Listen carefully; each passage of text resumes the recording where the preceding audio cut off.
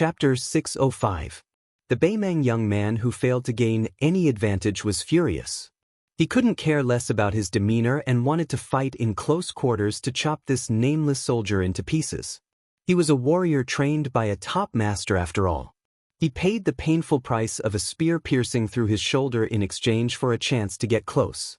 When he was 10 steps away, the Mang Dao's aura surged, not giving him a chance to throw the spear. The scout was startled and then smiled. He pretended to be surprised. Then he smiled sinisterly, as if he had succeeded in his scheme. The young man who wasn't stupid knew that something was wrong, but he didn't want to believe that a crossbowman who only knew some small tricks could be so powerful. He still insisted on getting close and attacking quickly. Ludo didn't pick up the short spear in his bag anymore. He used one hand to block the sharp Baimang saber that could pierce through armor. The young man from the royal court was delighted and suddenly chopped down with all his strength. It didn't move at all.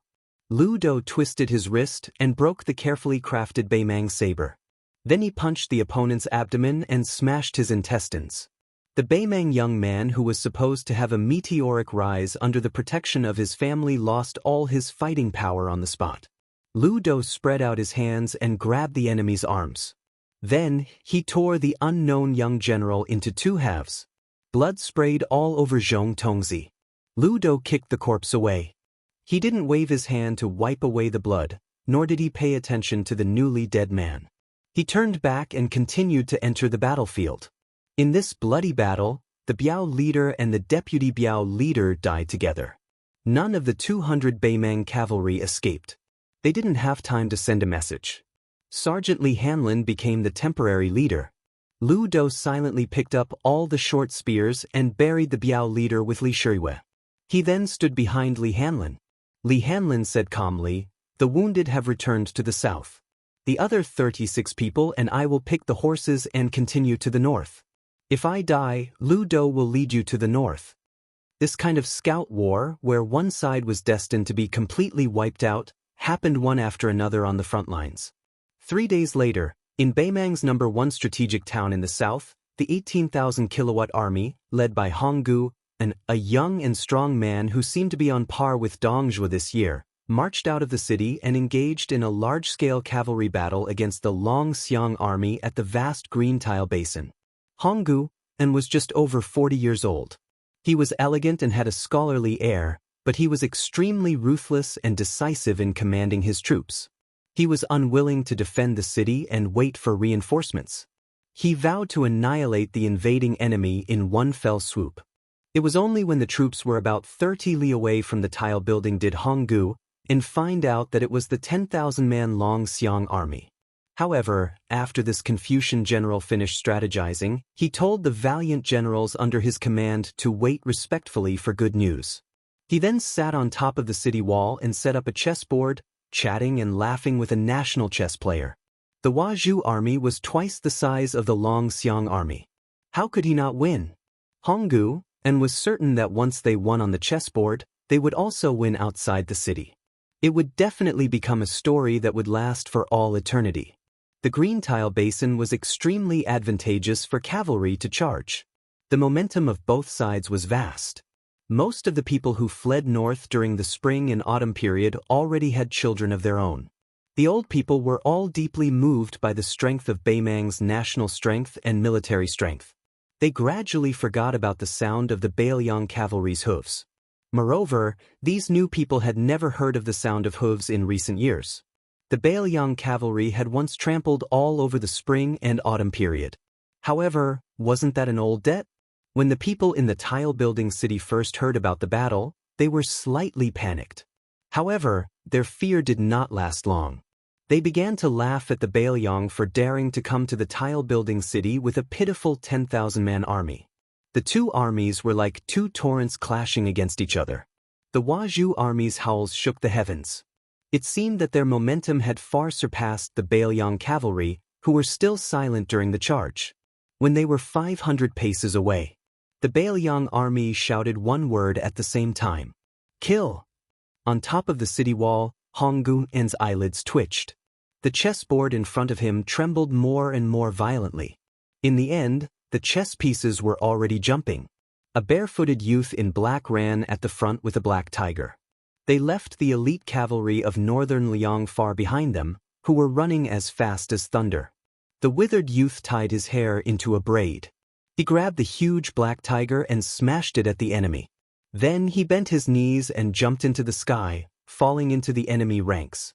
It was extremely shocking. Did this idiot want to be the enemy of 10,000 people? After the black tiger fell, it instantly killed more than 30 cavalry. The black-clothed youth, who did not wear any weapons or armor, only ran in a straight line. Those who collided with him were all partially dead. The Huazhu army had cultivated a cavalry that specialized in killing enemy generals and brave men. There were about 300 of them. They were all dressed in ordinary armor, but they were tall and sturdy, strong and agile. They came from famous Jianghu families and were extremely good at fighting. However, even if they were divided into 10 groups and the 300 men were urgently transferred to one place to block or chase the black-clothed youth, they still let him pass through most of the Huazhu army. After the two armies mixed, the pressure on the youth was greatly reduced. He was like a fish in water, rushing straight to the city gate on the northern highlands of the Green Tile Basin. A man and a tiger ran to the city gate. The youth stepped on the back of the black tiger and jumped to the top of the city gate. After asking the dumbfounded Honggu a question, he pulled the latter's head out of his body. This was the Battle of the Green Tile Basin. When the second son of Rintu, Su Longxiang, stepped onto the stage for the first time, he slaughtered the Liang dynasty into an empty city. The Bailiang cavalry's hooves were like thunder. 10,000 Long Xiang army, 10,000 thunder. Half of the 18,000 Huazhu army, known as the Iron Army of Beimang, died in battle. The surrendered soldiers were killed. The entire army was killed. Beimang heard the thunder. Chapter 606. Two 10,000-word chapters completed. The Southern dynasty had its own imperial court, but its rank was lower than that of the northern royal court. When the older generation first entered Beimang's territory, some of the more experienced aristocratic families of the Central Plains had seen the scene of disagreements and fights breaking out at every turn. At that time they were shocked. They couldn't imagine that such an uncouth imperial court could challenge the Liang dynasty, which had already unified the spring and autumn period.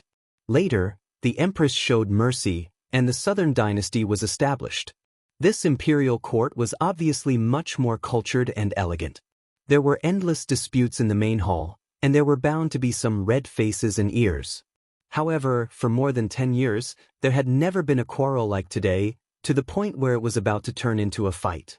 All of this was due to the new smoke rising from the southern border. The 10,000 Dragon Elephant cavalry first slaughtered the strategic border town of Tile Building. If they had stopped after winning the first battle, it would have been fine. Then, under the leadership of the second son of the king of Bailiang, they made a detour and raided the next strategic town, Gentleman's Pavilion. The 6,000 Long Xiang army unexpectedly defeated 8,000 soldiers and horses. The two major defeats of the Southern dynasty were already an indisputable fact. The situation was not only hot, but also painful. Except for Zhong Shuntong, who didn't dare to return, the other generals who held authority all kept silent. Occasionally, they would exchange glances in the hall, then slightly shook their heads and sighed. On the contrary, the civil officials of the Jia surname Gaohua were quarreling. Among them, there was a fatty wearing a purple robe who scolded the most fiercely. He almost pulled out the 18 generations of Honggu An's ancestors, who had died for the country. Not only did he scold the civil officials who were giving orders, but he also insinuated that a few old generals were also included in the scolding. The fatty's saliva flew everywhere. This bastard surnamed Hong is fishing for fame. Even if I survive, I will stab him to death with a knife. The tiled city overlooks the green tiled basin. The cavalry has an innate advantage in the charge. You look down on the Dragon Elephant army, leaving the city to fight, but you actually have the guts to let the idiot lead the troops to the bottom of the slope. What, do you wholeheartedly want to start a completely fair fight with the Northern Liang cavalry? Didn't Honggu claim to be well-read in military books? What did he read so much that he defecated? I don't remember which old general's favorite student Honggu was. Who dares to remind me? Everyone in the hall quietly looked at an old general who was resting with his eyes closed. The general had white hair but a youthful complexion. He was very good at keeping his composure, and didn't seem to have any intention of being calculative with Fatty Dong. Fatty Dong's cheeks trembled, and he pointed to a third-rank official in charge of the Southern Dynasty's Ministry of Revenue. Using tile-building army and gentleman's pavilion army, we only managed to defeat half of the Northern Liang's dragon elephant army. You motherf asterisk Kerr actually told me to have the border armies of Li Gu and Maolong take the initiative to pursue them. What? These 14,000 troops aren't human, they're all your Yuan Zhen family's maids. You think you can kill them as you wish? Old man, you sure have the boldness of not being afraid of squandering money when you have a big family. You are just playing with His Majesty's generosity. That aged civil official was so angry that his face turned ashen. His righteousness was awe-inspiring as he confronted that fatty. However, his voice was trembling as he said, "My Northern Mang nation's prestige cannot be disgraced. Our Southern Dynasty's generals and soldiers are not to be insulted." Fatty Dong's words were extremely harsh. He glared and said, "Dead old thief, guard your Ministry of Revenue well and make money. If you overstep the rules and talk about military affairs, I'll beat you with a club and put you in the coffin. Don't think that I won't take care of you just because your pockmarked granddaughter threw flirtatious glances at me." The old man was humiliated and fainted on the spot. He had no choice but to be carried out. A young official who had jumped through the Dragon's Gate because of the imperial examination couldn't stand it anymore. He said softly, "That king of Bailiang's second son is deranged. Killing 9,000 people wasn't enough. Afterwards, he still wants to massacre the city. He's clearly a madman. If the Bailiang cavalry insists on going their own way, ignoring the two towns of Feng Li and Gu Maolong and going north, they'll soon reach us. Do we really want the generals to disregard the defensive line and move the troops here? If by any chance it was a diversion to the east and attack to the west, using a lone army to tie down too much of our dynasty's military power, Su Shao would personally lead the elite troops to the northeast. Together with Gu Jiantang advancing on the eastern front, it would be difficult to deal with. We can't be led by the nose by Bailiang. I've heard that General Dong never cares about small gains and losses when leading troops. It seems that today is different." This newly appointed official, who was ranked second in the imperial examinations and favored by the Empress, had a dignified appearance. His voice wasn't loud, but the old Minister of Revenue had fainted from anger. It was so quiet that a pin drop could be heard in the main hall. Furthermore, his words weren't without aim, so he seemed to be full of energy. Fatty Dong sneered and said, "Pedantic scholar, you're just an armchair strategist. Wait until you've killed people and seen blood before you come back to reason with your Grandpa Dong." The young official responded with a sneer. He didn't want to pester this extremely lucky fatty. He didn't overdo it and just wanted to express his stance. In the future, if what he said was true and the Empress came to settle accounts, it would be equivalent to trampling on Fatty Dong. Unknowingly, it would raise his own prestige by a large margin. However, before that day came, an old general's words made him feel ashamed. It was Great General Huang Songpu, who was the first person to seize military power as a remnant of the spring and autumn period. Although the Southern Dynasty was showing signs of rising up from behind, Liu Ge, who was praised by the Empress as half of Su Shao, and Yang Yuanzhan, who was a commoner and had defected to the army, were beginning to overshadow Huang Songpu in terms of prestige. However, seniority wasn't important. Yang Yuanzhan himself was once half of Huang Songpu's vanguard. Furthermore, only old General Song was willing to discipline Dong Zhuo, the devil incarnate. As a result, Huang Songpu's words carried the most weight in the Southern Dynasty. Hong Gutan, who had caused this disaster, was under Great General Huang Songpu.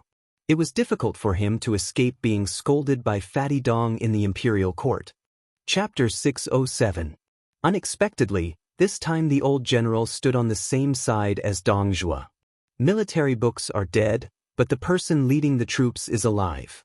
When facing off on the battlefield, one must first consider the temperament of the opponent. First, this time the Long Xiang army will attack our border first. They will not take any prisoners, and it is inevitable that they will massacre the entire city. The The strategy of conciliation is a joke to both Liang Mang and Liang Mang. Second, as Dong Zhuo said, the Long Xiang army's original intention was to take a detour and take over tile-building Gentleman's Pavilion, Ligu, Maolong, and the other 4 towns. As for how many people will survive after the battle, I think Su Shao does not care at all. That young man with astonishing martial strength will not care even less. Using a lone army and a single battle, they do not expect to defeat half of the Southern Dynasty's military strength, but they want to destroy the morale and popular sentiment that the Southern Dynasty spent more than 10 years to accumulate. This is where Bailiang's evil intentions lie. When the next battle begins, the Bailiang army will be wiped out and trampled under horse hooves. With the example of the past, who dares not to surrender? Third, I guess that after the Long Xiang army goes north in one spurt of energy, there will definitely be a follow-up force, perhaps around 50,000 men. Whether or not they will attack is uncertain. We can choose whether to fight or not. If the Long Xiang army swallows Ligu and Maolong, then we will really have to fight. If they can't, then we can catch our breath. As for what Assistant Minister Liu is worried about, the Bailiang army wants to tilt our border forces to the west and tear open a hole for the army to advance from the northeast. Of course, it is not impossible. However, Assistant Minister Liu may not know that in order to prevent the Bailiang army from merging with Gu Jiantong's eastern front, the central front has been a large pocket. Even if the Bailiang army allows them to advance 800 li in one go and fill it with 160,000 men, they may not be able to fill it afterwards. If it really comes to that point, it will not be us or even the king of Bailiang and Gu Jiantang who have the final say. Only our emperor and the Zhao family's son can make the final decision. It's not convenient for me to say too much about the central front. I hope that Assistant Minister Liu can forgive me. The young official was in fear and trepidation. He was also proud that Huang Songpu, the king of the southern courtyard, had personally explained his doubts. He cupped his hands and said in a deep voice, "Lu Shu's knowledge is shallow." As the king of the southern courtyard, Huang Songpu was nominally in charge of 400,000 soldiers in the southern dynasty. However, the empress had always supported the Beimeng generals and preceptors. They each had their own system and restricted each other. Moreover, Huang Songpu had gradually retreated behind the scenes in recent years. The so-called title of the king of the southern courtyard would sooner or later belong to someone else. If it were not for the urgency of this war and the need to intervene, he would have already faded out of the southern dynasty. Huang Songpu had never been on good terms with the 2 generals, Liu Gui and Yang Yuanzhan. He also did not have a good impression of Dong Zhuo. It was only when the situation was truly chaotic that Huang Songpu felt that he was unable to make ends meet. This was especially so after the death of the only one he could rely on, Hong Gujin, which made the old general even more disheartened. A clan leader of the Jia sect frowned and said, "Since that lone army wants to attack Ligu Maolong regardless of the consequences, are we just going to let the remaining 4,000 Bailiang cavalry run amok in the territory?" Everyone knew that Liu Gui had a good relationship with the fat man. However, seeing the fat man's eyes darting around, the tall and mighty old general could not help but feel angry. He approached the fat man and gave him a hard kick. "You scoundrel who doesn't wake up early if there are no benefits. You've already spilled a few caddies of saliva. Aren't you just trying to solve this mess? Even the great king of the south courtyard has spoken up for you. Why didn't you take advantage of the situation this time?" Dong Zhuo had a troubled expression. The 4,000 Long Xiang army is still manageable. However, that person, 2 Seconds' son, is really troublesome. If the 2 sides face each other and he comes to take the head of a general from an army of 10,000 and kills me, my 2 beautiful daughters-in-law will become widows. Won't they cry themselves to death? Liu Gui raised his leg and was about to kick again when the fat man hurriedly jumped away.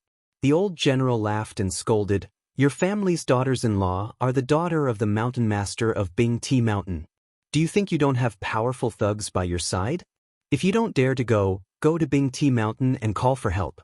It's best if you bring that person with you to Ligu. I'll allow you to bring 8,000 men to Ligu. No more than that. If His Majesty holds you accountable, this old man will take responsibility for you. If you dare to bring even one more soldier, just pretend this old man didn't say anything.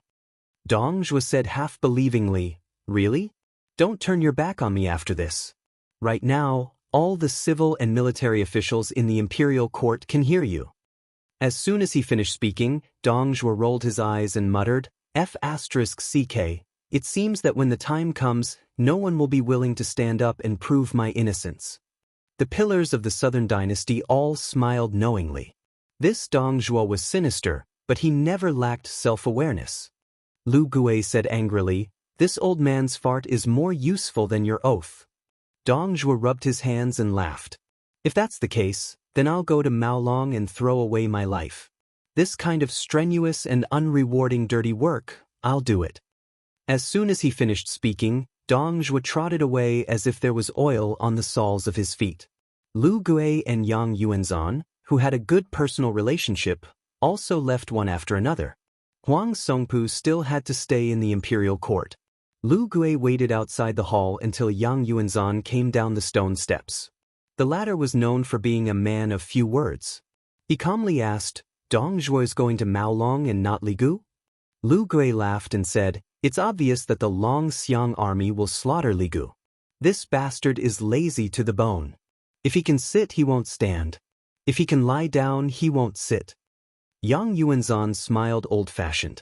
Lu Gui suddenly asked, what do you think of that person who slaughters the second son?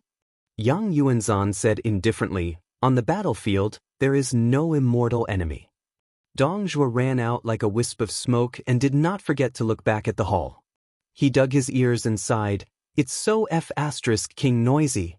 Alas, when can I be the only voice here? Tao De sect was built at the beginning of the Yellow River. It was rumored that there was a hovering mountain behind Heaven's Gate. The imperial preceptor, who had transcended mortality and entered the divine realm, cultivated immortality there and did not care about worldly affairs for 30 years. Qilin Immortal had 6 outstanding disciples. Other than the 2 immortals who were guarding Heaven's Gate and the foot of the mountain, the rest were scattered all over Beimeng. However, when an old monk sat outside the fog of Heaven's Gate of Tao De sect, the 4 immortals who were preaching outside returned to Tao De sect except for the one in the palace. The kind-looking old monk did not say anything and sat down outside Heaven's Gate. Heaven's Gate was a natural hole formed by 2 towering peaks facing each other. Clouds and fog lingered inside. Outside the gate, there were 999 jade steps. Even if one walked up the steps and looked at the gate from a close distance, one would not be able to see the mystery inside. Outside Heaven's Gate, there were 18 Taoist temples, 9 on each side. There was an endless stream of pilgrims. The endless stream of incense blended into the fog all year round, making Tao De sect seem more like a paradise on earth. One of the main paths led to Heaven's Gate. The old monk was on the flat ground in front of the first step, meditating peacefully. First, the purple-robed immortal came out of Heaven's Gate and flew down the mountain on his sword. The sword whirled and the dragon roared for 3 days. However, they were not allowed to come within 3 feet of the old monk. Then, the immortal who held the jade rui flew from the foot of hovering mountain to Heaven's Gate. The purple-robed immortal rode his sword and walked down step by step. After walking for 3 days and 3 nights, he had reached the 300th step. Then, 3 immortal-looking immortals arrived. 2 of them were either standing or sitting cross-legged at the peak of the Taoist temple at the foot of the mountain. The last direct disciple of the imperial advisor made a hand gesture and walked toward the old monk. Every step he took was extremely slow, but every time he touched the ground, the heaven and earth would shake. After half a day, the old monk began to recite the sutra. He recited the Diamond Sutra word by word. After reciting the Diamond Sutra once, the old monk, who admitted that he did not know many words and spells, began to recite. More and more people gathered at the foot of the mountain. There were no less than 10,000 people. Almost 10 days had passed since the old monk sat down. The flying sword had cut the clean and white kasaya thousands of times. The Taoist immortal who struck the heavenly thunder with his small steps also walked to a few feet behind the old monk. The old monk's whole body was golden, covered in blood. The old monk put his palms together and finished reciting all the Dharma he knew. He said softly, Amitba. Many pilgrims could guess what would happen at that moment. They all turned their heads away, unable to stand on their tiptoes to watch. A white rainbow streaked across the sky, higher than Heaven's Gate. Behind it was a yellow waterfall. I did not enter Heaven's Gate, but I am higher than the heavens. The white rainbow stopped and revealed itself. The white-robed monk said loudly, "This poor monk is here to return the favor." It was impolite not to return the favor. The yellow river hung in the sky. This white-robed monk pulled the entire yellow river over. Chapter 608. The monk in white carried a large section of the yellow river over the heavenly gate and flooded the Tao Te sect. The pilgrims inside and outside the 18 temples were stunned. When they saw the yellow river hanging in the sky, they were afraid that the monk would lose his mind and pour the water over their heads. If that happened, they would die unjustly. They would really be like fish in the moat. The monk in white went straight to the hovering mountain. There was a lot of discussion at the foot of the mountain. Many pilgrims were satisfied after they came back to their senses. This strange phenomenon was really worthy of being called the work of immortals. How many times could it be seen in the human world? In addition to the pilgrims who came to the 18 temples of Tao Te sect to burn incense, there were also a lot of people who wanted to sit on the mountain and watch the tigers fight. The buildings on the top of the Taoist temple had already been divided up by the rich and powerful of Beimeng. A man in plain clothes stood in the turbulent crowd. He was inconspicuous as he rarely raised his head and looked directly at others. He did not look very elegant at all except for his height. He came to the foot of the mountain half a year ago. His food, clothing, housing, and transportation were ordinary. He also ate scallion pancakes with many pilgrims to fill his stomach. At night, he would just find an empty space to lie down and sleep. At most, he would use a long gown as a quilt. When he saw the monk in white leaping over the heavenly gate as if he was going to trouble immortal Qilin, he did not want to stay any longer. When he was about to turn around, he smiled warmly and stopped. A short and sturdy man with dark skin came to his side. His arms were as long as an ape's and his earlobes were unusually thick, similar to the ears of the Bodhisattva statue. When ordinary people saw him, they would only say that he was blessed with good fortune. The middle-aged man's eyes were indifferent. He pursed his lips and stood side by side with the relatively young man in plain clothes. Comparisons were odious. The latter, who was originally not outstanding, immediately became gentle and elegant. He smiled and said, "I knew you would come, but I didn't expect to see you again." The dark-skinned man grunted in agreement.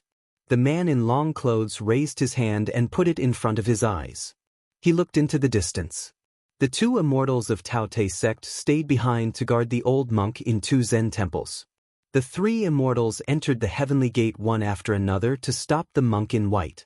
He said with emotion, "The 5 immortals could not break the golden body of the dragon tree monk." The middle-aged man said calmly, "The sages of the 3 sects are different from us. When they reach the peak of their respective states, there is no need to be envious of them." The tall man in his 30s chuckled. "I thought you were going to tear that yellow river apart." The man shook his head and said, 5 spiritual masters ganged up on the dragon tree eminent monk. As a disciple, Li Xiaoxin returned the courtesy to the Tao Te sect. Even if he set up a bigger scene, it wouldn't be too much. From the looks of it, the 2 Zen temples were in the right, while the Tao Te sect was being unreasonable. "I'm just here to watch the show." The man in his 30s retracted his gaze. He actually had a pair of pupilless, silver-white eyes. He rejoiced in their misfortune and said, "With this downpour, the Tao Te Tao sect has become a pond. Our northern Mang Daoist sect has lost all of its face. If the imperial preceptor doesn't make a move, how will he have the face to exterminate the Buddha?" The man didn't have the leisure to laugh at others like the man beside him. His words were as plain as ever, never deliberately giving others the feeling of thunder on the ground. "Then I don't know." The Dragon Tree Holy Monk explained the Diamond Sutra in simple terms. "It's a pity that you didn't hear it." The man frowned and said, "Hong Jingyan, the Dragon Tree eminent monk studied the Diamond Sutra his whole life and achieved the Buddha golden body. Yet you want to grasp everything in your hands. It won't be beneficial to your martial arts attainments in the future. Instead, it will be harmful." The silver-eyed man called Hong Jingyan laughed self-deprecatingly. Anyway, I can't beat you no matter how much I practice martial arts. It's better to learn some fancy skills that can scare people. Look at Li Chungang from the Liang dynasty who borrowed his sword and Li Xiaoxin who hung on the river. It'll be talked about in Jianghu for 40 to 50 years. The man didn't seem to understand the ways of the world. He said, "How to persuade is my business. How to do it is your business." Hong Jingyan couldn't help but laugh. If you really want someone to do something, who dares to not do it? The honest man dismissed it with a smile. Hong Jingyan, who was knocked down from the 4th place in the world by the white-robed Luo Yang, suggested, "Let's eat something?" The man nodded and said, "We left in a hurry and didn't bring any money. I'll pay you back later." Hong Jingyan moved his feet and didn't know whether to laugh or cry. "You're actually arguing with me about this?" He didn't expect the man to say bluntly, "Our friendship isn't at that level." Hong Jingyan laughed heartily and didn't insist on his opinion. There was a Taoist temple nearby that had vegetarian dishes, but it was overcrowded. The two waited patiently. During this time, the man was bumped by a careless pilgrim and didn't move at all. However, the burly pilgrim stumbled and he reached out to support him. The pilgrim came to the Tao De sect to burn incense and ask for money. He wasn't a good person who sincerely believed in Taoism. After being humiliated, he was about to get angry. However, when he saw a man whose physique was not inferior to his, he cursed and left. The middle-aged man turned a deaf ear to him. Hong Jingyan was familiar with his temperament and was used to it. The two waited for a table and Hong Jingyan ordered 2 bowls of noodles. They sat opposite each other and buried their heads in the noodles. Hong Jingyan sucked the noodles into his mouth and asked vaguely, step by step, the 3 realms of Diamond Finger and Celestial Phenomenon, what's the difference between them and the 2 Zen temples Invincible Vajra, Immortal Qilin's Xian Finger and Chao Changqing's Celestial Phenomenon? Moreover, the realm of martial arts is like Dong Tai's Xian Finger. It's not quite the same as ours. The man finished his noodles and put down his chopsticks on the bowl. He shook his head and said, "I'm not good at reasoning. If you're willing, we can fight." "Fight with you?" Hong Jingyan didn't respond at all. He answered his own question and said calmly, "I can carry the Yellow River to cross the Heaven's Gate. Of course, it'll be more difficult. But Li Dang has to follow the rules. He won't pour the Yellow River over everyone's head. He's unwilling and he doesn't dare. If it's me, I'll do whatever I want." Taoists pay attention to the presence of deities. If a monk wants to become a Buddha, he must first have Buddha in his heart. In the end, the people of the 3 sects all borrowed power. Since they borrowed something from the heavens, it's like a commoner borrowing money. They'll be soft-hearted and feel uncomfortable all over. Those who dare to be extravagant will become unorthodox or wild fox Zen. In the end, their immortality and freedom aren't really free in my opinion. As for the Confucian school of sacrificing oneself for righteousness, it's even more like a scholar's cage. In the end, it's only the martial arts who prove their Tao through strength that's refreshing. The man frowned and said, "You still haven't gotten to the point." Hong Jingyan, who didn't have any edge to speak of today, laughed softly and said, "Let's not talk about this. Give me a definite answer. When the 2 countries are at war again, I'll go to your place to stay." The middle-aged man didn't comment. Hong Jingyan didn't feel that he was being neglected or underestimated. He leaned lazily on the back of the chair and said slowly, "His Majesty has been purging the Jianghu for many years. It's time for flowers and fruits to blossom. When the time comes, there will be many outstanding Jianghu people like the Sword Emperor of Shishu on the battlefield. It's tragic. It'll be good if only 1 out of 10 of them survive. I really feel bad for them." The dark and taciturn man interlocked his fingers and still didn't say a word. Hong Jingyan suddenly asked, "Do you think the 2 of us can sneak into the palace of the Liang dynasty and take the head of the Zhao family's son? Why don't we go to Beiliang and kill Su Shao?" The man glanced at the man who made a name for himself in the chess and sword music school and said lightly, "Although I don't know much about Buddhism, I've heard of a saying in the Central Plains, virtue is 1 foot tall, the devil is 10 feet tall. I'm sure that Wang Xianji of the martial emperor city has been waiting for us for a long time. As for Su Xiao, he's involved in the tripartite balance of power of Liang Mang and Liang. Since you have ambitions, you can't kill him just because you want to. Besides, you can't kill him anyway. Hong Jingyan sighed. The middle-aged man asked, I heard you lost to her?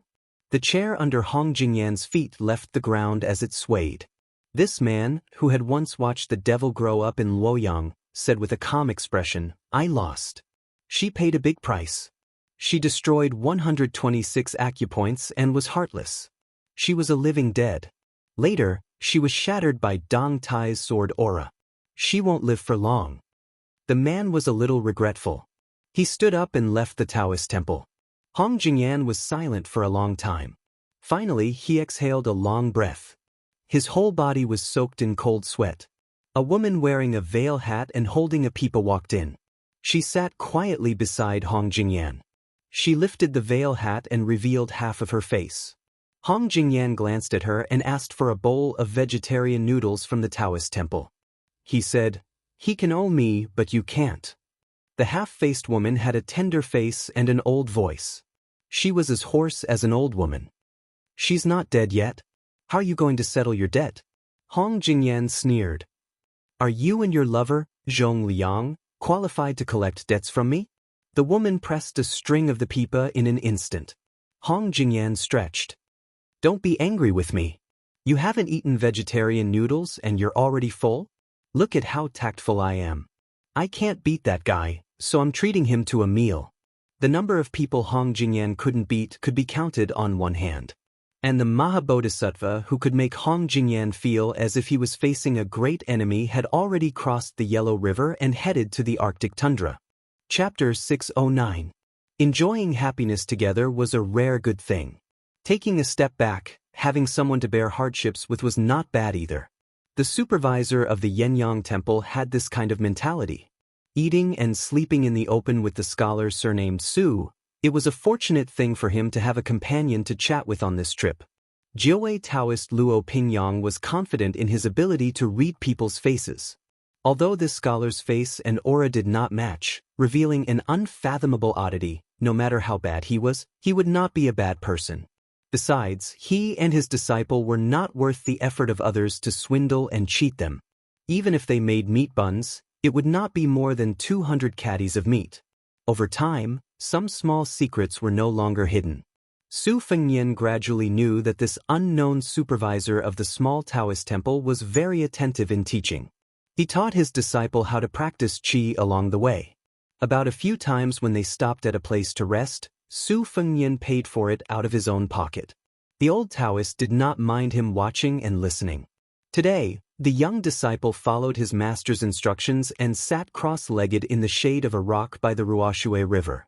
His legs were crossed in the Vajra posture of Buddhism, which was the wishful posture in Taoism. The old Taoist carefully fished out a few yellowed books from the bookbox and handed them to Su Fengnian. He stroked his beard and smiled. To tell you the truth, when I was young, my family was well off and I read many books. There was an elder in my family who liked Elder Huang and studied Taoism. I followed that elder to practice qi for a few years. Later, my family declined and I did not want to give up halfway, so I joined the Taoist temple and became a receptionist. These years, I read all the classics of Confucianism, Buddhism, and Taoism. It was not easy to pick out these 3 books, which I thought would not lead the disciples astray. Su Fengnian took a look. It was the 6 Wonders Gate from Tiantai sect, the continuation of meditation from Yuan Fan, a wandering immortal from the spring and autumn period, and the last book was the Theory of Bodhi Dao from the Huang sect. These 3 books were somewhat obscure to ordinary people, but for people of the 3 sects, it was not difficult to get their hands on them. However, the classics of Buddhism and Taoism were as vast as smoke. To be able to pick out these 3 books was enough to prove that the old Taoist was not a fake Taoist who casually put on a Taoist robe. The 3 books were steady and proper, describing the method of meditation step by step. They were not like many scriptures that pretended to say things like, return to Buddha for a lifetime, or, I want to leave this world, which were deliberately mystifying and playing tricks with the words. Of course, if Director Luo wanted to rely on these 3 books that anyone could buy and copy at home to cultivate the method of immortality, It was definitely a fool's dream. However, if one cultivated the method properly and diligently, they could, to a certain extent, get rid of diseases and prolong life. It was rare for the old Taoist to meet someone who was willing to listen to him show off his cultivation experience, so he was very leisurely. He pointed at his disciple's back, intending to give this young man some pointers. "Young Master Su, look at my disciple's back. His back is straight like the stacking of a plate. This is very particular." The old Taoist kept him in suspense and asked with a smile, "Young Master Su, have you ever seen ginseng before?" Su Fengnian smiled and said, "I've only seen it a few times by luck." The old Taoist narrowed his eyes and clicked his tongue. "That's good stuff. When I was young, I followed my elders to cultivate and saw a few old ginseng that were picked from the Liangliao region of the Liang dynasty. They were as thick as an arm. Hey, I'm off topic. Let's not talk about this. A real man doesn't boast about his past achievements. In short, all living things are born with spirits, especially ginseng. A ginseng's branches must be curled into knots in order to cultivate its origin and prevent its essence from leaking out. It's the same for us Taoists when we meditate and breathe. Also, when we meditate, we have to gently lick our tongues against the roof of our mouths, and babies who haven't grown teeth yet fall asleep. All in all, these are just the foundation of cultivation. In fact, they haven't crossed the threshold yet, so it's difficult to enter the room. This poor Taoist has read all kinds of books, and whenever I have spare money, I'll buy books from the broken-down aristocratic families. In the books, there are thousands of beauties. This poor Taoist is an outsider who only wants to find immortality in piles of paper. After so many years, I don't dare to say that I've really cultivated anything. Taoism relies on breathing and qi, and there's a saying that there are 12 floors. However, this poor Taoist has only cultivated 5 or 6 floors. Alas, that's why there's a saying that cultivating is like entering shu, and it's really as difficult as ascending to the heavens. Some people who burn incense praised me as a Taoist master and an immortal. It's really shameful. This time, Taoist Master Qilin spread a rumor that the Taoist sect is going to repair the Taoist canon and gather all the Taoist books in the world. I'm not afraid that young Master Su will laugh at me, but this poor Taoist is not going to the Water and Land Taoist Temple. I just want to go to any of the Taoist temples in the Taoist sect to help with the chores. Not to mention other things, I'll be satisfied if I can take a few glances at some of the incomplete books. As for the trivial matters like accommodation and food, this poor Taoist and my disciple can deal with it. The old Taoist disciple was swaying and dizzy. He was exhausted physically and mentally and was about to fall asleep. He looked like he was powerless to sit still. The old Taoist was very nervous. He whispered to Su Fengnian, "This poor Taoist disciple's innate talent is not bad. It's 10,000 times better than this poor Taoist. Look at him, this is the sign of his sea of qi rising. No matter when he opens or closes his eyes, there will be scenes of fireflies or hooks and chains. It proves that he has achieved a small success in his cultivation." When this poor Taoist cultivated the 2 great supernatural powers of hearing and seeing, he suffered a lot to pass the stage. At first, he recklessly used guarding intent to upper dantian. For a moment, his face was flushed red and he thought that he had achieved a success in his cultivation. Later on, he realized that he had gone astray. Now that I've returned to teach my disciple the mental cultivation method, he won't take too many detours. Taoist Master Luo was talking excitedly. He didn't expect that his disciple almost fell down. He said weakly, "Master, I'm hungry." Chapter 610. His disciple's betrayal made the old Taoist lose face. He was so angry that he smashed a chestnut on the child's head. "Eat, eat, eat, you only know how to eat.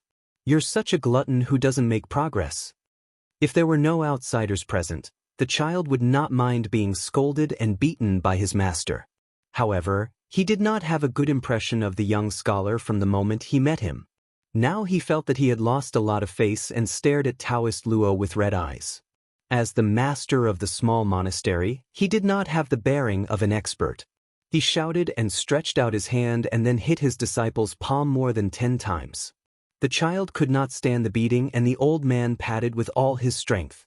The little hand instantly turned red, feeling pain and grievance. He cried loudly and glanced at the scholar who was not pleasing to his eyes. He felt even more heartbroken. He got up and squatted by the side of the river, picking up stones and throwing them into the river. The old Taoist said to Su Fengnian sincerely, "In Taoist cultivation, even if you see fireflies and chains, if you do not follow the right path, you will still be regarded as a light and shadow door by the Zen sect." Half of this is because Buddhism starts with the mind and does not pay attention to the training of the body. There is also no Taoist inner elixir, so it is regarded as an obstacle. The other half is that there is indeed the suspicion of Qigong deviation. If young master has the intention to study meditation, you cannot ignore it. However, I am also a blind person who is trying to cross the river blindly. In my own words, I am borrowing fake cultivation. I am afraid that I will be laughed to death by the enlightened people in the monastery. I am limited by my aptitude and have not been able to smell the sandalwood fragrance.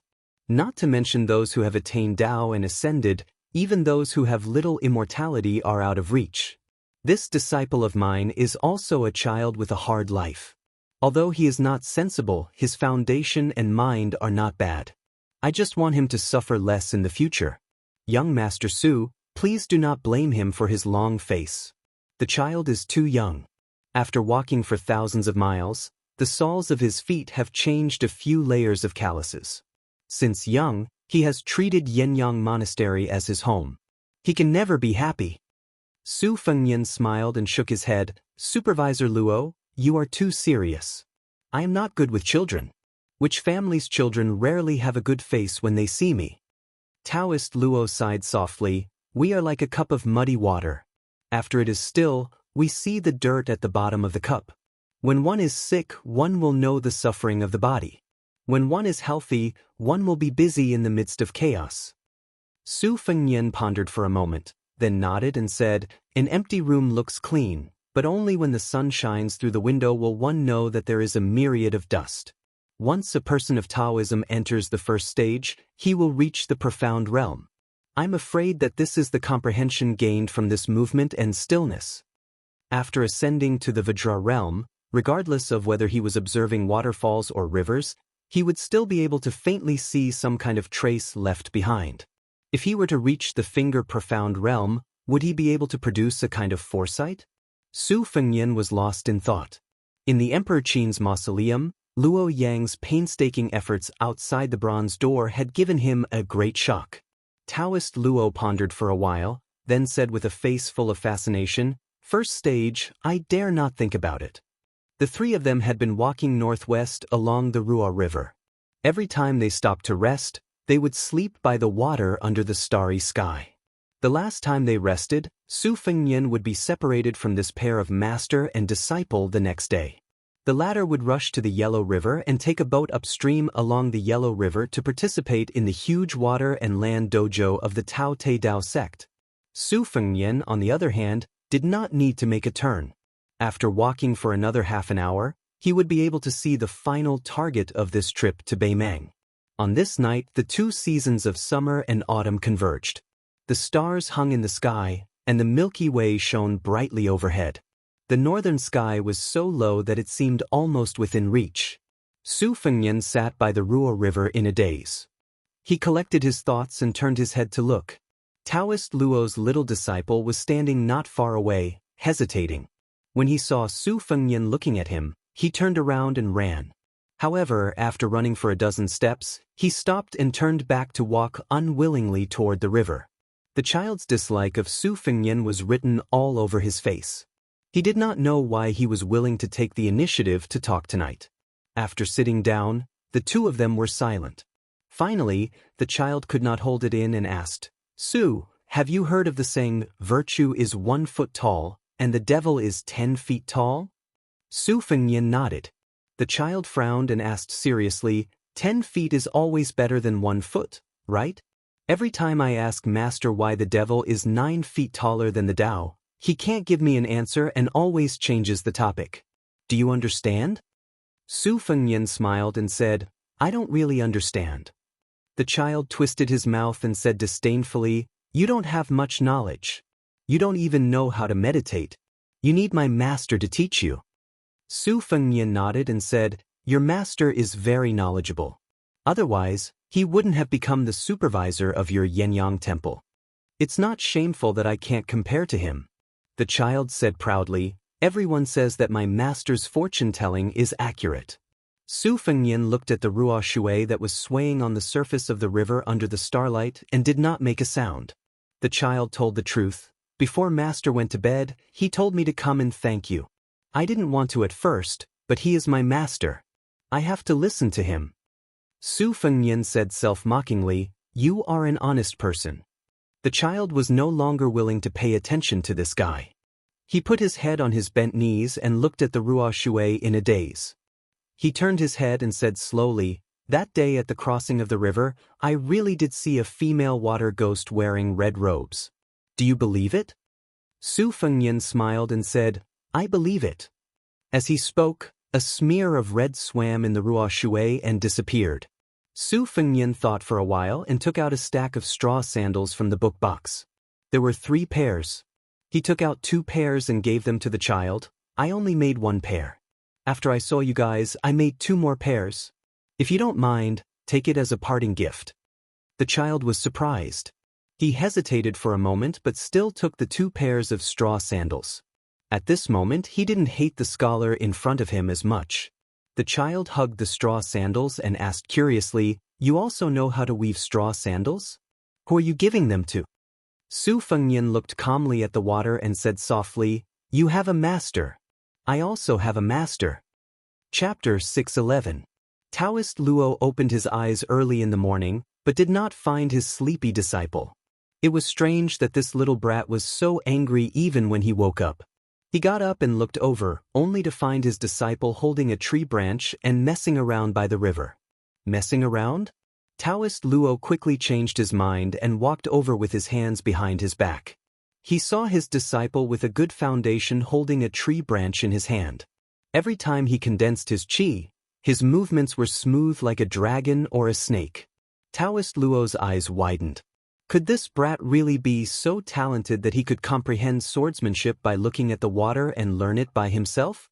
But Taoist Luo remembered that he did not teach him swordsmanship at all. It was not because he was afraid that teaching his disciple would starve his master, but because Taoist Luo knew nothing about swordsmanship. Taoist Luo did not see young Master Su's figure. He waited until his disciple stopped, sweating profusely. Then he asked as if he had seen a ghost, "How did you learn swordsmanship?" This piece of charcoal snorted and brandished his sword with a withered branch. He grinned and said, "Young Master Su praised my constitution and taught me this sword move. I'm thinking that when we return to Yenyang Monastery, senior martial brother Qin Yen won't be my match." Speaking of that old man who relied on his strength and age and his master who was from the same sect as the temple dean, the child was especially vengeful. He always wanted to beat him up after he learned some peerless martial arts. Taoist Luo frowned and asked, "That young Master Su also knows swordsmanship?" The child shook his head and said, "I don't think so. Before he taught me this move last night, he said that he read it from an ancient manual with a missing page. I think he thought that he could not learn it, so he taught it to me. When I become a top swordsman in the future, he will be proud."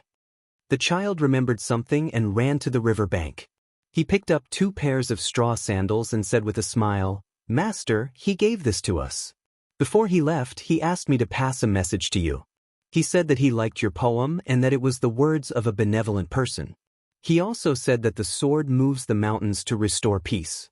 In the end, he said that he had memorized all 32 poems and that he would read them to his second sister when he returned. Anyway, that fellow nagged on, but that was all I could remember. Later on, I was too preoccupied with practicing my sword and forgot some. Anyway, I didn't really understand." The old Taoist pretended that he was about to hit, but how could the child be afraid of this kind of bravado that he had seen for many years? He held the branch like a sword and pushed the straw sandals towards his master's arms. He said flatteringly, "I'll go back to the book box. Master, remember, I will be a swordsman in the future. Just wait for my sword to move the mountains." Taoist Luo smiled helplessly. "Brat, remember my kindness." The child dashed forward, his laughter crisp and clear. "I know. Taoist Luo lowered his head and looked at the straw sandals in his hands. He shook his head and sighed. When we went to bed, we parted ways with the sandals. Who knew that we would never meet again after we closed our eyes? Su Fengnian walked alone on the shore of the Ruo River. He wore a green python robe and a red robe floated leisurely. Otherworldly items naturally liked water and hated fire. When the otherworldly items Yuanying saw water, they would be happy. From time to time, their heads would float to the surface of the water with a fish in their mouths. They would face Su Fengnian on the shore with their mouths full of blood. Su Fengnian was too lazy to care about them. Of course, that pair of master and disciple didn't know that if it wasn't for him secretly stopping them when they were crossing the river, the man holding the sheepskin raft would have been dragged into the water and become the otherworldly item's meal. It wasn't wrong for the child to treat him as a water ghost. The sword technique that Su Fengnian taught the child that night was the majestic opening shoe style. However, with a master and disciple's background, even if the child practiced the sword every day, he wouldn't be able to grasp half of the essence of that sword technique. Since ancient times, it was hard to find a good master, and even harder to find a wise master. There was a huge gap between the 4th grade of martial master and the 2nd grade of master. The 1st grade was as high as Wei Tianmen. Taoist Luo could be considered as someone who was determined. He was also a supervisor of the Taoist temple. He spent his whole life tirelessly searching for the art of immortality. However, even now, he hadn't completed half of the 12 floors of the Taoist temple. This was the real Jianghu. Some people were so poor that they couldn't even touch a single coin. Some people were so rich that they couldn't even look at a mountain of gold. Su Fengnian suddenly stopped and squatted on the ground. He took out the things in the book box to bask in the sun. It was like exchanging a Nanzhao sword for the spring and autumn sword from the Western Shu orphan. Su Fengnian could only use 50% to 60% of the sword qi. That time when they met in a narrow alley in the rain, he almost died under the wild beat of the blind female zither player.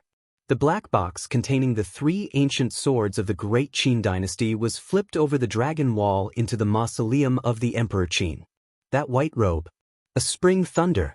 Did the face of the white fox climb the stairs?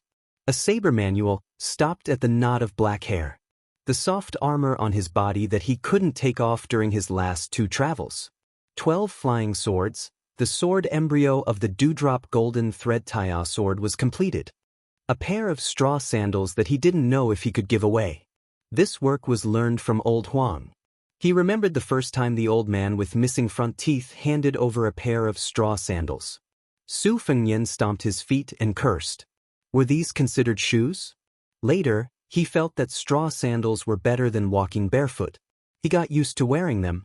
That time when he just returned to Bailiang Palace and put on the comfortable jade shoes again, he was actually not used to it. As the heir of a feudal lord, he could get a lot of rare things for no reason. However, Su Fengnian also unknowingly risked his life to get some things. At the same time, as time passed, he lost a lot of things that couldn't be retained no matter how hard he tried. He couldn't talk about how many hardships he had suffered. If he talked about it, people would only think that he was greedy and didn't know how to be content. It was like he was talking to a hungry man about meat and greasy food. Therefore, he could only say that he enjoyed a lot of luck when he met people. Su Fengnian put the books back into the box one by one. The nascent soul of the otherworldly item came to the shore and looked at this guy with pity. Under Su Zhao's personal supervision, the Liang dynasty had once built an unprecedentedly huge post house network. The post house was the point, and the post house was the line. The line was supplemented by beacons, military towns, and Wu Castle. It was a piece of land that looked daunting. Today, the eastern border of Liang dynasty almost completely copied the original framework. Beimang, which had absorbed a large number of people from the Central Plains, also spared no effort to engrave the proven effective war framework. Among them, there were a total of 100 beacon towers in Jeju County of Longyao Province, where Maolong was located. They were distributed according to 3 lines, one for every 10 miles. They were continuous and connected to each other. Every time there was a war, the smoke would rise one after another. The Empress once patrolled the border at night. When she felt like it, she climbed the beacon tower and lit the 4 torches herself. The next moment, the whole province was ablaze with lights. The 3 beacon towers were like 3 fire dragons. That night, when they found out that a beacon tower was negligent, 9 people, including the commander and deputy commander, were beheaded on the spot. The commander of the beacon tower was demoted to an ordinary beacon tower, and he would never be promoted again. Baimang had a few courier routes that were only used by the military. Once, there was a powerful imperial relative who privately owned salt and iron. He collided with a group of cavalry from the southern dynasties in Longyao province and was killed. The news was somehow leaked. When the empress killed this nephew of hers, she said that smuggling salt and iron didn't have to die, but riding a horse on the courier route deserved to die twice. Then, this person's young legitimate son was dragged out of his home and hanged to death. From then on, there were no more miscellaneous people passing through these courier routes. The courier route leading to the military town of Ligu was already full of frightened birds.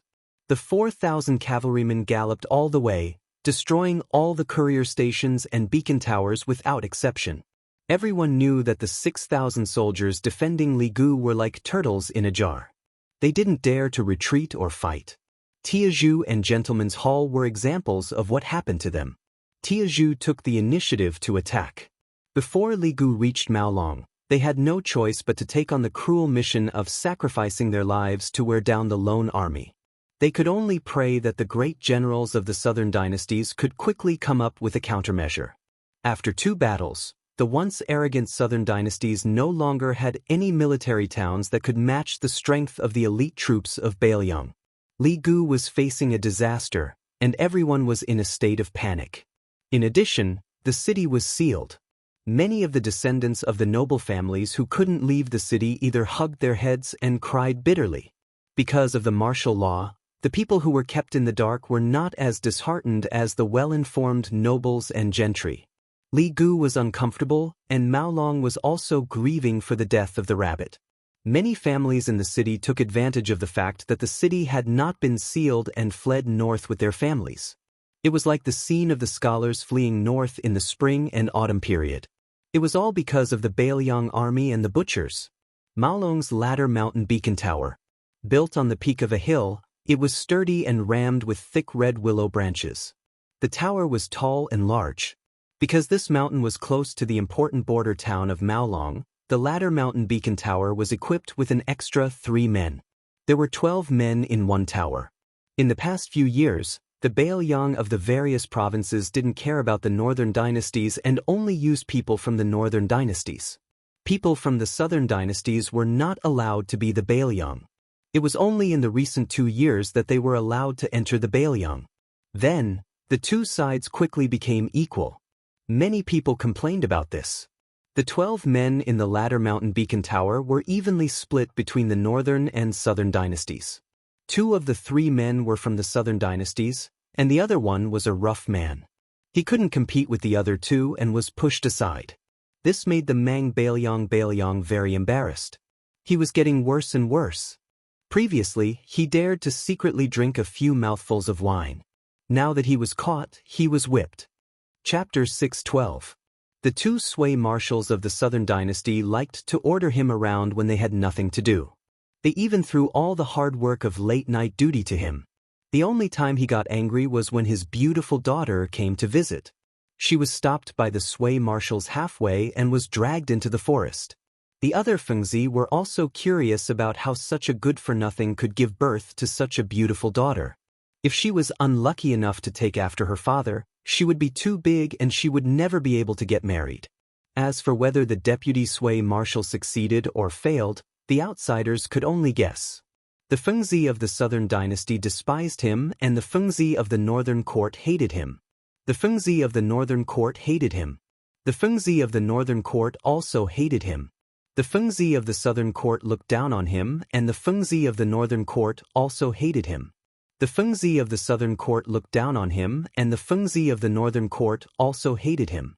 The Fengzi of the southern court looked down on him and the Fengzi of the northern court also hated him.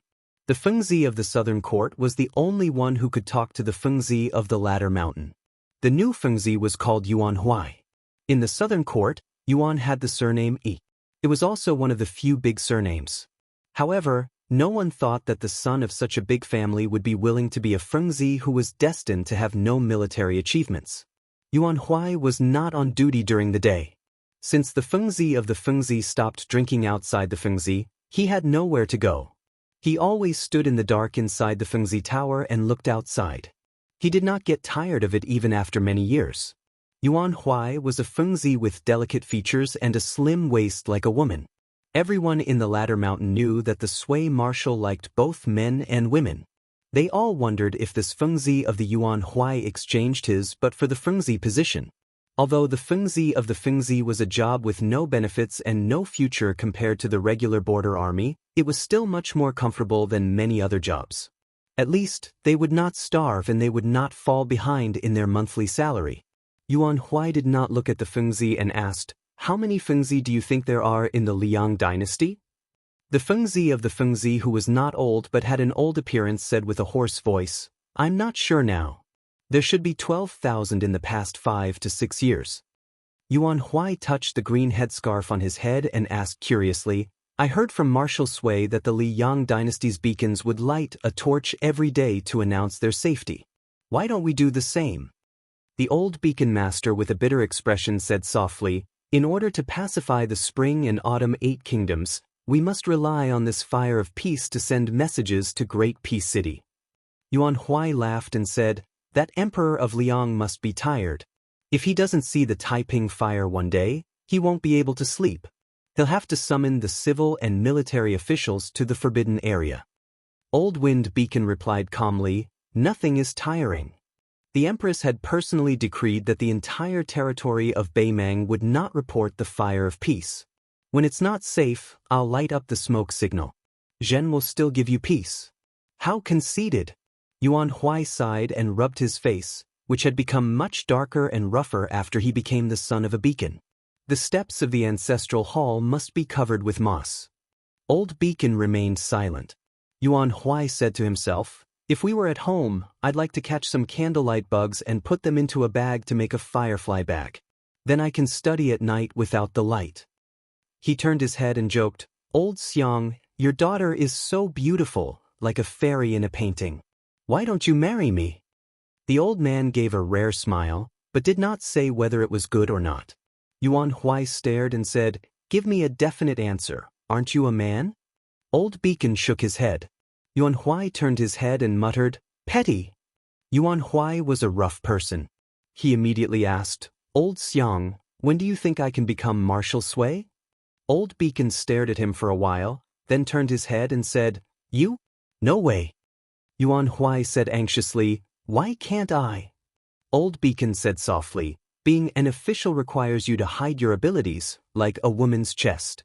Yuan Huai was stunned for a moment, then he laughed loudly and said, "Oh, you know how to reason?"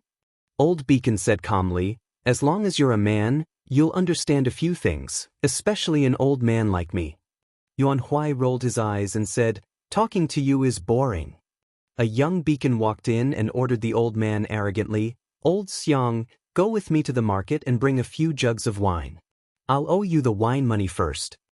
Old Fengzi remained silent and was about to leave Feng Shui to buy wine for his colleagues. As for the money that these Fengzi owed him, it would accumulate over time. Not to mention 50 taels of silver, 30 to 40 taels of silver would definitely not run away. However, he was just a pile of mud that was used to being bullied by others. Yuan Huai couldn't stand it anymore, so he tried to smooth things over for Old Xiang.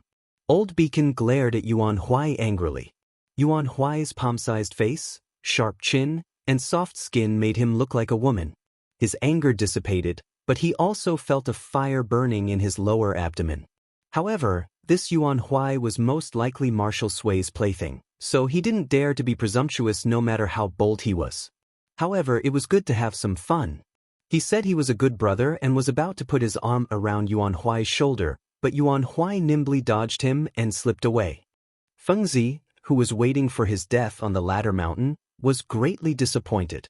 He glared at Yuan Zhou's buttocks and cursed himself inwardly for missing his wife so much that he went crazy.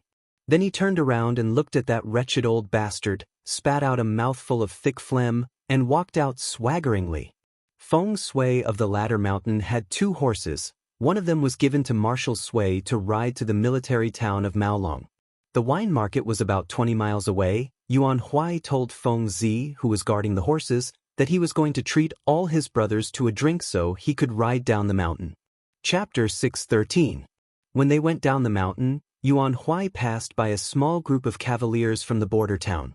The leader was a handsome guy who looked like the guy in the beacon. When he saw Yuan Huai, he had a playful look in his eyes and whistled. Yuan Huai suppressed his disgust and spurred his horse forward.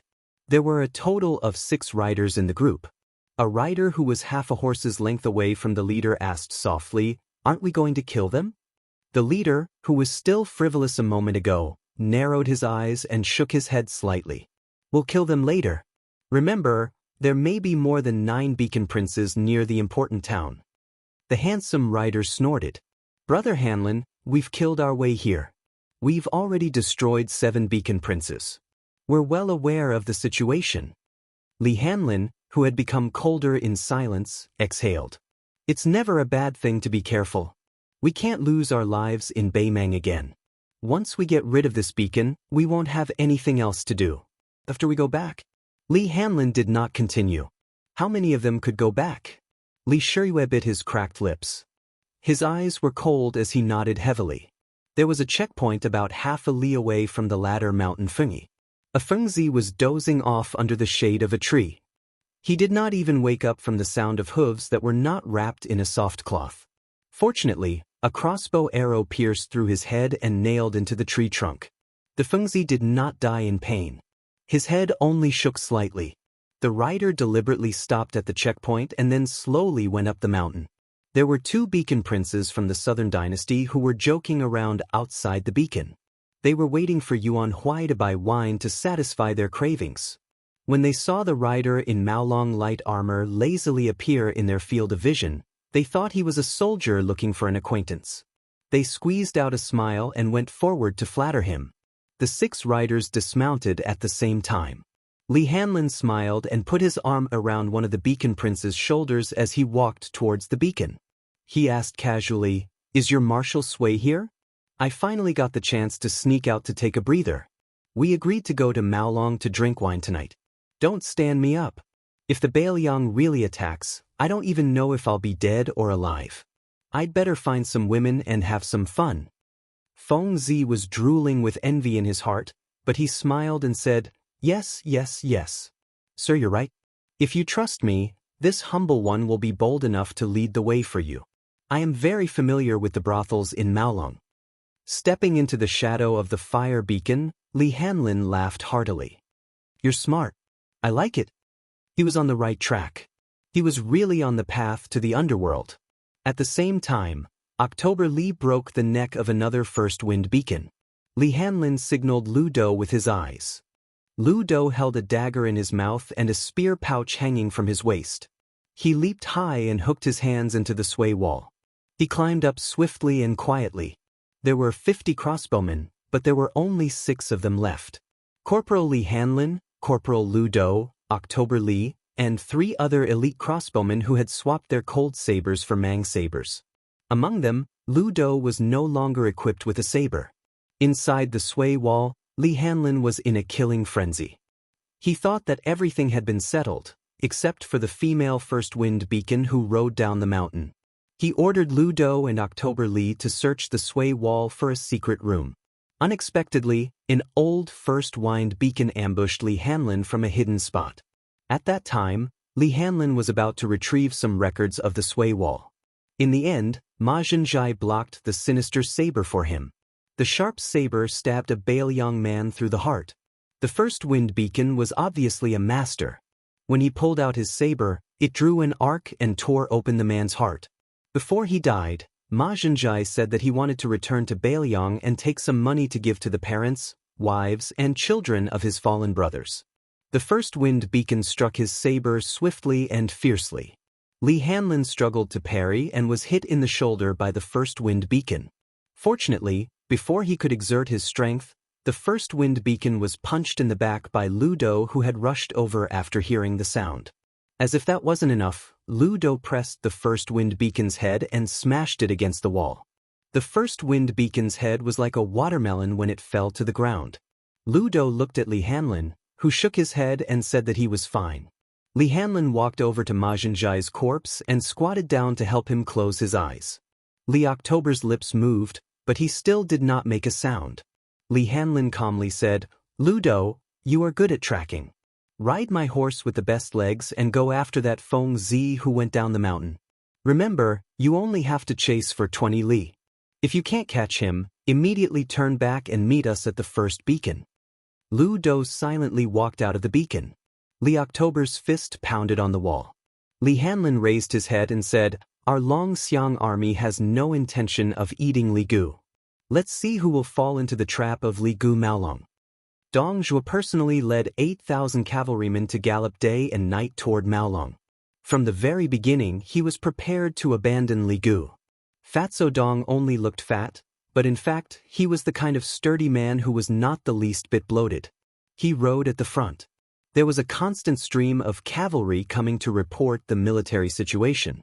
Of the 80 cavalrymen under Dong Zhuo's command, Bei Meng was the number one. The 8,000 elite cavalrymen of the Southern Dynasty were second to none. Their momentum was like a rainbow. Dong Zhuo habitually clenched his teeth, a haze appearing in his eyes. Half an hour later, none of the 100 cavalrymen returned. Finally, a cavalryman galloped over. His body was covered in blood and his back was full of arrows. Dong Zhuo whipped his horse to stop him from dismounting to report the military situation. "Sit down and talk." This dying cavalryman had blood seeping out of his mouth. He tried his best to speak clearly. 3 li ahead, there is a heavy ambush." After saying this, he died. Dong Zhuo stretched out his arm to support the corpse, not letting him fall off the horse. He exhaled a long breath, clenched his fist and raised his arm. The whole army was solemn. Their fighting spirit was high. Dong Zhuo did not move. A large banner with the character, Dong, flapped in the wind. The front was also called the mouth of the gourd. The two ends were wide and the middle was narrow. The 100 cavalrymen must have died there. Dong Zhuo had always been very patient. The other side knew that Dong Zhuo's cavalrymen knew about the ambush. Seeing that he did not intend to move forward, they rushed out of the mouth of the gourd. The black mass of cavalrymen spread out like a tide. 4,000 Longxiang army. 8,000 Dong Zhuo's army. Chapter 6:14. The two armies confronted each other. At the front of the formation, a black-clothed youth held 2 corpses in his hands. Before the cavalry behind him could charge, he tossed the corpses high into the air in Dong Zhuo's direction. When they fell to the ground, they turned into 2 puddles of mud. This provocation made the 8,000 cavalry behind the Dong banner gnash their teeth in anger. They tightened their grip on the spears in their hands, subconsciously clamping down on the bellies of their horses. These old soldiers who had been on the battlefield for a long time all took advantage of the gaps to grab their weapons.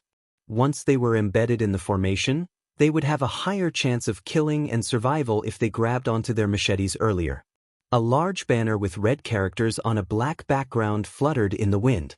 To the Dong army on the plains facing the wind, the warhorses' galloping speed was slowed to a certain degree.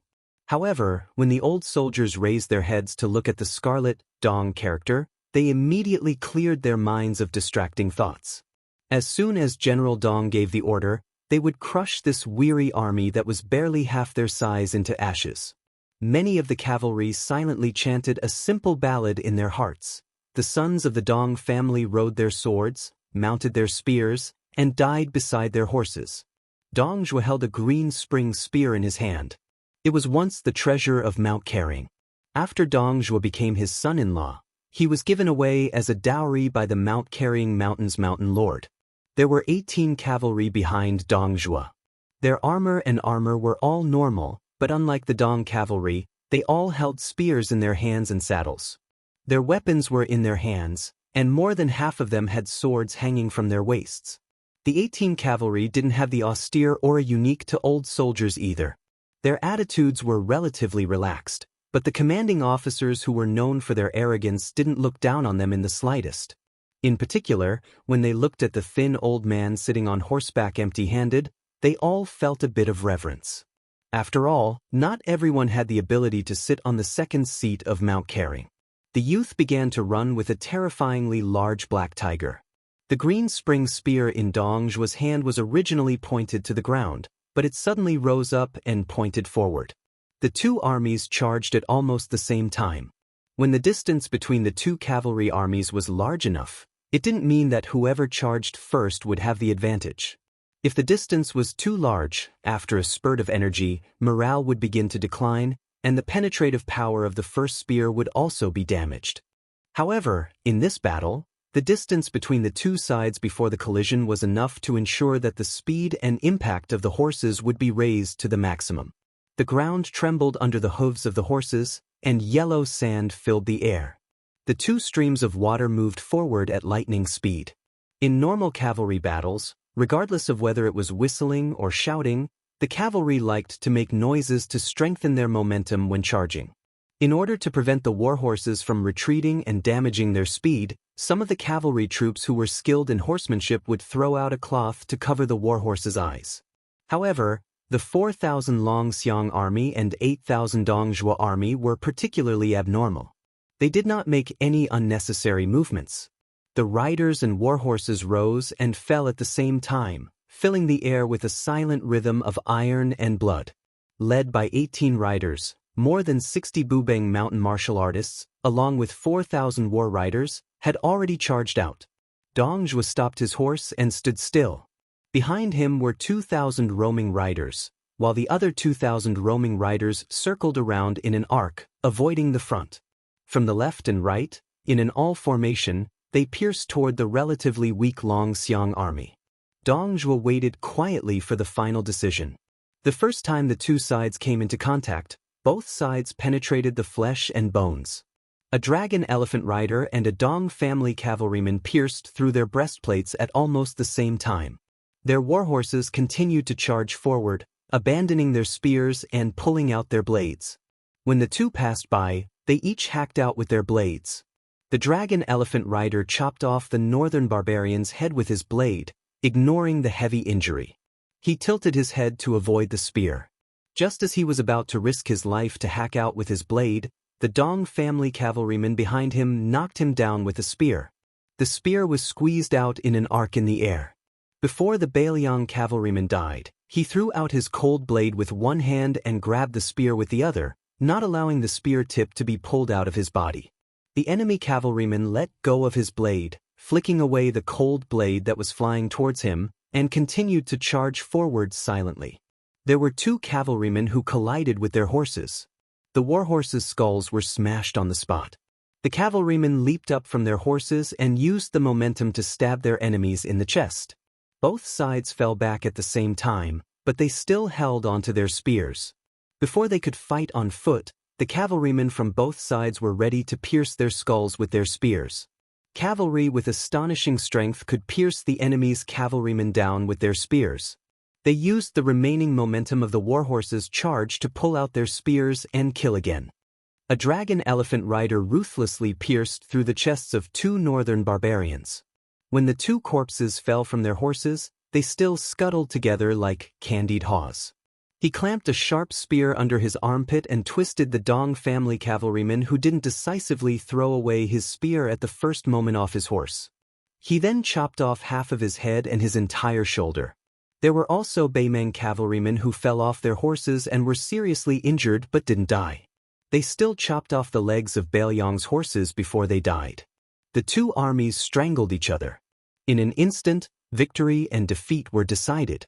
Apart from a few officers who excelled in horse fighting and didn't abandon their spears, continuously killing the enemy cavalrymen as they charged forward, it was simply impossible for a cavalryman to advance slowly and be surrounded by more than 10 cavalrymen and be swept away by his spear.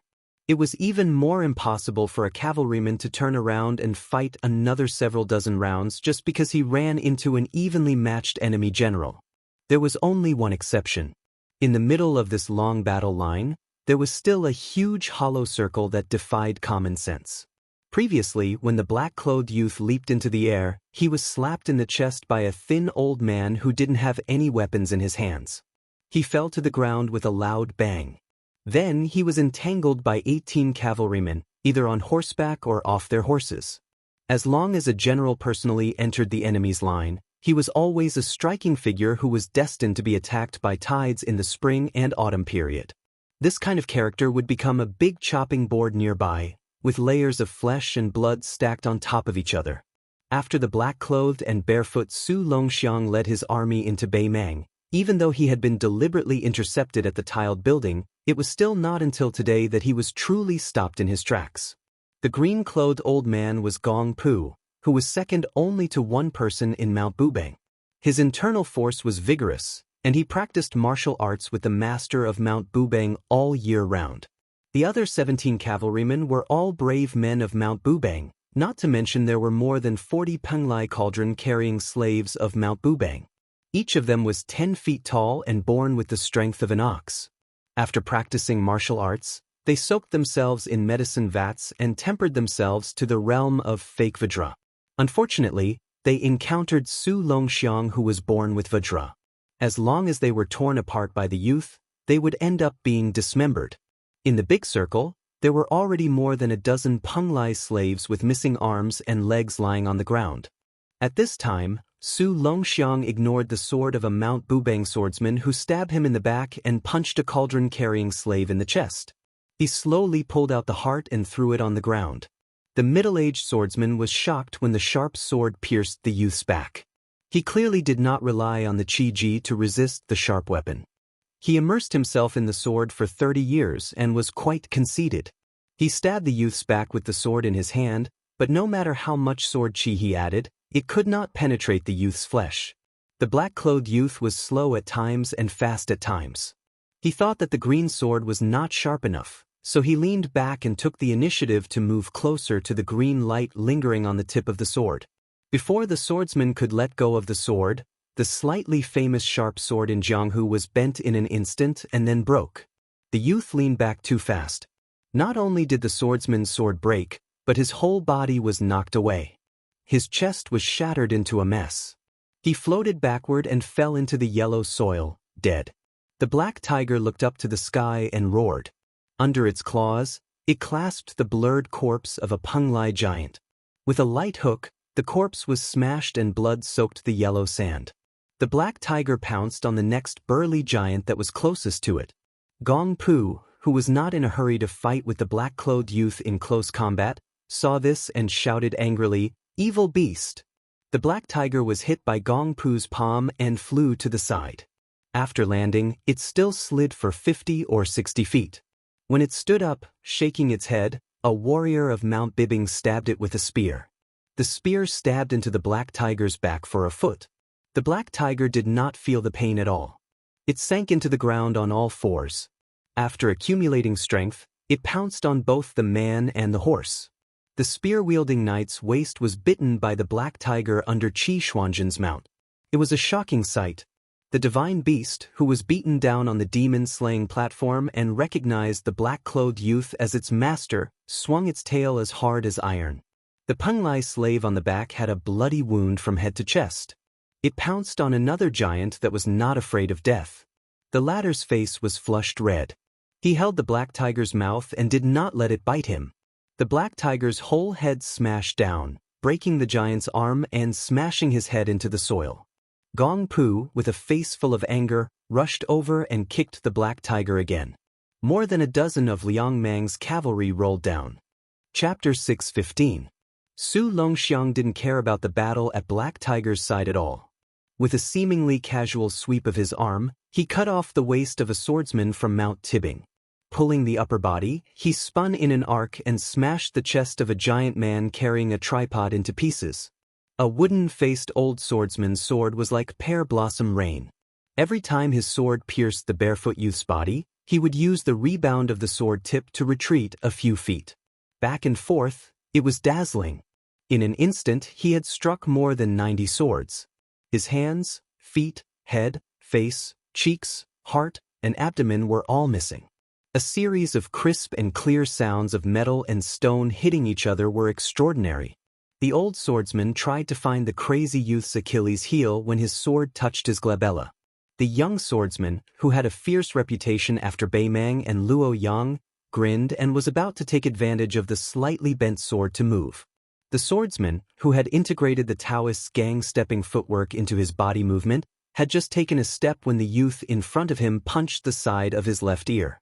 The old swordsman hurriedly used his qi to counteract 70 to 80% of the killing intent, but because of the huge force, his body was lifted off the ground and fell upside down. Su Longxiang held his feet and stabbed them into the ground like throwing a spear into the ground.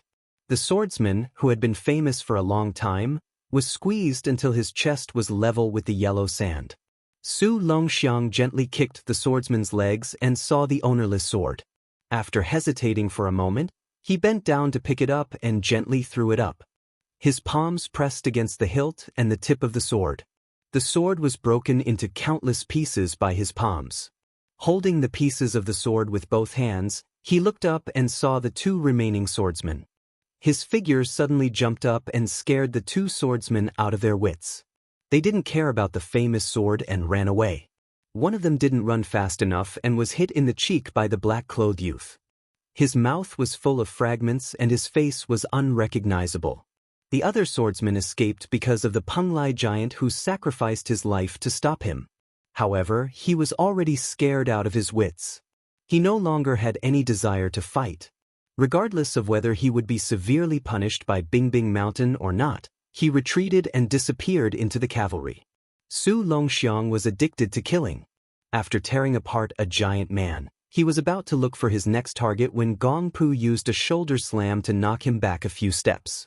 Gong Pu's hair stood on end as he rushed forward in large strides.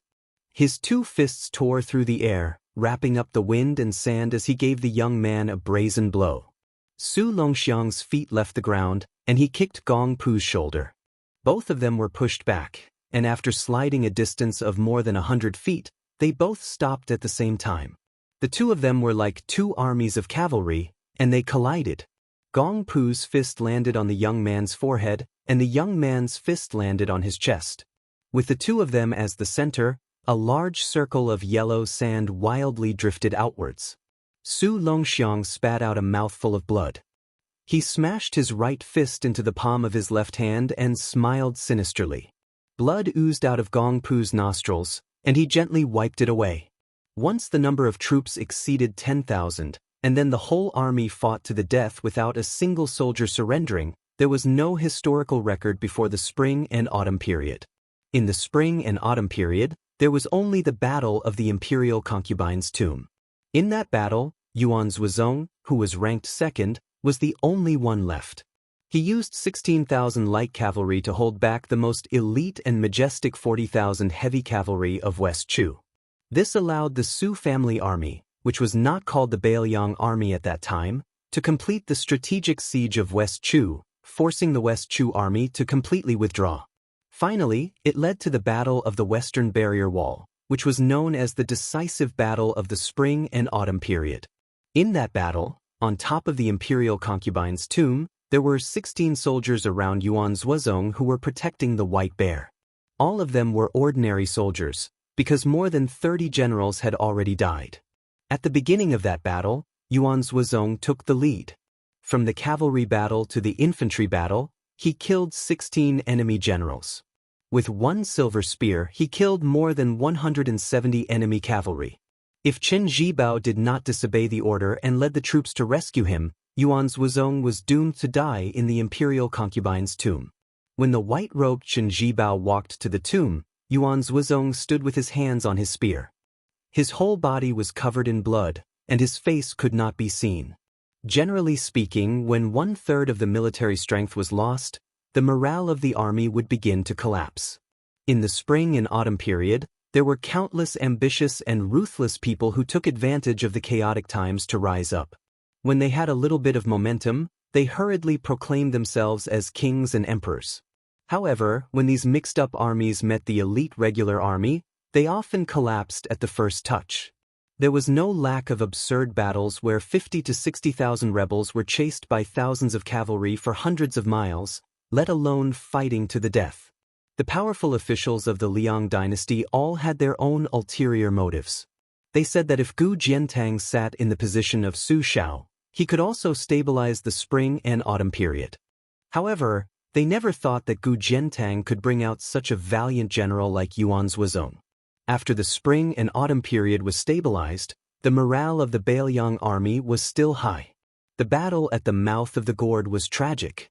After noon, the two armies began their charge and fought until dusk. The yellow sand filled the mouth of the gorge and did not stop for a moment.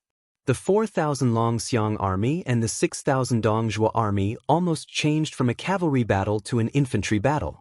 If one did not see it with their own eyes, no one would believe it. The reason why Dongjua was able to take over 3 military towns in the South Dynasty and dared to argue with a few generals in the South Dynasty was because he had 60,000 troops under his banner. When the Empress was patrolling the border, she personally asked Dongjua if he was willing to exchange 60,000 troops for a king of the South Courtyard. What she meant was that Dongjua's 60,000 troops could take out 60,000 of Bailiang's 300,000 cavalry. As for how Dongjua, who was as cunning as a fox, would reply, no one knew. Although Dongjua's face was as calm as water, the corner of his mouth seemed to be smiling. The 2,000 roaming cavalry behind him did not enter the battle. The complete system of the Northern Mang's Western Line's relay post, beacon post, and military town seemed to be perfect, but in the end, it had never been tainted by the blood of war. It was flashy but impractical. Dongjua had always seen it with his eyes and was well aware of it, but he had never once mentioned it in the imperial court. For example, this time, the 8,000 Longxiang army penetrated deep into the enemy's territory alone. They actually fought all the way to the military town without a wisp of smoke. After swallowing Gentleman's Restaurant, there was a short period of smoke from the beacon. However, the South Dynasty was blinded again. Wherever the Longxiang army's horses pointed, there was no news from the hundreds of beacons in front of Gu Maolong. Even Dongjua himself did not expect that the 4,000 Longxiang army would not attack Gu Maolong. Instead, they would run all the way to ambush and kill the reinforcements. If it were not for the 8,000 troops that he had trained, he was afraid that the Longxiang army would not even leave a bone behind. Dongjua was still waiting. In this sudden battle, although his cavalry had galloped all the way to reinforce Gu Maolong, it could not be said that they were waiting at ease. However, compared to the Longxiang army that had experienced 2 fierce battles, they still had the advantage. Dongjua thought that 4,000 against 4,000 would fall into a disadvantage. However, he did not expect that the 2,000 roaming cavalry would participate in the battle and still not be able to defeat the Longxiang army that was like a bowstring pulled to its limit. Dongjua raised his butt. He could vaguely see the figures of the black-clothed youth and Gong Piao on the battlefield. The fat man clicked his tongue and said, "They really can fight." It wasn't easy for me to lick my face and ask for 18 riders from Mount Tibbing with father-in-law. In addition, there were more than 40 Penglai giants. With Gong Piao overseeing things, they were almost all slaughtered. After this battle, won't my wife not let me climb into bed for a few days? A roaming cavalry commander rode his horse to Dongjua's side and asked in a low voice, "General?" Dongjua shook his head and said, "There's no rush." The sturdy commander asked cautiously, "If the stalemate continues, I'm afraid Gong Piao will." Dongjua said bluntly, "Just wait until he dies." The commander who had followed Dongjua for many years didn't have any abnormalities. He quietly retreated with an expressionless face. At this moment, the sky was like a naughty child splashing ink on a piece of white paper. The more ink there was, the darker the night became. The battle was finally about to end. Dongjua waved his hand and the commander quickly rushed over. The fat man laughed and said, "Pass down the order. Our 2,000 riders will go kill that black-clothed youth. Keep an eye on him and don't pay any attention to the rest of the Longxiang army. Whoever takes that youth's head will go to the Southern Imperial Court and become a 4th-rank official with real power, or will be promoted 3 ranks under my Dongjua. It's up to him to choose." The commander grinned knowingly and said in a deep voice, "Understood." Dongjue raised his green spring spear. He was finally going to personally enter the battlefield. 6,000 soldiers and horses in exchange for 4,000 Longxiang army and the head of Rintu's second son. Was it worth it? Dongjue sneered and said, "Looks like I'm going to make a killing this time." 50 miles outside the mouth of the gorge, 800 riders galloped wildly. All of them were wearing white horses and white armor. The leader was a handsome and tall rider holding a silver spear. Chapter 6:16. Yellow sand gradually stopped and rose again on the battlefield at the eastern end of the gorge. When a bugle horn sounded, the two armies tacitly stopped their slaughter, waiting for the final battle. A baby-faced young dragon-elephant cavalry soldier cried out with a wah sound. He raised his head and said to a familiar officer beside him, choking with sobs, "The little flea is dead." The officer whose armor was in tatters grinned with difficulty, not knowing if he should cry or laugh. He didn't know how to console this soldier under his command. This child's ancestors were all Baoyang border herders, his equestrian skills exquisite since he was young. When he entered the army, other newbies still had to throw their warhorses 10 or 8 times a day, yet he could even play with the horse's belly. At the time, the officer was there to personally witness it, cheering loudly. Without another word, he brought him into the Longxiang army, choosing left and right, as if he was choosing a wife. With great difficulty, he finally picked a warhorse that had just been brought into the army from Xianli pasture. It was half-cooked and unremarkable, but only this child took a fancy to it. Later on, it was proven that this horse really was a good horse, its leg strength extremely good, its explosive power also sufficient. Its most valuable point was that when it charged, it was willing to charge side by side with the cavalry. It was because this horse's temperament was jumpy, and when it was familiar with the battlefield, it liked to jump around the child's side, thus gaining the nickname of Little Flea. That child hated that he couldn't even sleep in the stable. If by chance his beloved warhorse contracted a minor illness, getting half its face stabbed by a wooden spear during the drill, it would only be foolishly happy. The child would only be able to cry from heartache, truly even more so than the wife he would marry in the future. In this battle, this child was impatient. Just the number of enemies he saw kill numbered 2, and they were also the last batch of dragon-elephant cavalry soldiers who dismounted from horseback. It was unknown how many enemy warhorses had their stomachs cut open by this child's blade, their legs chopped off. The officer knew that this type of cleverness and vigor was a rare talent. Many veteran soldiers might not even have this type of ability. The officer shot a glance at the child's chin. Even his beard was still young and inexperienced. The officer originally wanted to make an exception and become a matchmaker for this child in a year or two, handing over his niece to him. This could also be considered keeping the goodies within the family. A little child who wasn't even 19 years old, who hadn't even tasted a woman before, dying here today, it truly was a pity.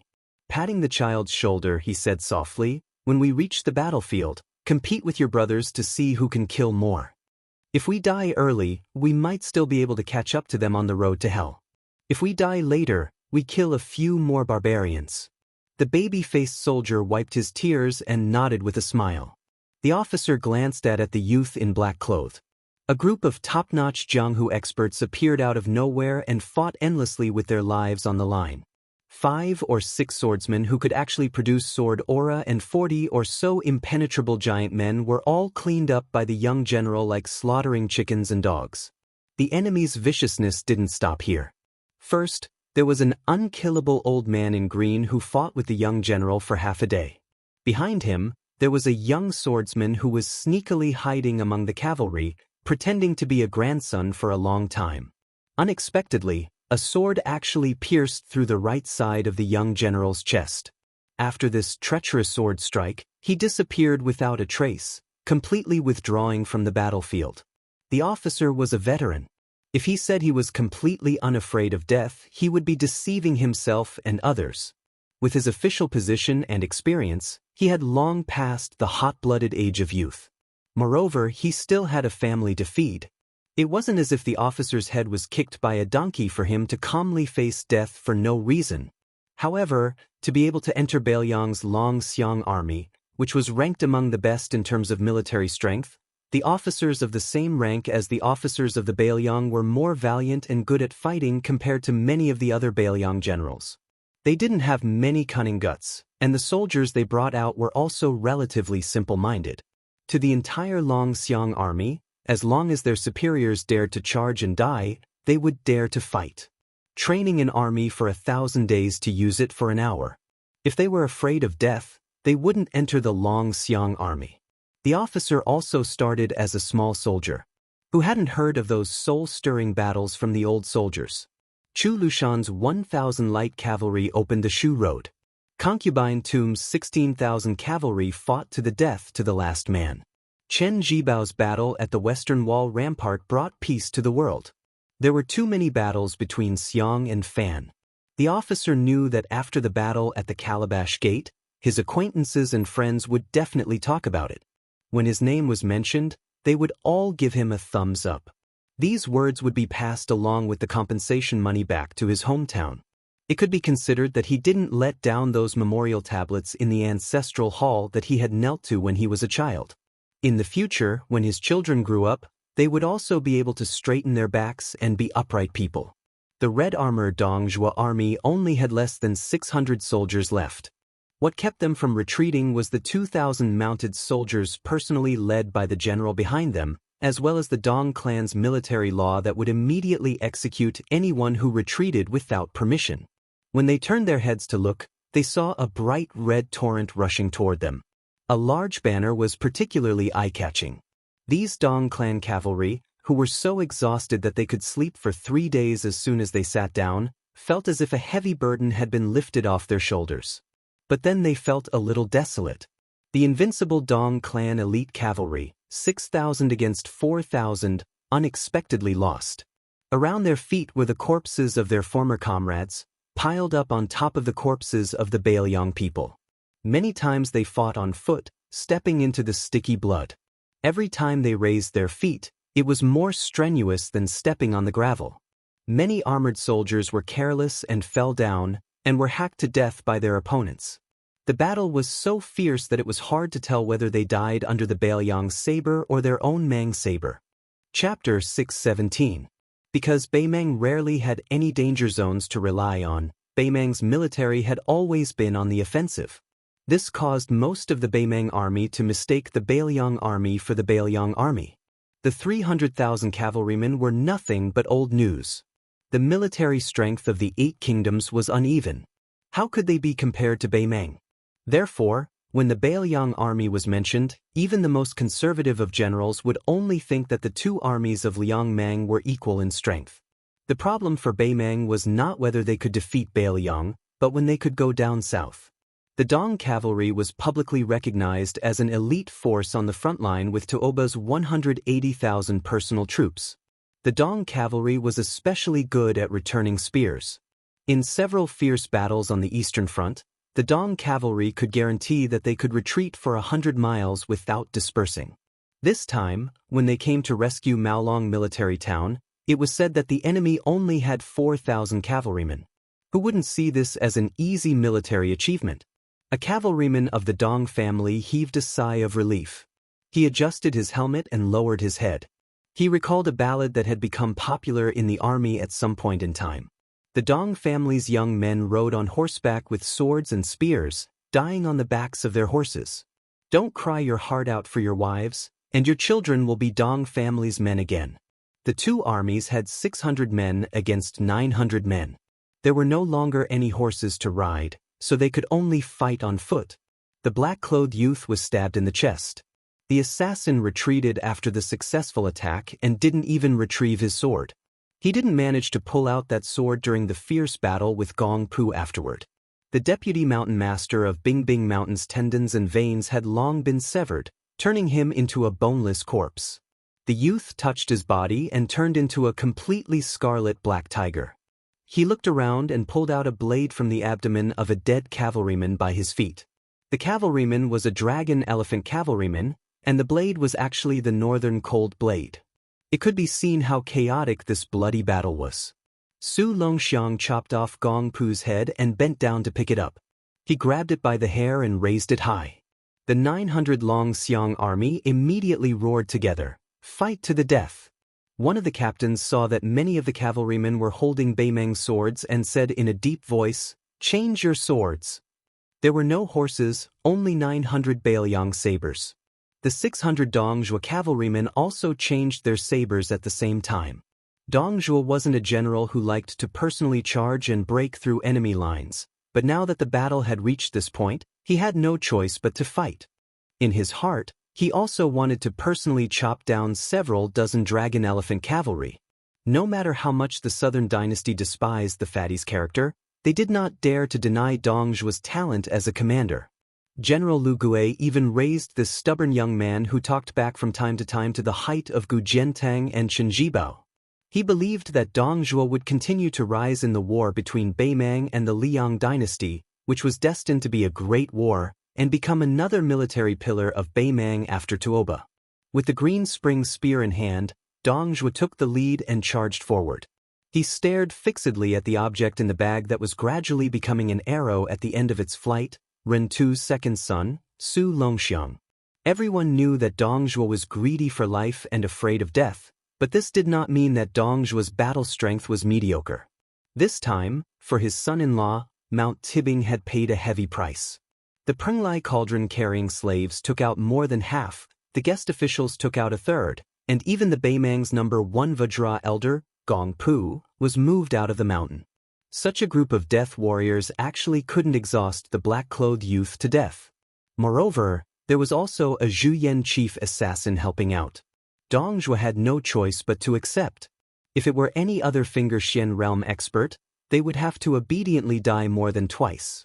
Dongzhuo already knew that this was hugging his father-in-law's thigh.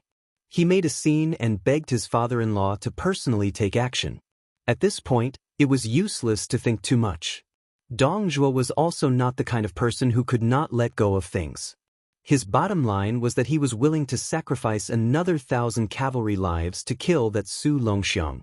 Corpses strewn all over the field would impede the cavalry's attack speed. 600 Dongzhuo's infantry and cavalry only delayed the 900 Long Xiang army. They did not continue to fight. When the 2,000 cavalry approached, they quickly ran to the sides and left the battlefield, clearing a space for them to charge. The 2,000 cavalry rushed over the 900 reefs like a flood. It was similar to the autumn harvest of rice in the Central Plains.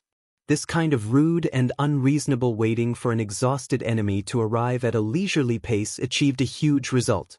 In one round, they killed nearly 200 men of the Long Xiang army, and their side only lost 80 cavalry. Dongzhuo's green spring spear easily killed and wounded more than 10 extremely tired infantry and cavalry. Of the 80 casualties, half of them were torn apart by the black-clothed youth. Passing through the entire infantry formation, Dongzhuo turned his horse around and looked at the group of reefs that were riddled with holes but still stood firm. Even with Dongzhuo's cold-bloodedness, he still had an indescribable feeling. In the future, would his 60,000 men of the Dong family have to face this kind of Beiliang army head-on? Even if he became the only official with power in the imperial court, how many of them would be left? The Dong family army was a direct line of troops that he had spent 10 years to nurture. If one died, there would be one less, and it would be extremely difficult to fill the gap. He still had the confidence to fight against Gu Jiantang on the eastern front, but against the Beiliang cavalry, Dongzhuo did not have much confidence. Dongzhuo launched the second wave of attacks. Apart from this, he also sent out several hundred cavalry to take on the responsibility of circling around and hunting, not giving the remnants of the Long Xiang army any chance to catch their breath. The baby-faced soldier glanced at the familiar lieutenant beside him who had been stabbed by a northern barbarian's spear after killing 2 cavalry. He did not have a sad expression and clenched the Beiliang blade in his hand. The little flea was dead, the old sergeant who always liked to talk dirty was dead, and now the lieutenant was also dead. They were all dead. No matter what, it should be his turn. He grinned.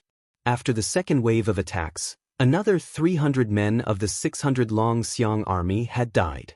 When Dongzhuo was prepared to completely eliminate this group of stubborn Beiliang soldiers, it was actually not them who launched the first attack, but the black-clothed youth who began to run towards him. Was he trying to stall for time with his life? Dong Zhuo narrowed his eyes and clenched his teeth.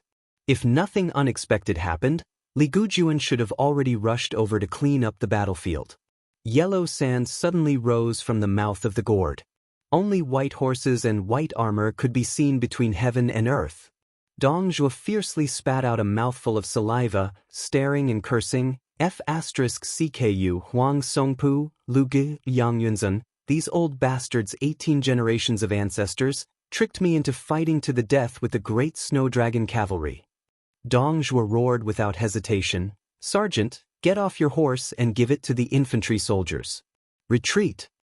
The general in white armor and silver spear rushed to the battlefield. He glanced at the 2,000 Dong Zhuo soldiers and did not pursue. He walked up to the black-clothed youth with a sword in his chest and said respectfully, "This General Yuan Zuozong greets the general." The youth only tilted his head and asked, "Where is my brother?" Chapter 6:18. While retreating, Dong Zhuo's 2,000 roaming cavalry and 600 infantry pulled apart some distance, their connection clearly loose. After running for 3 li, Dong Zhuo let out a sigh. He pulled on the reins, the green spring spear slowly drawing out a gully in the yellow sand. When he turned around to look, it was quite regretful that the great snow dragon cavalry didn't take advantage of the situation to pursue and attack. Dong Zhuo pursed his lips. He removed his red tasseled helmet and placed it under his armpit, not minding revealing a bitter face to the officers and soldiers under his command. He sighed in despair. A direct subordinate officer who had dismounted to become an infantry followed the cavalry upstream with large strides, arriving under Dong Zhuo's horse. After 3 li, he pretended to be defeated, running like a stray dog. When he stopped, he was actually calm and composed, his mouth full of vulgarities, nothing more than disdaining Beiliang's No. 1 cavalry for not having any guts. The officers and soldiers trained by Fatty Dong were generally all like this. Dong Zhuo placed the green spring spear on the shelf and put on his helmet. "Let's go." That officer who followed behind Dong Zhuo's buttocks asked, "General, are we really going to leave just like that? Are we not going to launch a counterattack?" Dong Zhuo didn't reply to his subordinate's question. Since he didn't say anything, that officer also gave up on the idea of asking. This was precisely the tacit understanding between the Dong family army. Dong Zhuo was not only good at leading a small number of elite cavalry on long-distance raids, he was also extremely good at launching a counterattack. In many intense battles, he could even retreat several dozen li or even several hundred li in the face of a slight disadvantage, and then turn around and fight again, thus establishing victory. One had to bear in mind that the counterattack tactic was a double-edged sword. If used well, there would be miraculous results, but if used poorly, one's cleverness would overturn one's cleverness. If false plays became true, then they would truly be routed 1,000 li, defeated like a landslide. It required a thorough understanding of both the morale of one's own side and the toughness of the enemy's strength. This type of calculation that could easily cost hundreds to thousands of lives was definitely not an armchair strategist. Dong Zhuo muttered to himself, 6,000 against 4,000, fighting to a draw. We've pretty much grasped the foundation of the Longxiang army's strength. Wasuhonggu, and did not lose unjustly. The lieutenant chuckled and spoke without restraint. If the elders in the imperial court heard what the general said, they would say that we are shameless again. Dong Zhuo clenched his teeth and slightly lifted his buttocks. The eldest daughter-in-law of the royal family always teased him about the calluses on his buttocks, telling him to ride less. Dong Zhuo was an extremely intelligent person. Although it seemed to be a private conversation between the ladies in the boudoir, what he actually meant was that her husband should not get involved in the battle himself. After all, he was still young and had the status of being a relative of the emperor. He should take less risks to earn military merits. As long as he could endure his temper, he would eventually be able to climb to a high position.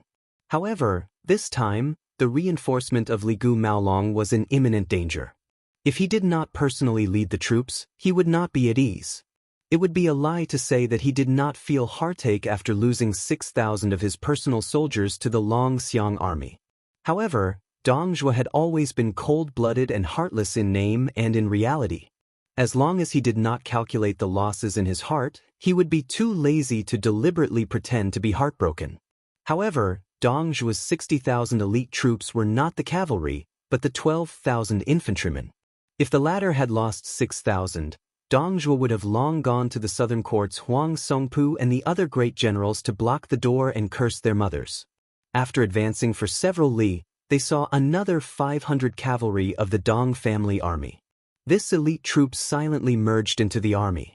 Dong Zhuo had always been known for being crafty and cunning. He was not too fond of staking all his assets on a single throw of life and death business. The reason why he was able to succeed every time he used the return thrust was because every time he retreated, at least 1/6 of the total military strength of the hidden cavalry would be kept at full spirit and vigor, and would be used as the spearhead of the return thrust. In the Battle of Heluku, Dong Zhuo originally thought that since the Long Xiang army dared to set up an ambush to attack the reinforcements, the general in charge of troop movement would not move out in full force. Therefore, at first, he did not send the 8,000 cavalry into the battlefield. The facts proved that other than the fact that the Long Xiang army did not have a backup plan, Dong Zhuo's other estimations did not have any flaws. If it was not for the appearance of the peerless fierce general who should be the White Bear Yuan Zhuozong, Dong Zhuo would not only be able to take down the 4,000 Long Xiang army, he would also be able to kill Rintu's second son in one fell swoop. Of course, Dong Zhuo was not afraid of the great snow dragon cavalry. If they really went all out, together with the 500 cavalry behind them, they would be able to completely defeat Yuan Zhuozong. However, if they wanted to kill Yuan Zhuozong and Su Longxiang, it would be difficult. Dong Zhuo believed that he was a man who knew how to live his life. Managing the 60,000 Dong family army was like a petty man taking care of a small family. Since he could not kill the only target of this trip, Su Longxiang, killing a few hundred or even a few thousand Bailiang army would not affect the overall situation. Moreover, he would also have to cut off a few jin of flesh from his body. Dong Zhuo felt the pain and was unwilling to do so. The dead fatty had a long face and helplessly said, "After this trip, don't even think about using the excuse of paying a New Year's visit to my father-in-law to steal a goat. That's not all. I'm afraid that I won't be able to touch my little wife's hand for a month." Gong Pu, the guest, and the Penglai cauldron-carrying slave were all killed in the battle. Dong Zhuo did not feel guilty about watching them die for him. However, the layout of the future would be troublesome. After all, his father-in-law commanded Mount Tibing, which was no different from a military town. He was also famous for his shrewdness and ruthlessness. The captain asked cautiously, "General, we don't seem to be going to Maolong?" Dong Zhuo, who was angry, glared and said, "Are you in a hurry to reincarnate?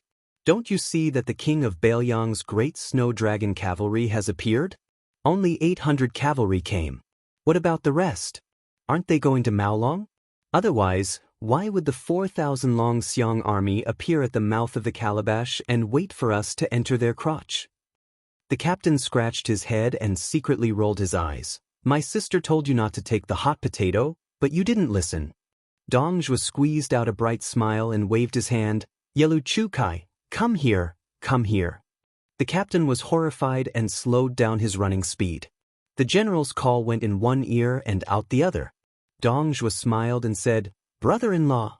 The lieutenant obediently stepped forward, and as expected he received a solid kick. Only then did the fatty, who had vented his anger, feel refreshed. "Look at how peerless your sister is, and look at you. You're so ugly. When I first met you, I told you that you're definitely not your parents' biological child. Maybe you were picked up." As the captain of Dong Zhuo's brother-in-law, he was a real royal family member. When he heard such disrespectful words, he did not dare to refute. It could be seen that Dong Zhuo's despotic power was flourishing. With a belly full of anger, he had such a rogue brother-in-law. It was really God's dose. Dong Zhuo suddenly restrained his relaxed expression. "If you have something to say it quickly." The captain, who would only be regarded as a rash person, ran near Dong Zhuo's warhorse and said, "It's not strange for the 10,000 Long Xiang army to win against the Wazhu army that left the city without permission. However, the Long Xiang army was able to appear at the mouth of the gorge without leaving the city. This is enough to show that there's a situation at the gentleman's mansion. Although our Baimang military towns are not as high and steep as the towns controlled by the Central Plains, the Dragon Elephant Cavalry could not take down the gentleman's mansion. Using a cavalry that can't keep up with siege weapons to attack the city is really comical. This only shows that the Bailiang's infiltration of the Baimang border army is far beyond the Southern dynasty's imagination.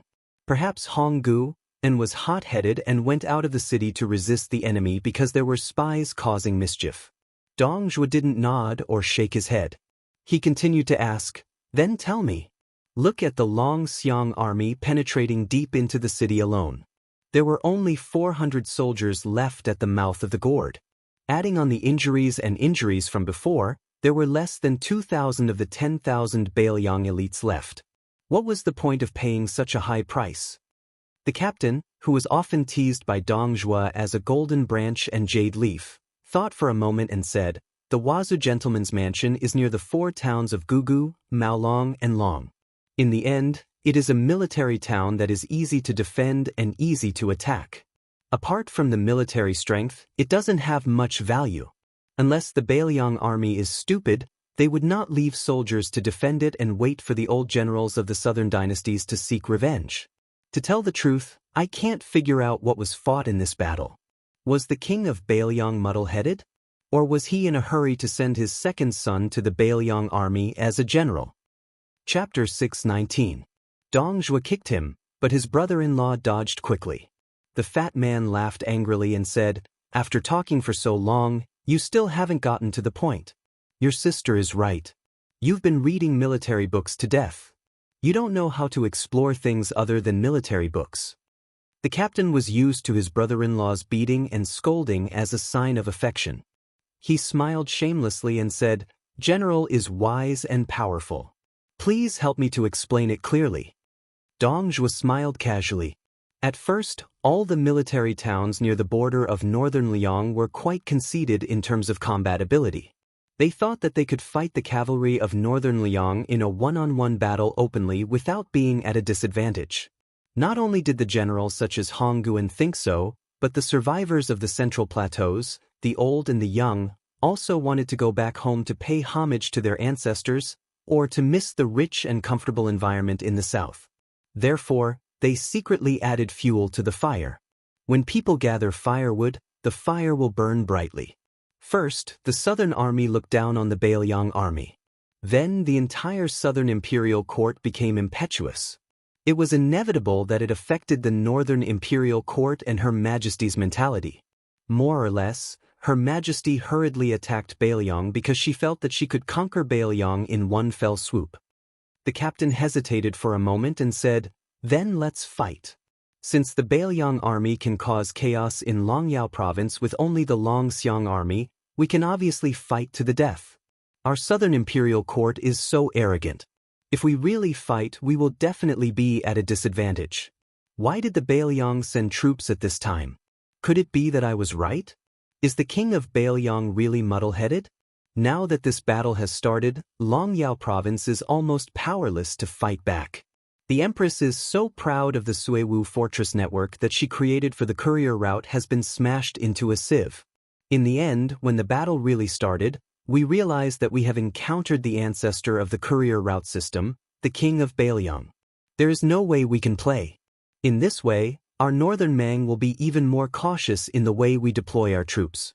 If we spend a few more years to truly calm our hearts and not play any fancy tricks, instead earnestly building practical beacon and fire relay routes, wouldn't the northern Liang army have no hope of advancing north and withdraw south in peace? Dong Zhuo slowly spat out 2 words, "Time." The lieutenant was stunned for a moment and asked in confusion, "What?" Dong Zhuo stroked the body of the green spring spear on the side of the saddle and said softly, "Su Shao, this old and mighty king of Bailiang Mountain is waiting for the Bailiang heir apparent to have enough strength to pass away and take over the Bailiang army. However, in order to ensure that the young heir would not be at a disadvantage in the battle with Chen Jibao, Su Shao would have to exert himself for nothing. No matter what he did, it would be wrong. Secondly, Chen Jibao has a great innate advantage accumulated in the spring and autumn war. Thus, Su Shao has to slowly freeze Chen Jibao in these few years to buy time for his eldest son. If Bei Mang went south too quickly, even if he hurriedly helped the heir onto the throne, the Beiliang army would still lean toward Chen Jibao. In the end, probably only the great snow dragon riders, Long Xiong, and Wei Xiong would remain under the Su banner. Speaking of which, in order to beat Bei Mang, using his second son to lead the Long Xiong army was the king of Beiliang's only choice. Not only could he pave the way for his two sons, he could also justify himself on the mountain behind Chen Jibao. This time, he sent troops to Bei Mang and didn't use your direct subordinates to fill the hole. In the end, Su Zhao's table manners are very good. There is no reason for the Beiliang army to criticize him. Dong Zhuo muttered to himself, "If it were me, I would do the same. Even if the entire Long Xiong army was wiped out, I wouldn't feel any heartache. Being a general and being a commander, feeling heartache is not the same.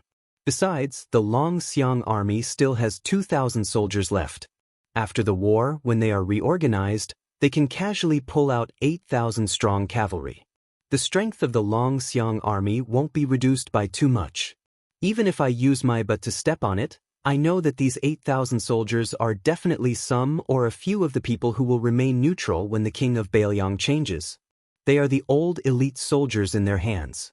In this way, it is equivalent to the new king of Beiliang and Chen Jibao secretly changing sides. This kind of style is an open scheme that can't be read in military books." The lieutenant was stunned and muttered, "That butcher has planned so far ahead." Dong Zhuo said with a smile, "Otherwise, do you think that Beiliang and Bei Mang and Li Yang are the three pillars of the tripartite balance? I heard that the Tidehark Pavilion in Beiliang Palace has a strategist called Li Yishan. Previously, he was underestimated by the important people of the two dynasties as only knowing how to govern. They said that in terms of leading troops and planning, he cannot even compare to Zhao Chongling, the military strategist who died many years ago. In my view, this is all Li Yishan's concealment. This scholar is both strange and useful.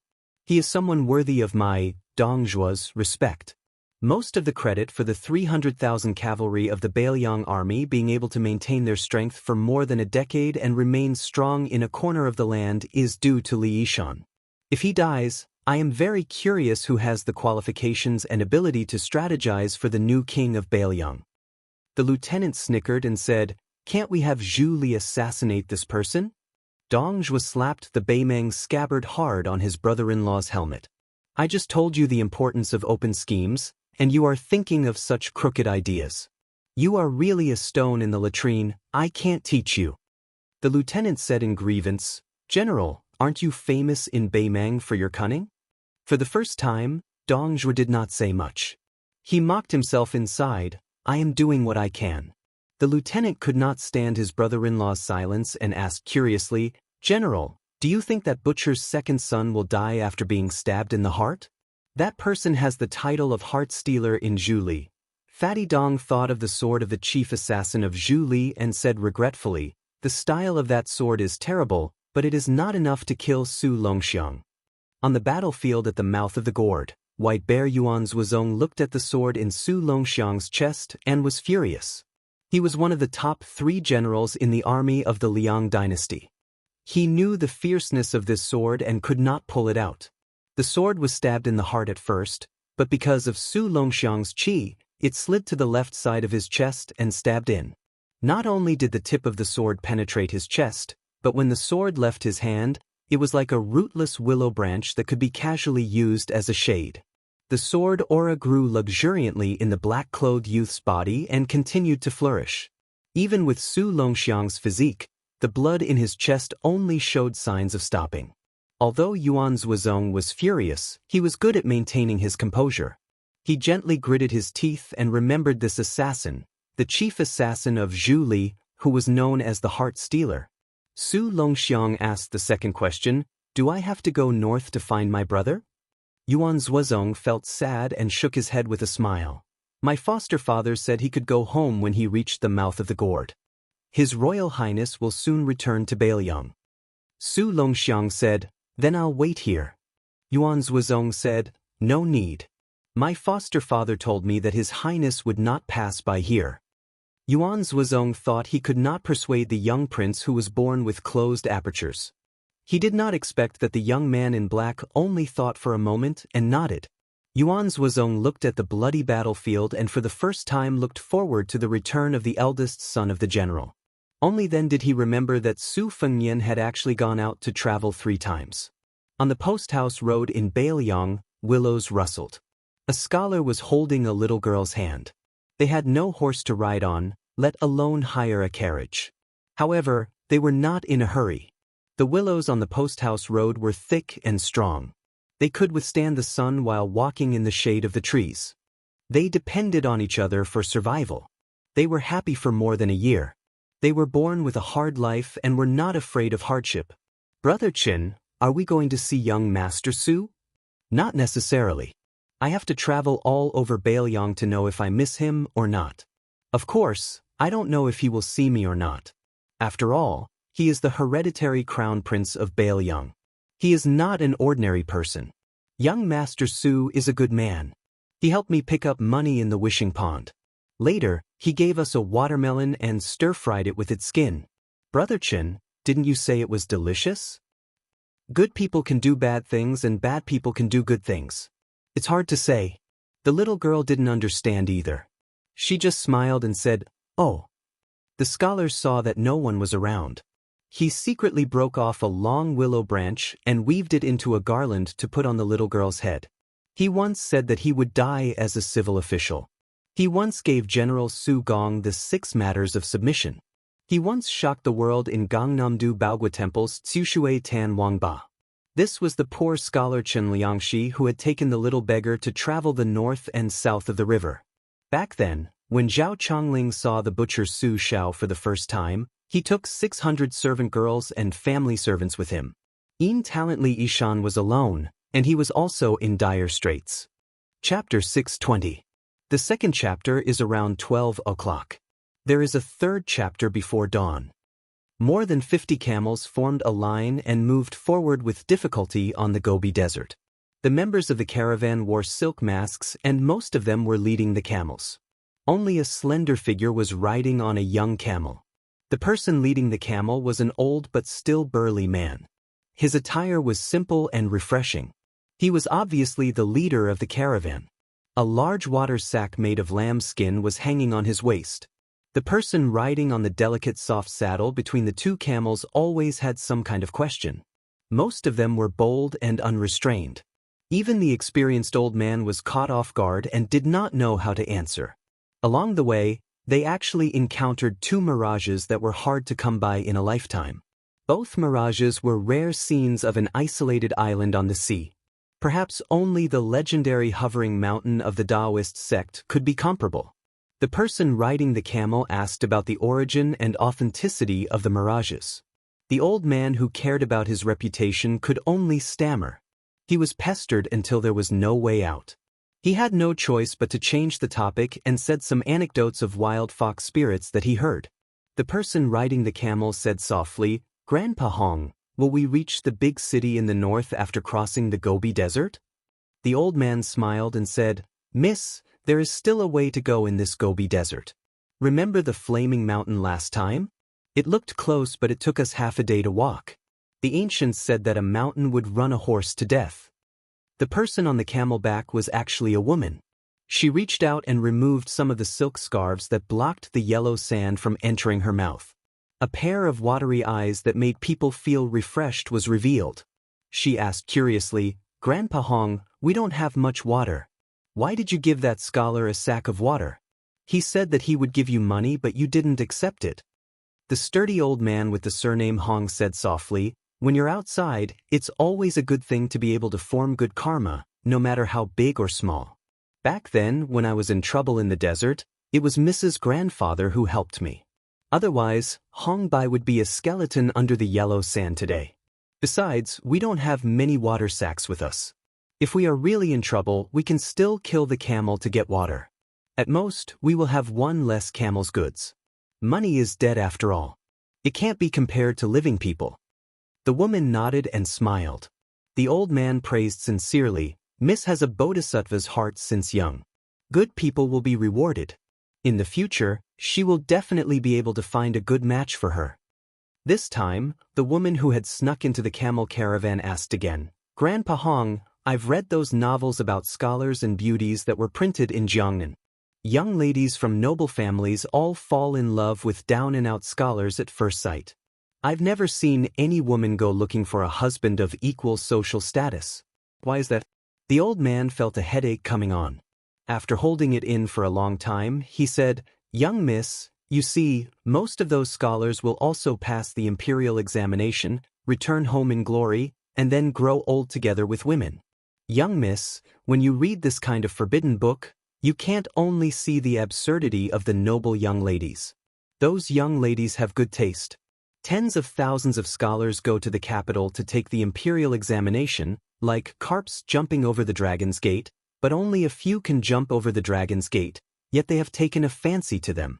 The young miss in this manual has even more sinister taste than us businessmen who have been doing business for half of our lives.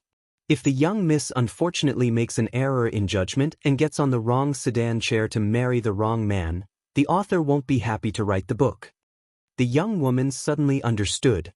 She smiled with some shame and said, "In the past, when I stole forbidden books from my brothers, I only cared about watching them being intimate under the moonlight. I blushed and then forgot about it. I really didn't understand this principle." Fortunately, Grandpa Hong explained it clearly. The old man laughed and said, "If a scholar and a beautiful woman can't reunite, then what kind of scholar and beautiful woman are they? Young miss, when you get married in the future, you have to live well. If you are bullied, Grandpa Hong will fight to be kicked out of the house by the old master to teach him a lesson." She shook her head and said, "I don't want to get married. Father, mother, and brother treat me so well, that's enough. If in the future my husband has 3 wives and 4 concubines and indulges in debauchery, I will cry to death." Between Liang Mang, other than the tea-horse road on the surface, there were also a few silk roads under the surface. Under the guise of all kinds of trade, most of the silk roads were bought by border merchants from Gangnam-do of the Liang dynasty and the Old Western Shu to sell to the nobles of the Beimang imperial court. The empress, who ruled the country strictly, was still somewhat humane and turned a blind eye to it. She did not ban those few silk roads. As long as there was a connection, it was a business with little capital and huge profits. However, it was a long journey of thousands of miles, and the money earned was hard-earned money. In the early days, many of the Silk Road merchants had died on the road. It was only in these years that Liang and Beimang were peaceful and the war stopped that the Silk Road ushered in its heyday. Because most of the silk was carried by camels, Gangnam-do had a lot of names like Camel Bridge and White Camel Bridge. This camel caravan belonged to a branch of the Tantai family of the Southern Dynasty. Tantai was a big surname, and a big family naturally had the spirit of a big family. However, to support the style, one had to rely on all kinds of ways to make money. The eldest branch of the Tantai family had always considered themselves as a scholarly family. A gentleman would stay away from the kitchen, and their 2 sleeves were very clean. Not to mention dealing with prostitution, the dirty and tiring work fell on the branch of the Tantai family. The Tantai family had many branches and leaves, and the old master had many children and grandchildren. He might not even remember half of their names and faces. The branch that Hongbai belonged to was just a small branch. Otherwise, the young lady would not have dared to sneak into the camel caravan. This spoiled girl was called Tantai Changle. She yearned for the old western Shu of the Tantai family. Coincidentally, the caravan had thousands of mu of Shu mulberry trees in the old western Shu. When she entered Shu, it was the beautiful scenery of Sang-ro and the surrounding suburbs. She almost did not want to go home.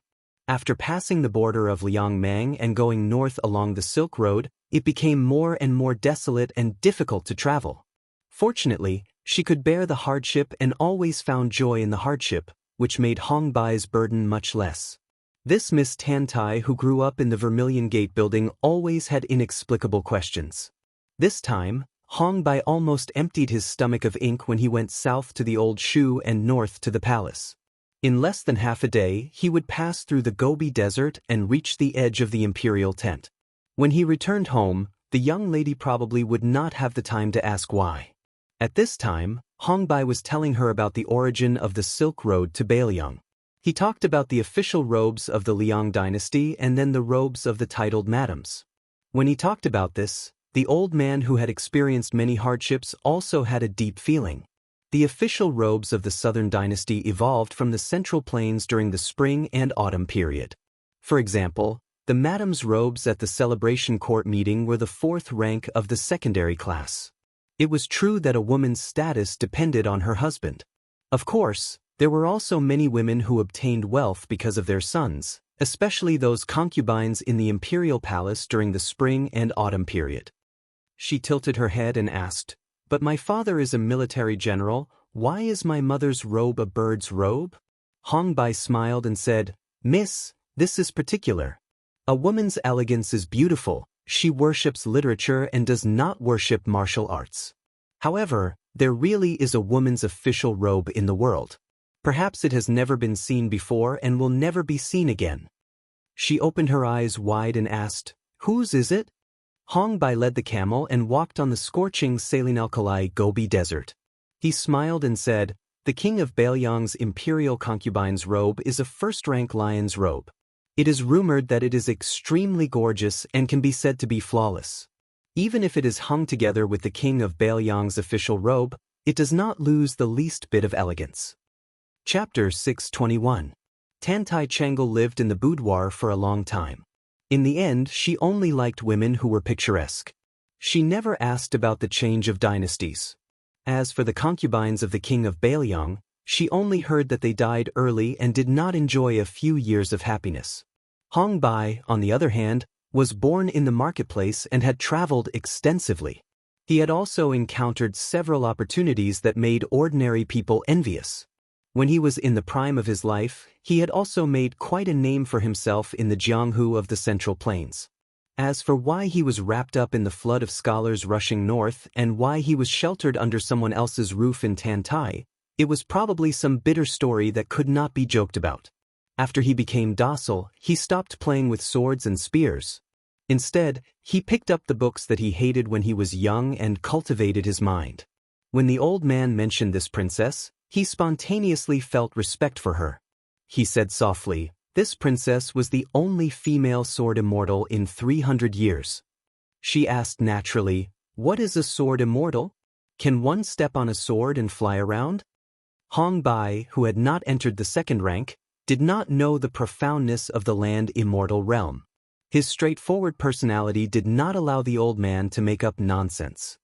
He could only say embarrassedly, "Probably." She turned her head and covered her mouth to laugh. She was being kind and did not expose him. Hongbai was a clever person. He blushed. Tantai Changle stopped smiling and asked, "Does our southern dynasty have any sword immortals?" Hongbai shook his head and said, "I heard that there are more in the Liang dynasty. In the path of the sword, I have to admit that the swordsmen of the Central Plains have been more outstanding since ancient times. In the past, there was Li Chungang, the outstanding Jianghu talent of my generation. Now there is the peach blossom sword god Dong Tai. I think that in the future, there will be people from Liang. Beimang will not be the champion of the sword." The woman said with a fascinated expression, "Sword immortals, I really want to see them with my own eyes." Hongbai could not refute her openly. He only laughed softly and said, "One sword can easily break a river or shake a mountain and destroy a city. It is better for us ordinary people not to see them." A strange phenomenon suddenly appeared between heaven and earth. It was as if the temperamental god had been enraged and had suddenly become irritable. Those who had to beg for food from God, such as tenant farmers or shepherds, were most afraid of this. Tantai Changle didn't know the severity of the situation, but Hongbai's face was already pale and dispirited. The old merchants in the caravan who walked the Silk Road all year round were the same. Tantai Changle looked up and saw that the line between heaven and earth was like black smoke, covering the sky and the sun. At noon, the sky gradually darkened like dusk. Walking in the thousands of miles of yellow sand, one was afraid of land dragons and water, and another was afraid of this kind of sandstorm. The former was relatively rare, while the latter usually occurred in spring. Now that summer had turned to autumn, How could such a terrible disaster happen for no reason? The key was that the sandstorm this time was particularly fierce. Looking at the terrifying momentum of the wind and sand in the distance, Hongbai did not expect to encounter such a scale of sandstorm in the Gobi Desert. He made a prompt decision. The caravan had nowhere to retreat in the Gobi Desert, so he ordered the caravan to start killing the camels, skinning them and removing the internal organs. A camel skeleton was freed for the Tantai caravan to enter. More than 50 camels gathered in a pile and covered the gaps with camel skin. Perhaps they could escape this disaster. Usually, they could hide near the kneeling camels in a small sandstorm, but today, they did not dare to be careless in this huge sandstorm. Fortunately, the camel skeletons were large enough to squeeze 2 people. As for whether they could escape the sandstorm or not, it was up to fate. Hearing that they had to kill the camel to avoid the wind, the woman could not bear to part with the white camel she was riding. Her eyes were red from crying, and she was unwilling to take out her knife to kill and skin the camel. Hongbai and the nimble members of the caravan did not care about the valuable goods. They quickly killed the camels that depended on each other and hurriedly removed the internal organs and stomach pouches. The sandstorm was close at hand. When they looked up, they could already see a black sand column as tall as a city wall coming from the northwest. It rolled up countless sand and stones, and the whistling sound was like thunder. Looking back, he saw that the mist was still looking at the white camel. The old man was so anxious that his eyes turned red. He did not care whether the mist would hold a grudge against him or not. He raised his knife and wanted to kill the camel for her. Just as the old man said, the goods carried by the caravan were valuable, but human lives were even more valuable. The caravan members were all elites of the Tantai silk trade. If anyone died, it would be a loss that the family could not make up for in a short time. Not to mention, Tantai Changel was the old master's most doted granddaughter. Even the old master liked her. If she died in this sandstorm, Hongbai would not have the face to go back alive. Hongbai shouted loudly, "Miss, you can't delay any longer." Her face was full of grievances. Her eyes were red and swollen from crying. She looked very pitiful. Hongbai sighed in his heart. He raised his knife and walked towards the most beautiful white camel in the caravan. Tantai Changel turned her head. Although she could not bear it, she was not so insensible as to stop him. When she turned her head, she suddenly widened her bright eyes. She saw a scholar in a black robe with white undershirt floating towards her. She thought she was seeing things and blinked hard. In the blink of an eye, he brushed past her and came to Hongbai's side. He pressed on the old man's arm. Hongbai looked up with a blank face. The scholar who had borrowed a bag of water from the caravan shook his head, as if indicating that Hongbai did not need to use the knife. When Hongbai was hesitating, the scholar who had traveled for many years did not know what was good for him and continued to move forward. He floated for 5 or 6 feet in a flash. Tantai Changel was stunned. Wasn't he the scholar who did not have the strength to truss up a chicken? When she saw him pay for the water, she laughed in her heart that he did not know the dangers of traveling and dared to travel alone in the desert. At that time, she had a woman's thoughts that no one knew about. She only thought that such a handsome scholar like him should stay in a dilapidated ancient temple in the wilderness to study at night. Perhaps there would even be a fox immortal who would recommend herself to sleep with him. Fortunately, her face was covered with a silk scarf at that time, so no one saw her cheeks blushing. The scholar moved forward alone. He was only about 3 miles away from the black wall. A sword was unsheathed from the book chest. A red robe appeared out of nowhere and appeared next to the scholar. It was Su Fengyan. Other than the spring and autumn sword floating in the air half a mile away, the scholar also took out 12 flying swords, which spun rapidly around him and the red-robed otherworldly item. A large circular sword formation appeared out of thin air. The sword formation was made of black silk. The 12 flying swords were forged from time to time. Naturally, half of them were Yin swords. However, the morning dew golden thread and the other swords were Yang swords. If he wanted to form the formation as he wished, he had to borrow the otherworldly item's strength. The merchant only heard one word from the scholar. It was like a Taoist immortal speaking the truth, like a Buddhist chanting. Rise. Wherever the torrent reached, it was blocked by the sword formation. Only the front part of the sword formation was forced to rise. It was as if there was a black rainbow hanging in the air above everyone's head. It drew an arc in the air and then fell a few miles behind everyone. The Tantai camel caravan was completely in the middle of this strange phenomenon. Hong Bai was shocked beyond words. He could actually see with his own eyes that a swordsman could use human strength to fight against the heavens. After the time it takes to burn a stick of incense, the black rainbow and the sand moved back together. The place where everyone was at returned to normal. The scholar carrying the book was nowhere to be seen. The merchant caravan who had survived the disaster looked at each other in dismay. The woman looked forward in a daze.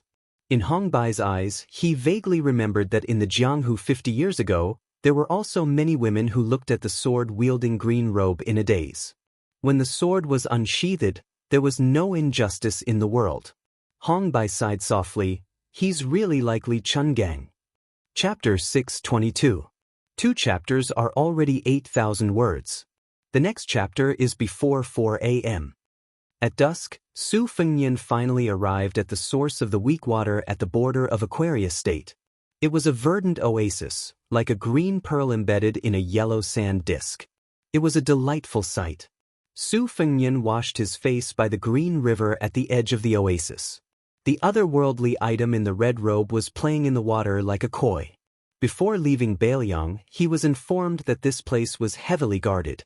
Not only was there a troop of 600 imperial cavalry stationed here, there were also many catchers and butterfly catchers under Shadow Prime Minister Li Mibi. They interweaved into a large spider web, led by a top assassin swordsman. They were not only to protect the old man, but also to monitor him closely.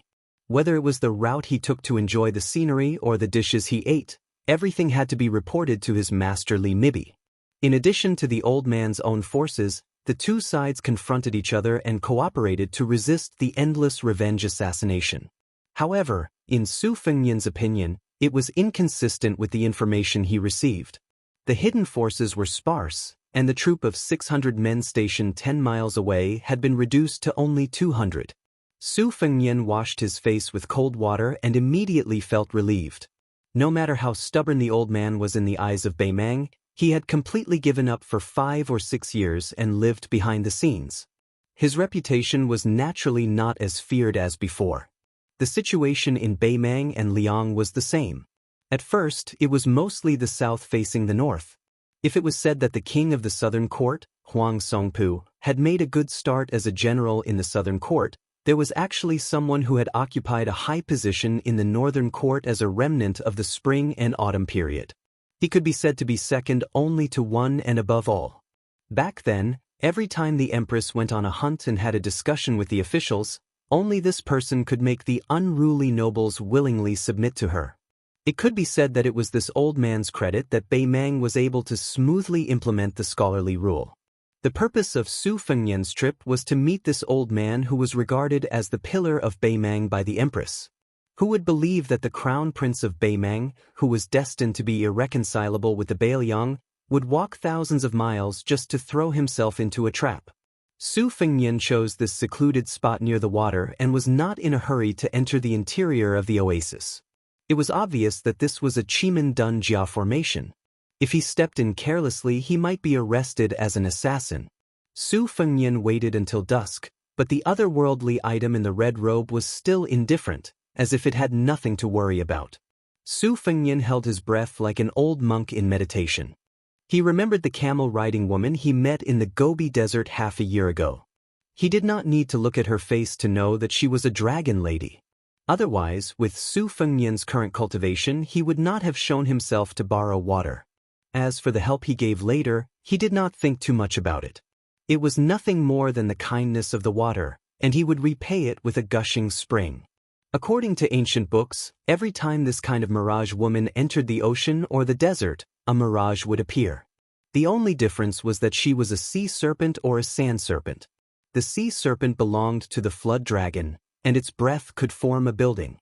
It was different from Gonggong Dan's innate divine strength, and it was also different from Phoenix concubine Xiang, who was the mother of the world. Since ancient times, The Mirage Woman had been regarded as the key to finding the immortal mountain by the emperors who were seeking immortality. However, this illusion could not appear for no reason.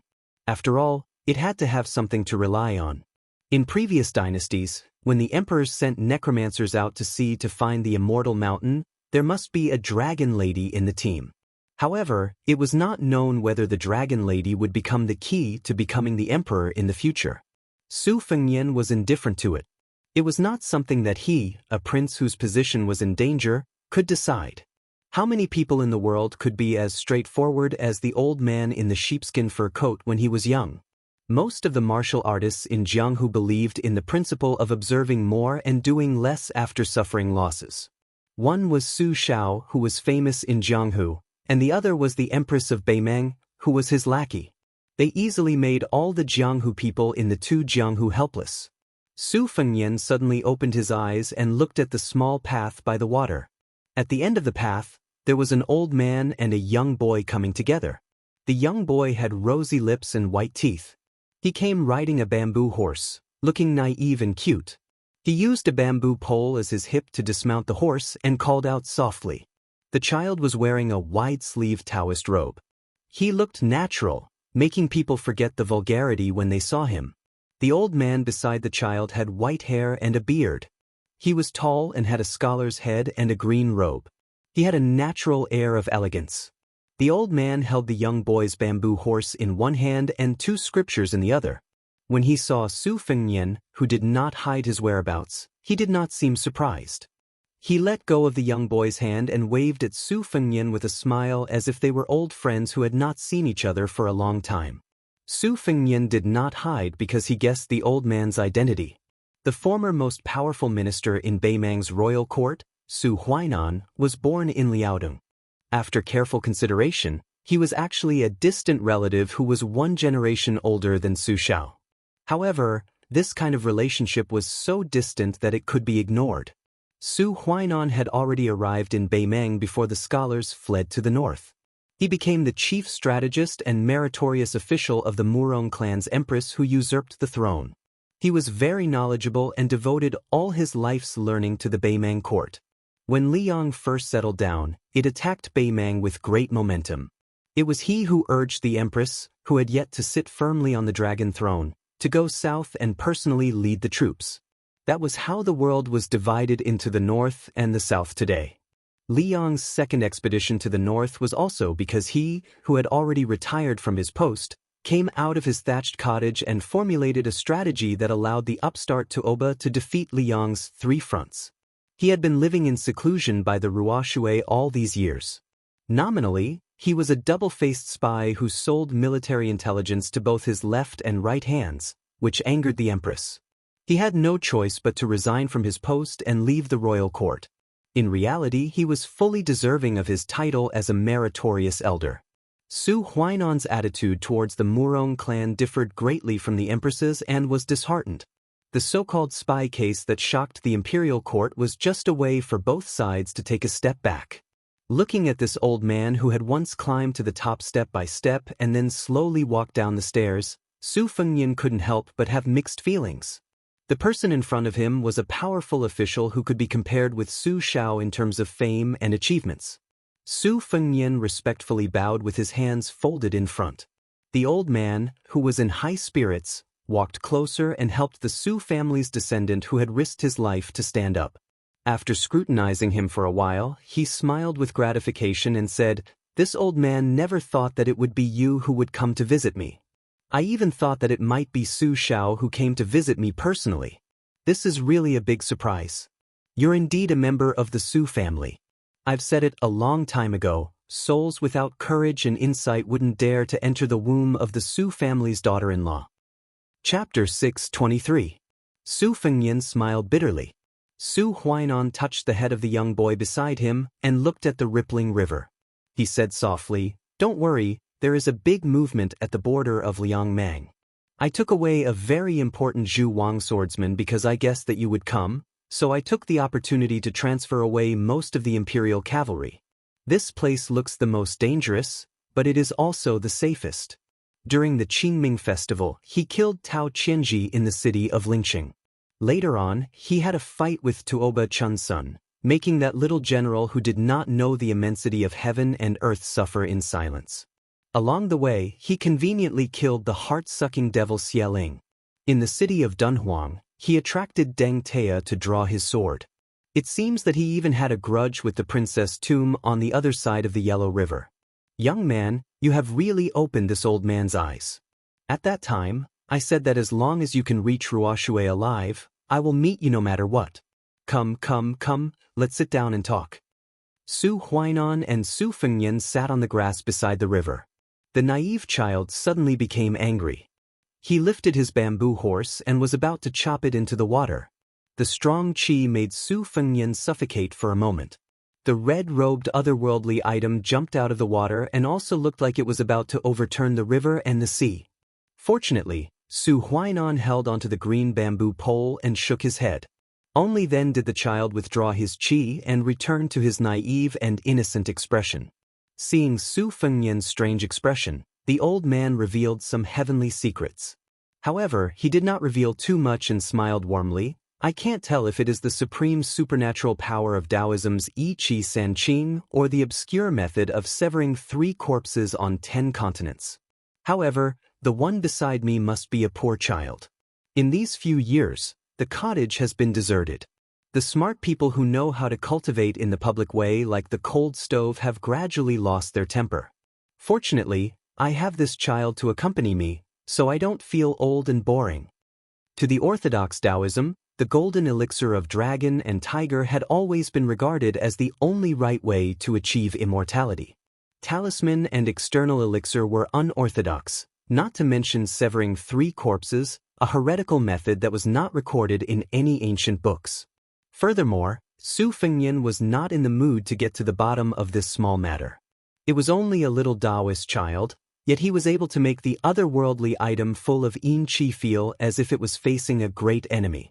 Wasn't Beimeng too full of hidden dragons and crouching tigers? If it was a year ago, I would have followed the agreement and helped Su Shao plan the Mang annexation for Bailiang. After all, I can't be said to be loyal to the imperial court, nor do I have the hobby of being a minister under a woman's skirt. The reason why I became a dog who left his hometown and sold his country, and worked hard for the empress, was only because I held a grudge against the spring and autumn period and Liang. Since that was the case, I was happy to see Liang Mang make waves. This is more interesting than replaying a chess game. Of course, I am the same as Su Shao, famous for being a terrible chess player. However, the Taiping decree of the Chess and Sword Music School is a genuine national player both on and off the chessboard. He traveled around Liang for more than 10 years and figured out the situation. This time, when he returned to the palace, he found the right remedy for the problem and played a big game. Black and white determined the universe, including Beimeng, Liang, and Bailiang. My position as strategist was naturally replaced by this new imperial preceptor. All these years, I waited for the right price to sell and became a big joke. Su Fengyan, since the imperial court no longer has a place for me to use, what can I do even if I thicken my face and come back? Su Fengyan was silent. Su Huainan, who had a self-deprecating tone, didn't look at the young heir who had traveled over mountains and rivers to come here. Are you very disappointed? Su Fengyan nodded and said, if I say I'm not disappointed, I don't believe it myself. Su Huainan really did not beat around the bush. He slowly said, when I was born, my family was naturally filled with riches and honor. After I die, my entire family is destined to be executed in less than 10 years. Half of it is because I deliberately didn't restrain my clansmen and allowed them to break the law and commit crimes. When I was the prime minister of the northern courtyard, I deliberately had bad relations with the Yelu and Murong families for a long time. The other half is because the empress is a woman, and it is natural for women to hold grudges. Before she dies, she is fated to settle old debts with me. Even if she does not make things difficult for me, the next emperor of Beimeng will make an example of my descendants. I think I have done right by my clansmen. For more than 30 years, I was like the sun in the sky, a glory and wealth that ordinary people cannot enjoy in several lifetimes. Only one person cannot die, or rather, cannot die so early. This is my compensation to Su Xiao for breaking my promise. Su Fengnian looked up in puzzlement. Su Huainan laughed softly and said, "Back then, Su Xiao had Zhao Chongling and Li Shan as his left and right arms. I am not an immortal and cannot give to the two of them. I can only give to you, the future king of Bailiang, one of them. If you trust him, then use him without worry." He was originally going to die of exhaustion before 40. The old man pointed at his head. "I have taught this unremarkable concubine's grandson all the schemes and plots I have learned from reading history." Without needing Su Fengnian to ask, the old man smiled and said, "He is already on his way to Bailiang. You will meet when you should." Su Fengnian was about to stand and give his thanks when the old man waved his hand and stopped him. "I owe you and your father." This old man was able to rise up in Beimang without Su Zhao's help. Su Huainan suddenly smiled and said, "I remember when I left home in my youth, my original intention was to become a Confucian scholar. After traveling tens of thousands of miles, I would read tens of thousands of books. It would be good if I could be a commentator. Who would have thought that I would reach this step today?" Su Fengnian was speechless. Su Huainan patted Su Fengnian's shoulder and said amiably, "In the future, the world will be decided by you youngsters." After sighing, the old man asked, "I heard that you have a good grasp of the sword and the blade. Do you have a Bailiang blade? I would like to take a look." Su Fengnian shook his head and said, "It's not good to bring a Bailiang blade to Beimang. I only have a spring thunder dagger." The old man slapped his forehead and said with a smile, "I'm old and muddle-headed. There's no harm in a dagger." Su Fengnian took out the spring thunder dagger from his case. Su Huainan placed it on his knees and stared at it for a long time. This old man has no joy to speak of in life. He has no fear of death. The reason why he is patient and not dying is because he wants to give that grandson of his a future, and also because he has one less reason to die in peace. Since this old man owes Su Xiao, he can no longer owe you.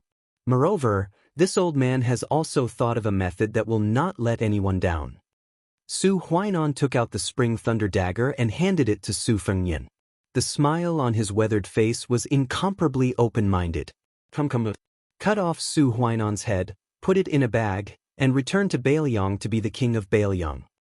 Chapter 624. 3 chapters of 12,000 words have been uploaded.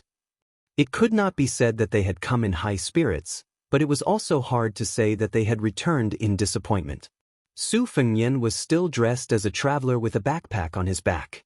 The red-robed otherworldly item was still moving stealthily, but it now had an additional head that had died with a smile on its face. After traveling for 300 li, they saw 2 horses galloping toward the hut by the Ruoshui River. One of the men riding on the horse was handsome. He had the body of a northerner and the face of a southerner. When he saw Su Fengnian, his face immediately turned pale. He got off the horse and staggered towards Su Fengnian. He knelt on the ground and covered his heart with his hands. He clenched his teeth and choked with sobs. Su Fengnian was well aware of this, but he did not try to comfort him. With a cold face, he looked down at the son of a concubine whom Su Huainan had high hopes for. Such a cold and gloomy first meeting was really a killjoy. There was not the slightest bit of the atmosphere that was described in the history books where virtuous monarchs and famous ministers would regret not meeting each other earlier. The other horse was ridden by a young man who looked like a boy attendant. When he saw that his master was in such a daze, he also became extremely hostile towards Su Fengnian. The man had already turned 20 years old, but he was not yet 30. After losing his self-control for a moment, he restrained his expression and waved away the boy attendant's arm that was trying to support him. He stood up and asked the boy attendant to give him a horse. The master and the servant rode on the same horse. The 3 of them tacitly went to the south together. Along the way, they passed through the passes of various cities. The gentleman could hold hands and chat with the officers along the way, but he rarely called them brothers. After passing through half of the southern end of the Aquarius state, they went around the imperial court and were about to enter the Golden Toad state. They stopped at an inn in a small town on the border to rest. The 2 sides who were watching coldly from the sidelines finally had an open and honest conversation. The inn's business was poor. The large courtyard was only occupied by the 3 of them. The night was as cold as water. The boy attendant named Wang Mingxi squatted on the stone steps at the entrance of the courtyard and sighed at the stars in the sky. In the courtyard, there was a wooden table with a missing corner and a few broken bamboo chairs that would creak when one sat down. Su Beiji did not drink alcohol, but when he checked in, he specially bought a pot of wine from the inn. At this moment, he placed the pot in front of Su Fengnian, who was sitting opposite him. Watching him pour the wine into the porcelain cup, Su Beiji said calmly, "It is said that drinking muddy wine brings happiness. It seems that you and I are not fated to meet." Su Fengnian said calmly, "This name was given by your grandfather himself?" Su Beiji twitched the corner of his mouth. "It wasn't called this at first. When I was 6 years old, I was studying in the Su family's private school. Grandfather happened to pass by the window and called me in front of him. After a question and answer, he changed it to Beiji. Oranges are orange in the south and oranges in the north. In the past, I didn't know the meaning behind grandfather's name. Only now do I know that he wanted me to move south and change from oranges to oranges. Grandfather put in a lot of effort, and as his grandson, I can't let him down. I changed my name for 3 years. After I was 9 years old, I followed grandfather to study and copy history books. My relationship with my parents was indifferent. Perhaps His Royal Highness doesn't know, but grandfather has been paying attention to you for many years. Especially from the time the king of Bailiang refused to let you enter the capital to the 2 times you traveled. Grandfather spent a lot of manpower and resources to intercept first-hand information. I dare say that he was the first person in Baimang to guess your identity." At this point, Su Beiji's gaze turned towards the room where Su Fengnian was. The 5 fingers of the hand resting on his knee trembled. The hand on the table didn't seem to have any abnormalities. Su Beiji retracted his gaze after a moment. His tone was calm. "Grandfather has had a knot in his heart all these years. The one who tied the bell must untie it. Naturally, the knot must be untied by the person who tied it.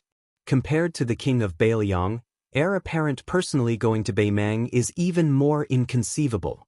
To tell you the truth, I once suggested that grandfather kill you before you even get close to Ruoshui. Since it's a dead knot, let's end it with one side dying." Su Fengnian smiled and downed the wine in his cup in one gulp. Su Beiji finally revealed a desolate expression.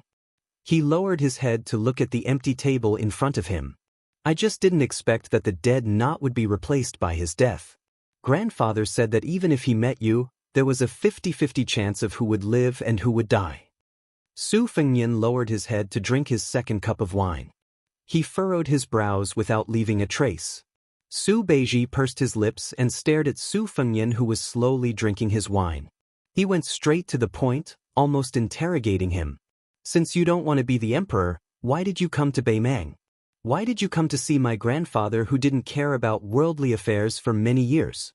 Which vassal king's legitimate eldest son is as crazy as you? So what if you handed over Bailiang's military power to Qin Zhibao?" Su Fengnian glanced at him. He picked up an empty cup, poured a cup of wine, and slowly pushed it to the table. Su Beiji shook his head and didn't raise his cup. His expression paused, and there was a faint sob in his voice. He muttered to himself, "Yes, I don't drink, so I don't know the taste of wine." Su Fengnian then said, "This is my second trip back to Bailiang. Before I came to Baimang, Su Xiao told me frankly the night before I left. The first time I went out with an old servant, a fat man called Chu Lushan sneaked behind me and secretly contacted no less than 50 former subordinates of Bailiang. Whether Bailiang's 300,000 iron cavalry rebelled or not was up to Su Xiao. He was born in a chaotic world, but he did not become a dog in a chaotic world." Su Xiao laughed and said that a dog in a hurry knew how to jump over a wall. He was a terrible chess player. If he was really dragged by the emperor to play chess, if he lost on the chessboard, at most, he would flip over the chessboard and see who would be more hostile. The second time I openly traveled Jianghu, I only saw the tip of the iceberg of Bailiang's hidden power. Afterwards, Su Xiao said that Qin Zhibao couldn't afford this. When the 6 kingdoms of spring and autumn were conquered, Su Xiao was conferred the title of King of Bailiang. Qin Zhibao could have gone to Nanjiang and established his own family. He could have led nearly 80,000 soldiers of Bailiang to the south and divided the land and territory, becoming the second king of Liang with a different surname. Since he rejected the current emperor of Zhao, he couldn't blame his stingy adoptive father for giving him a chance. In Beiliang, each family has its own rules, and the country has its own laws. Su Beiji was silent and deep in thought. After a long time, he murmured, "Qi is born from the broken." Su Fengnian changed the topic to a more leisurely one. He smiled and asked, "Can you tell me the identity of the young Taoist child? If I don't ask clearly, I'll feel uncomfortable." Su Beiji glanced at Su Fengnian, who was spinning the empty wine cup in his hand, and said frankly, "I don't know the secret behind it. I only know that 10 years ago, the young Taoist child came to the Su family. 10 years later, he still looks like a child." Su Fengnian clicked his tongue and said, "Doesn't that confirm that mysterious saying?" The two of them said the same word at the same time, immortality. After they blurted out this word, the two of them had different expressions. Su Fengnian hid his hostility, while Su Beiji was full of curiosity. Su Beiji had followed his grandfather to cultivate in the public service since he was a child. He was good at reading people's expressions. When he saw the clues revealed by Su Fengnian, he paid attention but didn't ask. He didn't expect Su Fengnian to tell him the truth. "I have a grudge with an old bastard who hid in Mount Longhu and achieved immortality. If you really go to Beiliang and are willing to lower yourself to help him, you can just wait and watch." Su Beiji didn't continue the conversation. Su Fengnian stood up and said, "We're about to enter Golden Toad State. I'm afraid that with your grandfather's ability to infiltrate, it won't be as easy to travel there as it is in Aquarius State. Let's all rest early." Su Beiji wanted to say something but stopped. He didn't say anything until Su Fengnian turned around. When Su Fengnian walked a few steps away, he couldn't help but speak. His voice was hoarse. "Take my grandfather's head back to Beiliang. Only then can this trip be considered worthwhile." Su Fengnian, who had a scholarly face, stopped and turned to look at the scholar who was much more knowledgeable than him. Su Beiji clenched his fists and placed them on his lap. He didn't look at Su Fengnian. "I also know that my grandfather wants to help you increase your prestige in the army. After all, taking the head of the former king of the northern courtyard is more difficult than leading an army to destroy 100,000 Beimang soldiers. I just want to take a look. Just one look." Su Fengnian asked, "Su Beiji, don't you hate me?" The extremely elegant and calm man smiled sadly. "How dare I hate you? Do you want my grandfather to die with regrets?" Chapter 625. "Oh," Su Fengnian replied and turned around to leave. He said softly, "It's hard for you to see your grandfather. I buried him by the Ruoshui River."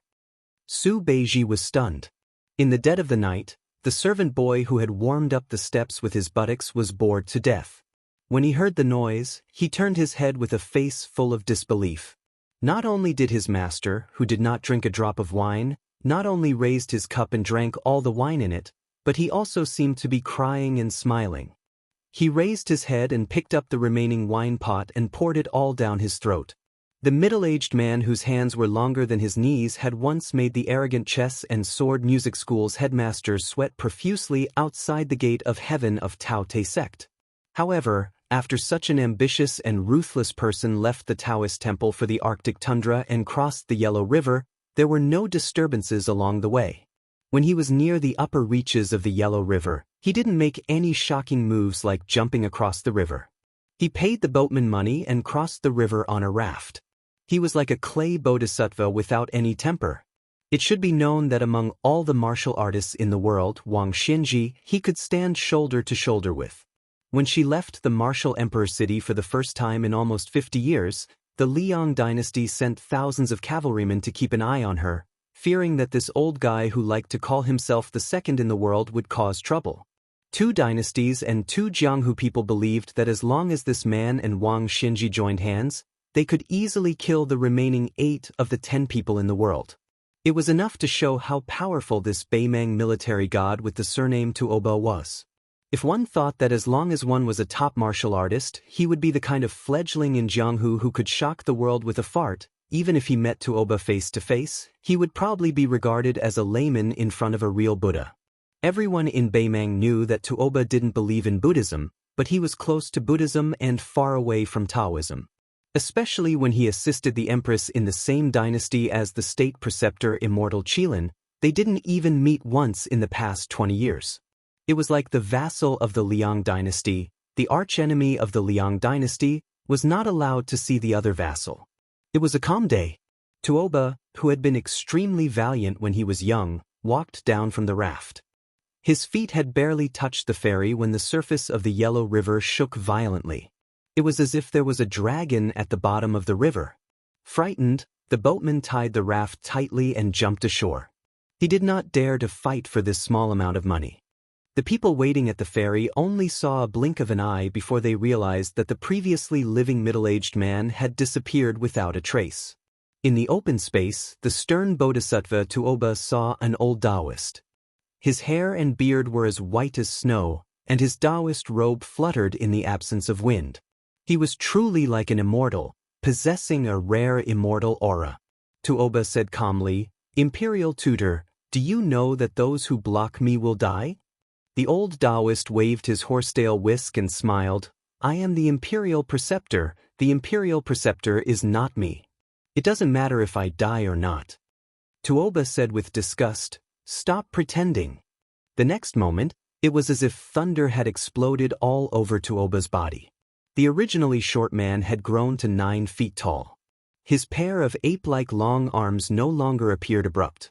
A clay bodhisattva would be unable to protect himself when crossing the river. Tuoba crossed the river, even the gods and Buddhas couldn't stop him. It was rumored that there was a floating mountain in the Dao sect that was 6,000 feet above the ground. There were thousands of palaces on the mountain. Li Dongxin pulled up the river and flooded the Dao sect. The water gushed out from the heavenly gate and washed the jade steps. The white-robed monk floated to the ground and walked into a narrow valley that was filled with green. When he reached the end, he was suddenly enlightened. The valley didn't have the majestic buildings that people imagined. There was only a Taoist temple built against the mountain. It was a circular plaza with a Taiji diagram carved on it. The yin and yang fishes were intertwined. The entire plaza seemed to have returned to its original state and was unusually simple. There were clouds and mist rising from the yin and yang fishes, reaching straight to the sky. The white-robed monk raised his head and looked. There were dozens of giant white storks that were different from the same species spiraling upwards. It was obvious that there were Taoists riding them. Their Taoist robes were long sleeves and made them look like immortals riding cranes. These Taoists from the Dao sect were originally the wine-offering Taoists who stayed in the temple. Li Dongxin returned their greetings with the river and forced them to escape into the sky. In Li Dongxin's vision, other than the Taoists and the white storks, there was indeed a huge mountain floating in the sky. The Taoists rode on the white storks and floated up.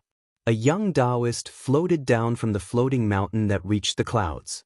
This Taoist with a sword on his back landed at the intersection of the yin and yang fishes, guarding the pass alone. The Taoist looked to be about 27 or 28 years old. He was extremely masculine and had a feminine appearance. Li Dongxin took a glance and sneered, as expected of the Qilin spiritual master who has reached the sage realm. "Your skills are really impressive. You even figured out the secret technique of the I Chi turning 3 pure ones. Why, do you want me to pluck out the 9 worms and cut off the 3 corpses? But what about the remaining 2 fake immortals? Aren't they going out to welcome the guests together? That was too petty of him. Now that the 3 sects have each produced a sage, let's not talk about my master. Even the Confucian sage Chao Chongqing is a distinguished person who dares to treat the palace as a toilet. You, the Beimang imperial advisor who hides your strength, is nothing compared to him." The seemingly young Taoist smiled warmly and said, "Li Dongxin, who has no Zen to speak of, also wants to be angry? I won't argue with you. I'll just stand here and wait. The Dragon Tree monk has cultivated the unmovable Zen through the Diamond Sutra. Since you insist on being fearful, I will not move today and let you do as you please." Li Dongxin simply responded with an "oh." He did not say anything else and stretched out his arms towards the direction of the hovering mountain. His white kasaya suddenly stuck to his tall and sturdy body. Then, his feet sank and the ground was above his knees. The white-robed monk pulled down the entire hovering mountain. It suddenly pressed down on the young Taoist's head. Li Dongxin entered the heavenly gate alone and left the heavenly gate alone. He swept past nearly 1,000 steps and squatted on the ground to carry his master who was covered in gold. The few disciples of the Dao sect's imperial advisor did not dare to stop him. The old monk was already on the verge of death. The old monk smiled and asked, "You won the fight?" The white-robed monk nodded. "Disciple, is there a saying at the foot of the mountain that deep love does not live long? I don't know if it was right or wrong for me to agree to marry you back then. This is not a principle that a monk should say. Principles are not separated from the secular world. If it is reasonable, then it is reasonable. The Dharma is not necessarily the sentences in the Buddhist scriptures, and the sentences in the Buddhist scriptures are not necessarily the Dharma. East and west, north and south. Especially your daughter, she is very reasonable. If I could understand, I would willingly give her candied fruits. If I did not understand then, I would not give it to her in a hurry. Sometimes, I slowly thought it through and remembered to give her some food. My daughter even threw a tantrum and did not want it. Master, can you stop talking? You should go back to the temple and tell my daughter about these things. It's too late. Li Dongxin's figure once again flashed across the yellow river's surface like a white rainbow. It is difficult to understand the Dharma. There are many eminent monks in our 2 Zen temples who know more than your master. Many of them can even deal with the imperial court and the authorities. They are all carefree people. Master is really squatting in the latrine pit and not taking a shit. Sigh, I have been worried all these years. Fortunately, monks have shaved off 3,000 strands of worry. They are of the same generation as you, but they are less human than you. Since they have not become Buddhas, they are still human. You can't say that. It will hurt our friendship. Master, I am praising you. I know. I am just afraid that you will say it in front of others. You and I will not be able to get away with it.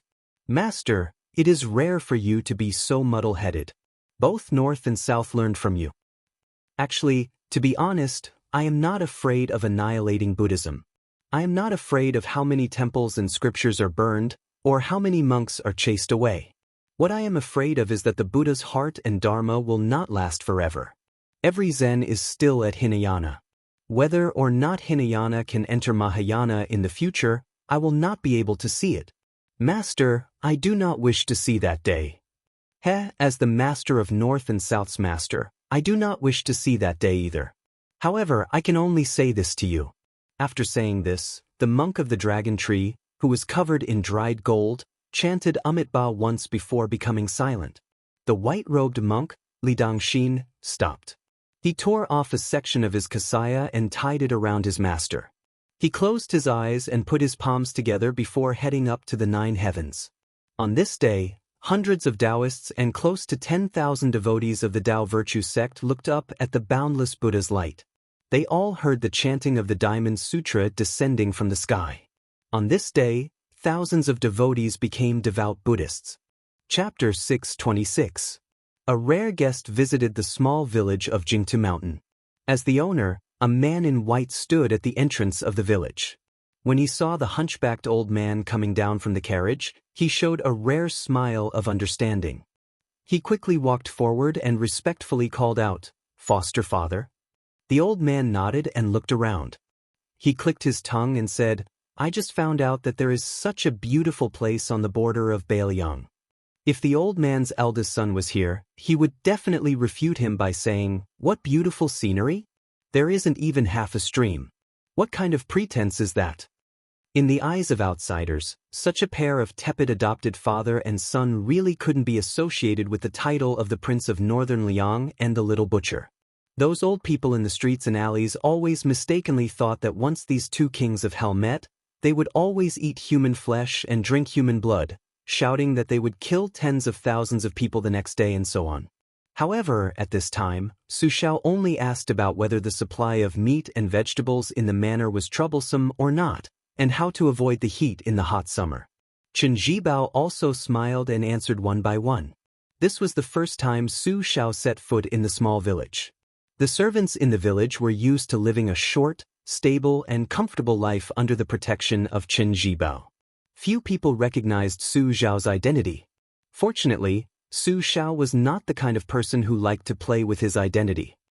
He did not care about the poor eyesight of the servants in the village. If it were a snobbish person like Li Gongda, the head of the new Bailiang Taoism, he would definitely want to cut out the eyes of the servants and feed them to the dogs. However, Chen Zhibao was indifferent and did not even deliberately say a word. From the moment he entered the village and sat down in the shade of a willow tree, he did not reveal Su Xiao's identity. Outside the village, there were no tall trees or high walls. Under the willow trees, the father and son could see the endless yellow sand. A well-behaved maidservant brought in a basin of iced lychee. The ice cubes were all hammered down from the ice house. Lychee was a rare fruit that was said to only grow in the miasma of southern Xinjiang. Every once in a while, it would be sent to the village. However, Chen Zhibao rarely tasted it, so he distributed it to the servants. Imperceptibly, the young girls in the village had raised their small mouths to be extremely crafty. Their vision and speech were also arrogant. Occasionally, they would go out to the village to play, take a stroll in the spring, or enjoy the lanterns.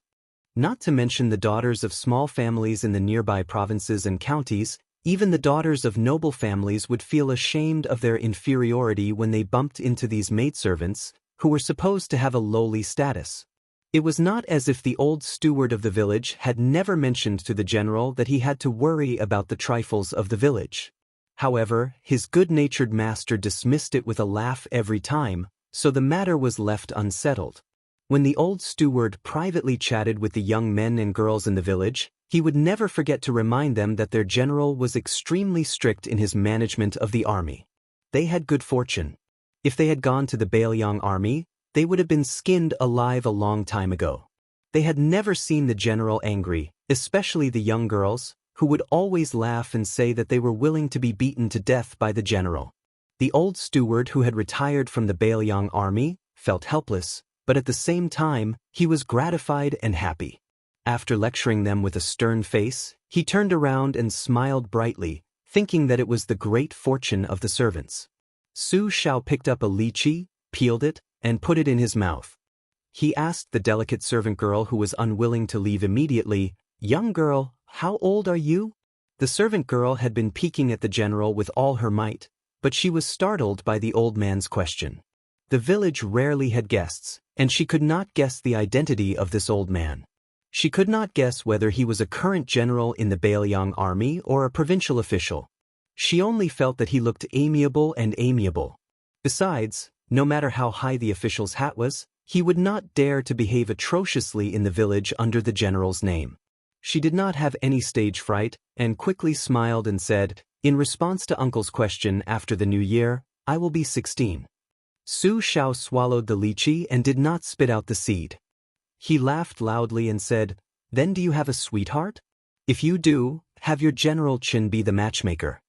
The beautiful girl with an oval face was shy. She deliberately put on some light rouge and face powder and said shyly, "No." Qin Zhibao was obviously in a very good mood. For the first time, he joked, "Lu Si, if you have a sweetheart, I will be the matchmaker for you." The young servant girl, whose heart was in the general's hands, did not know how to hide her emotions. She thought that the general was going to drive her out of the village, and her eyes suddenly became wet. She did not dare to show it in front of the guests, so she just looked like she was about to cry. Su Xiao felt that his young girl was lively and laughed loudly. Chen Zhibao shook his head and smiled. The servant girl named Lu Si did not know how to react to the two's laughter, but she was not embarrassed. Her eyebrows relaxed, and a smile reappeared. After Su Xiao laughed, he seemed to want to test her.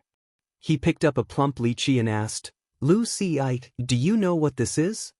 The 16-year-old girl, Lu Xiangyi, who was standing under the willow tree, smiled and replied, "Lychees." Su Xiao nodded. "I heard that a lychee without a branch changes color one day, loses its fragrance 2 days, and loses its flavor 3 days later. After 4 or 5 days, it will lose its color, fragrance, and smell. After half a year, it will be even more disgusting. It is not even comparable to the watermelons that cost a few coins a caddy in Bailiang. Lizzie, this is a good name. It is ironed well." Only a scholar can think of such a good name. The servant girl, who was afraid that the guests would look down on the village, quickly retorted, "Uncle, our lychees are very fresh."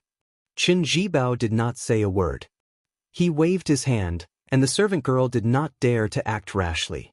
She obediently retreated, but there was still some childish indignation on her face. Qin Jibao waited for her to leave before he slowly said, "Back in the day, foster father single-handedly built the Southern Courier Road. Apart from the transportation of red sandalwood, yellow flower, and other tributes, such as lychees and exotic delicacies, it is still considered smooth and unimpeded. The rest is not worth mentioning. If it were not for Zhang Julu personally supervising the Fire of Peace, the Fire of Beacon would have been almost completely abandoned." Su Xiao glanced at the fresh lychees in the ice tray and smiled. Being prepared for danger in times of peace is as difficult as being content with what you have. Qin Jibao suddenly said, "Foster father, this year on New Year's Eve, do you want to come to this little village with His Royal Highness for a New Year's Eve dinner? I will personally cook a few dishes that I specialize in." Su Xiao mischievously said, "In the end, you just want Wei Xiong to eat your dishes, right?" Qin Jibao smiled helplessly. The sunset in Bailiang was 3 hours later than in the south, but no matter how late it would still set. Father and son gazed at the sunset in the west. Su Xiao was touched by the scene and said softly, "It has been hard on you these past few years." Chen Jibao was about to speak when Su Xiao smiled and asked, "How was it that you fought 2 rounds in a row with the founder of the chess and sword music school and the martial prodigy Hong Jingyan?" Chen Jibao smiled and said, "Although the outside world says it is amazing, in reality, I did not fight to the death with them, so I did not have the opportunity to use that stick of plum wine." The famous general in white frowned and said that Hong Jingyan is a character. That battle with me was just a method for him to build up his reputation. In the future, when he enters the army from the Jianghu, he is destined to be a great enemy of Bailiang. Su Xiao rubbed his hands and said with emotion, "Bei Meng is full of talents." It was inevitable that one would have supporters in the army when leading an army to war. However, Qin Jibao had never heard of any cliques in Bailiang's political circle. Whether it was Li Gongda, an old glutton in the officialdom who took advantage of every opportunity, or Yan Jieshi, the governor of Bailiang who had a high reputation but later betrayed Bailiang, or even many scholars and refined scholars, Qin Jibao ignored them all. When he left the army and came to the quiet and secluded village, he closed the door and refused to see anyone, let alone take the initiative to make friends with anyone. It could be said that not a single flaw could be found in Qin Jibao, the adopted son of a butcher. In private, he was even more indifferent and had no desires. Such a person with a perfect personality was worthy of heartfelt admiration, but also made some people feel even more fearful. Qin Jibao looked at the sky and whispered, "Foster father, the weather is cold." Su Xiao nodded and stood up. He shook his head and said, "I'm really old." Qin Jibao had welcomed Su Xiao at the entrance of the village and even walked him out of the village. When Su Xiao sat in the carriage, the man in white still stood there and did not leave for a long time. After General Gu Jiantang took charge of the border, the entire army at the borders suddenly became solemn. However, there were wild rumors in the border army that the general, who was known for his meticulous management of the army, had taken in a sloppy person as his adopted son. In the Liang dynasty, Gu Jiantang, who had destroyed 2 countries, had a military merit that was second only to the infamous king of Bailiang. Furthermore, General Gu's reputation did not lose out to any famous scholar. He treated his soldiers like his own children and treated them with respect. He used the army like a god. Inside and outside of the court, there were many good things to say about him.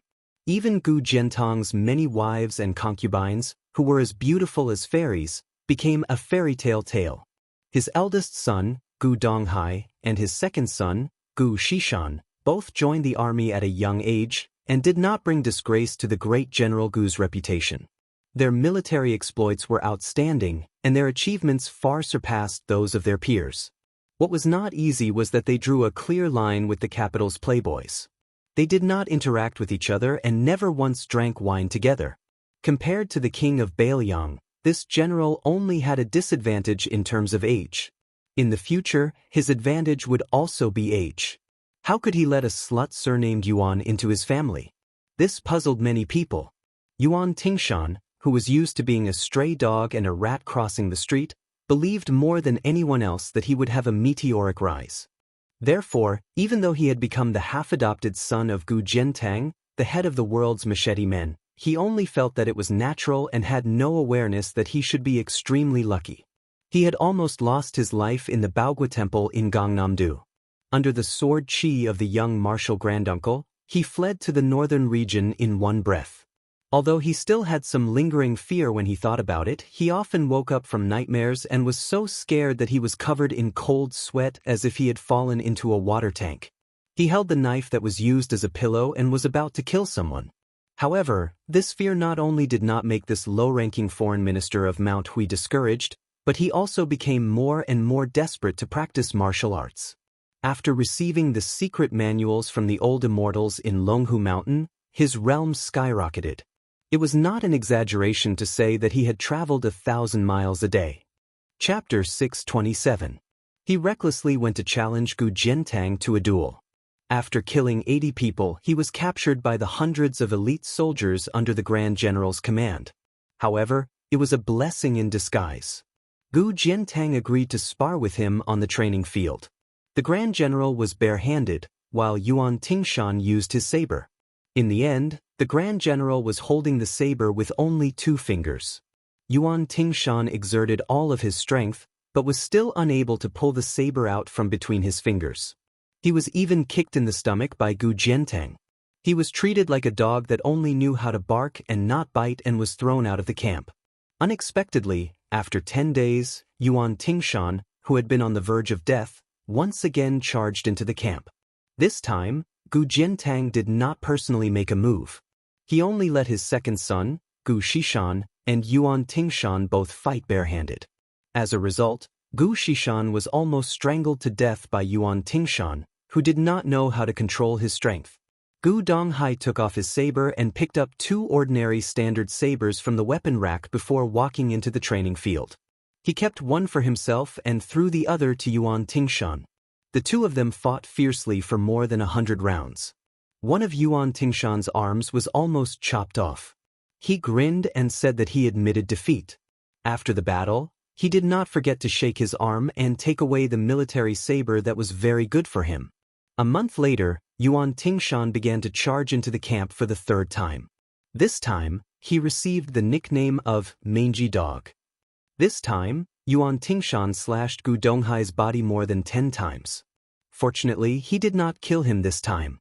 He only caused the Grand General's eldest son to be seriously injured but not fatal. Yuan Tingshan, who was possessed by the devil, pointed the tip of his saber at the Grand General sitting on the high platform and shouted, "Old man Gu, if you have the ability, chop me to death today. Otherwise, sooner or later, I will replace you." From then on, the mangy dog that was not chopped to death by the Grand General became a well-known mad dog at the border. Later on, this vicious and unkillable young mad dog caught the eye of the Grand General's youngest daughter for no reason. It was obvious that Yuan Tingshan was not only an adopted son, but also half a son-in-law of the Gu family. Currently, Yuan Tingshan didn't have any real military power.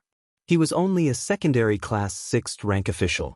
In the past year, he had relied on the banner of the great general to recruit over 100 stragglers from the Jianghu. For the past half a year, he had been provoking the sects at the border.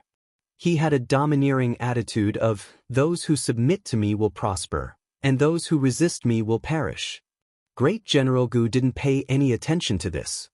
Almost all the 2nd and 3rd class sects at the border had been harassed by Yuan Tingshan. Among them, several unyielding and rigid sects were directly slaughtered by Yuan Tingshan. Occasionally, he would leave behind some women and children. Mad Dog Yuan Tingshan killed people without batting an eyelid.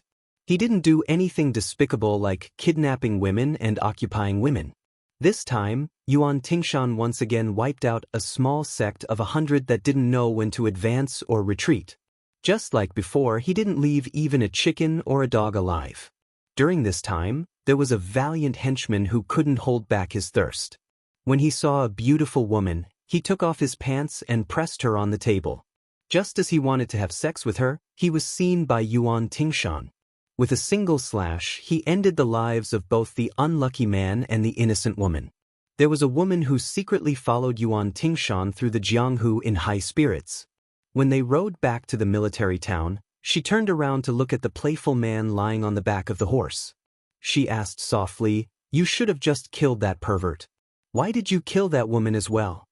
Yuan Tingshan said coldly, "The woman's chastity is gone. Living is just a torture." The woman said softly, "Maybe she's actually willing to live?" Yuan Tingshan said unhappily, "That's none of my business." The woman still wanted to say something, but Yuan Tingshan said impatiently, "Don't nag me. You haven't even married into my family, and you already think you're my wife." The woman who was born in the dynasty was being reprimanded by a man who was just a brute not long ago. She actually didn't get angry and only stuck out her tongue. Yuan Tingshan was unsettled. He sat up straight and said with a smile, "Oh right, where did you talk about the soldier training records written by your father?" Gu Beihu, who was the youngest daughter of General Gu Jiantang, became interested and said, "We're about to talk about the 19 matters of marching." Yuan Tingshan rolled his eyes and said, "Marching? I know that too. Isn't the essence of it all about speed? Look at my subordinates. They ride fast, attack fast, kill fast, and steal even faster. Of course, when they see that the situation is not right, they're the fastest to escape." Gu Beihu, who was famous in the capital for being unruly and difficult to please, was abnormally docile and obedient in front of Yuan Tingshan. She covered her mouth and laughed, then said seriously, "Marching isn't that simple. Not only is my father familiar with the books of the military, he also studied the vagrant bandits of the spring and autumn period who were good at marching. My father told me that although these bandits weren't part of the general trend, their specialty was in the word flow. They were good at marching, and each camp had thousands or tens of thousands of troops. They also had the old and the weak in the middle and the elite in the outside. When they moved, they had scouts scouting from afar. When they stopped, they had horses and supplies. Furthermore, my father greatly admired Lu Xingxiang's 1,000 cavalry entering Luzhou on a snowy night, as well as Chu Lushan's lone army entering Shu. He often compared these victories to maps and records. Let's not talk about other things. Just the maps and records alone. Generally, in the military, maps and records are handled by a subordinate of the Ministry of War. Before a battle, they would go to the bureau to ask for them. However, in the military, before every border, there would always be a detailed map on his desk. During the Spring and Autumn War, my father personally destroyed 2 countries. When he entered the imperial palace, the first thing he took was not those beautiful concubines or gold treasures, but the map of the country. From this, he could tell how many cities there were in a country and how much taxes there were. She imitated the tone of a general and smiled like an old man. "All the details of a country are in my hands." Gu Beihu spoke with great interest, but Yuan Tingshan listened until he was drowsy. She had originally wanted to talk about the 19 matters of marching in detail, but seeing that the man who was full of admiration had no desire to listen, she could only resentfully give up. Yuan Tingshan suddenly said, "Hey, it's a flat land." Gu Beihu glared at Yuan Tingshan, who spoke without thinking, and then quickly lowered her head to look at her flat chest. She felt wronged. She did not expect Yuan Tingshan to say something like the sun rising from the west. "I've thought about it. Your chest is a bit small, but you're still a good wife. As long as you're not jealous, marrying you as a mistress in the future is actually not bad." Gu Beihu's spirits were instantly high. Unfortunately, Yuan Tingshan poured a bucket of cold water on her head. "I'll say the ugly words first. In the future, I'll definitely take a beauty as a concubine. If a man doesn't lack money, it's not right to have 3 wives and 4 concubines. It's really not right. I've lived in vain." Gu Beihu whispered, "Don't even think about it. If you dare take a slut home, I'll beat one to death. If 2 come, I'll poison a pair. If 3 come, I'll go back to my parents' home and tell my father." Yuan Tingshan held his belly and laughed. Gu Beihu saw that he was happy, so she was also happy. Her mother seemed to have said that this was a woman's love. Yuan Tingshan lowered his head and reached out to touch the plain scabbard of the standard saber. He raised his head and said, "My parents died in the turmoil of war, and I don't even know where they are buried. I only have one master in my entire life. Although his martial arts were sloppy, he treated me well. A master for a day is a father for life. At least I know where the old man's grave is. If you want to marry me, you can go to the grave with me and kowtow a few times. That old man was addicted to wine, so when you go there, bring some good wine." Gu Beihu, do you think that the dignified daughter of a great general is degrading herself by doing this kind of thing? The woman bit her lips and shook her head. Yuan Tingshan grinned. He squeezed the horse's belly and approached her. His calloused hand rubbed her black hair. Governor Li Gongda, who was originally the second-in-command of a province, had become the second-in-command of the entire northern Liang Path in name. As an official, he had already reached a high level of not showing his emotions on his face. However, after he sent a letter home to a second-rank official, he was already grinning from ear to ear. He caught all the servants in the mansion and rewarded them with silver. The steward who carried the silver behind him had thin arms and legs to begin with, so his arms were almost broken from exhaustion. Master Li's ability to scrape the land was second to none in the Liang dynasty. Giving out money? It was rare. The administrator wandered slowly in the garden of the mansion. The stout old man, who usually complained that he was tired after walking a few more steps, had probably walked dozens of miles today, but he was still in high spirits. Without turning his head, he smiled at the steward and said, "Lin Wang, this time I've gained face. My precious son is so promising." Not to mention that he became a crossbowman, 1 in 10,000, this time he went to northern Mang and killed countless northern barbarians. This kind of military merit can't be found even in the whole of northern Liang, let alone in Feng province. What do you think of my son Hanlin? Is he a dragon among men? The old steward named Lin Wang didn't dare to say no. He thought that his master had said this dozens of times, but he still had to flatter him with a righteous tone. Yes. Master, you're right. If the young master is not a dragon among men, no one in Bailiang can be worthy of this title. However, the old steward, who was used to seeing the young master cause trouble in Feng province, was really shocked. The master's ancestral grave was really smoking. The young master, who was not good at literature but good at martial arts, had become outstanding in less than 2 years after entering the Bailiang army. Li Gongda frowned and said, "You're not being particular." "Of course, besides the 2 princes, it's my son's turn." Lin Wang quickly smiled and said, "Yes. Chapter 628. In Bailiang, it was said that the administrator had 3 meetings and 3 meetings. The third meeting was that he would steer according to the wind, be greedy for money, and be aroused by women. The third meeting was that he would not act until he saw the hair, would not shed tears until he saw the coffin, and would not kneel until he saw Prince Liang. The knowledge in this matter was not great, but it was not small either. In any case, the benevolent had their own views, and the wise had their own views. There were many snobbish people in the northern Liang officialdom who considered themselves to be the disciples and grand disciples of Lord Li, the official. When the servant girls heard that the ruthless young master was about to return home with illustrious military achievements, they were not only skeptical, but also fearful of the impending disaster. Since Li Gongda refused to kneel before Prince Liang, and even dared to disregard imperial edicts several times, throwing them away as soon as he received them, it was easy to imagine how perverse this powerful border official was. Like father, like son. Before Li Hanlin joined the army, as Li Gongda's son and the crown prince's friend, he was worthy of his reputation as a dandy. If it weren't for the 2 golden tokens that allowed him to avoid death, he would have been dragged out and hacked to pieces a long time ago. Master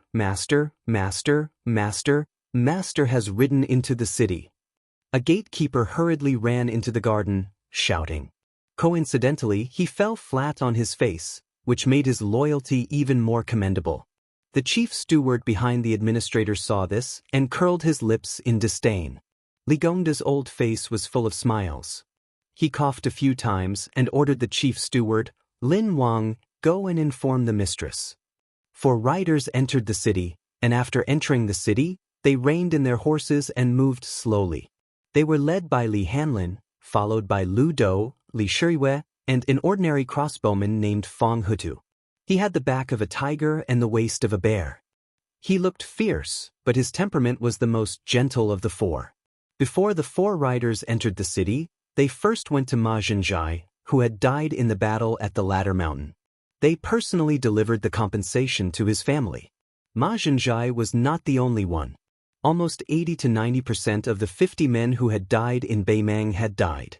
The four of them went to visit the homes of the chiefs and brothers who had died in the battle. There was still half a day of vacation left. They had agreed to stay at Li Hanlin's place for a few days, but Li October said that the main event was still to go to his place to eat and drink. He would not stop until he had gained a few pounds of autumn fat. His father was once a crossbowman of Bailiang and had just been promoted to sergeant. He had always thought that Li Hanlin was just a disciple from an ordinary family. When October Li saw the intimidating administrator's mansion and saw the old man, who was solemnly dressed in the second-rank civil official's makeup uniform, holding the new chief's hand and weeping on the street in spite of his official prestige, October Li was somewhat stunned. A woman wearing the title of a lady was crying as she hugged Li Hanlin. Her heart ached terribly. Fong Hutu was slow to realize that a servant had already taken his horse away after he dismounted. He then nudged Li October with his elbow and asked carefully, "October, the chief's father is also an official. Why is he older than your father?" Li October laughed and scolded softly, "You fool, this is the chief administrator of Bailiang, second rank. Do you think he's older or not? My father is far from it. Motherf *Ker, the chief is not honest." At first, I was wondering why the chief had the same name as Li Hanlin, the villain of Fengzhou. It turns out that they are the same person. Motherf *Ker, fortunately, I originally planned to introduce my sister to Lu Do. If it were our chief, my sister would be scared half to death. In addition to the trusted aides of the administrator, there was also an extremely beautiful woman standing next to Li Gongda. She looked somewhat similar to Li Hanlin, but perhaps because her eyes were naturally cold, they made her, who had a pair of charming eyes, seem a little unapproachable. When she saw her younger brother, who had always made her worry since he was a child, no matter how cold her temperament was, she quietly cried and pinched Li Hanlin hard with her eyes red. Bailiang women were mostly heroic, but there were also a few who were outstandingly beautiful. Yan Dongwu was known for his talent in Bailiang, and Li Hanlin's sister, Li Fuzhen, purely used her beauty to move people's hearts. Su Fengyan, as the heir and close friends with Li Hanlin and Yan Qiji, could be said to be in a favorable position. Unfortunately, he had always been at odds with Yan Dongwu. As for Li Fuzhen, who had nothing special other than her beauty, it was strange to say that she actually looked down on Su Fengyan from the bottom of her heart more than Yan Dongwu. The former would even say a few harsh words to the heir when he was angry, but Li Fuzhen refused to even look at him. 2 years ago, she had been possessed and fell in love at first sight with a poor scholar. At that time, Li Hanlin was secretly resentful of the heir's lack of loyalty and went out to travel without telling her. Chapter 629. Li Hanlin originally wanted to secretly kill that bastard who dared to steal his sister from the heir, but he could not do anything about his sister being stubborn and refusing to eat. She said that if he died, she would die. She wanted to be a pair of lovebirds. After much persuasion, he finally persuaded her. Li Hanlin did not dare to kill that fellow and secretly made things difficult for him. God knew that the more the scholar was defeated, the braver he became. Even Li Gongda, who was still the provincial governor of Feng province at the time, had a whole new level of respect for him. He privately weighed the pros and cons with his wife and thought that it would be better to let him go than to block him. It was better to treat him like raising a dog to guard the door outside. After a few operations, he first raised the scholar's family rank, and then had him become a minor official. When Li Gongda became the administrator, his chickens and dogs rose to the heavens. The scholar also went from being a minor official to an official. Officials and officials, the difference of one word was like the difference between heaven and earth. Li Gongda, who was still the provincial governor of Feng province at the time, had a whole new level of respect for him. He privately weighed the pros and cons with his wife and thought that it would be better to let him go than to block him. He thought of it as raising a dog to guard the door outside. After a few operations, he first raised the scholar's family rank, and then had him become a minor official. When Ligonda became the administrator, his chickens and dogs rose to the heavens. The scholar also went from being a minor official to an official. Officials and officials, the difference of one word was like heaven and earth. Later on, when Su Fengnian returned from his travels, he left Liangzhou on his white horse. Since then, he no longer had any contact with this woman, who did not like men's appearance and only liked talent and learning. She was happy that she did not see, her heart did not feel troubled. She wished that the heir would never return to the Li mansion for the rest of his life. The crossbowman who had gone through fire and water with him strode into the mansion. Li October and the other two did not flinch. Ligonda, who had long cultivated a pair of discerning eyes, was very good at reading people. Seeing them, not only was he not angry, he was very gratified. In the end, the military could train people. These brothers that his son had made friends with would be the backbone of Bailiang in the future. Li Hanlin greeted the elders of the mansion. After bathing and changing his clothes, he ate fiercely with Lu Do and the other two. When his wife saw that her son, who liked to pick fat and thin, did not leave a single grain of rice behind and finished 3 big bowls of white rice, she felt a wave of sadness. She sat next to her son and looked at him carefully. No matter how much she looked, she could not get enough of him. She muttered to herself, "You've become tanned and have lost a lot of weight. You have to stay for a few more days. If the army urges you, your father won't dare to plead with the king of Bailiang. Mother will go." Except for the mute Lu Do, Li Hanlin put many dishes into Li October and Fong Hudu's chopsticks. He made a funny face and joked, "Mother, military law is like a mountain. Don't blindly join in the fun. A loving mother makes a useless son. Do you know that?" His wife glared at him and said, "How can a loving mother give birth to a useless son? Who dares to call my son a useless son? Mother will slap him in the face." The administrator stroked his beard and laughed. "That's reasonable, that's reasonable." After the sumptuous banquet, Ligonda and his wife were tactful. Although they had 1,000 things to say in their hearts, they still restrained themselves from disturbing the young people. In a pavilion with a raised eave, Fong Hudu was led to turn here and there under the guidance of others. When he came back, he clicked his tongue in wonder and said, "Chief Biao, even the outhouse in your house is spacious and luxurious. You have to find me a big bed to sleep on so that I can tell the villagers when I go home." "Look at you." Li October picked up a grape and threw it at him. Fong Huda smiled and held it in his mouth. Li October threw it again, but it was like walking a dog. Fong Huda didn't care and played with it happily. Lu Do cursed with a calm voice, "You two idiots." Li Fuzhen sat quietly and virtuously to the side, watching with her mouth agape. Of course, she didn't know that in Baimang, Fong Hudu had blocked a sharp knife that was comparable to Bailiang's knife. In a moment of desperation, Li October had used her hand to deflect several arrows for Fong Hu. One of the arrows had pierced his palm. Li Fuzhen did not know what kind of price the crossbowmen had paid as the vanguard scouts traveled north and uprooted the beacons one after another.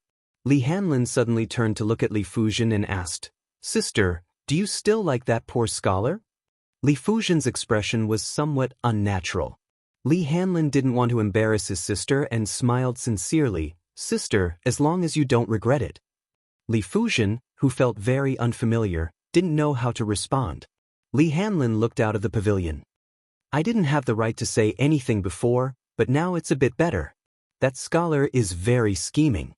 2 years ago I thought so, and now it's even more so. After all, I'm a bad person myself, and I'm always very good at judging bad people. But since you insist on liking him, I can't do anything more. But if you miss out on Brother Fong, sister, you'll regret it for the rest of your life." Li Fuzhen slowly lowered her head. 2 slender fingers twirled the corner of her skirt and asked, "Because he might become king of Bailiang?" Li Hanlin suddenly laughed and said, "Pretend I didn't say anything." Li Fuzhen looked at her brother who was going to arm wrestle with Fong Hutu and felt very lost. She said goodbye and left the pavilion. Li Gongda came to a place far away from the pavilion and stood very far away. Lu Do kicked Li Hanlin, who was busy competing with Fong Hutu. Li Hanlin jogged to his father and said with a laugh, "Father, what's the matter? Could it be that his mother is controlling him too tightly, and he wants money from me, her son, to drink wine with his colleagues? How much do you want? Don't even think about a few thousand taels. I don't even have 100 taels left in my pocket.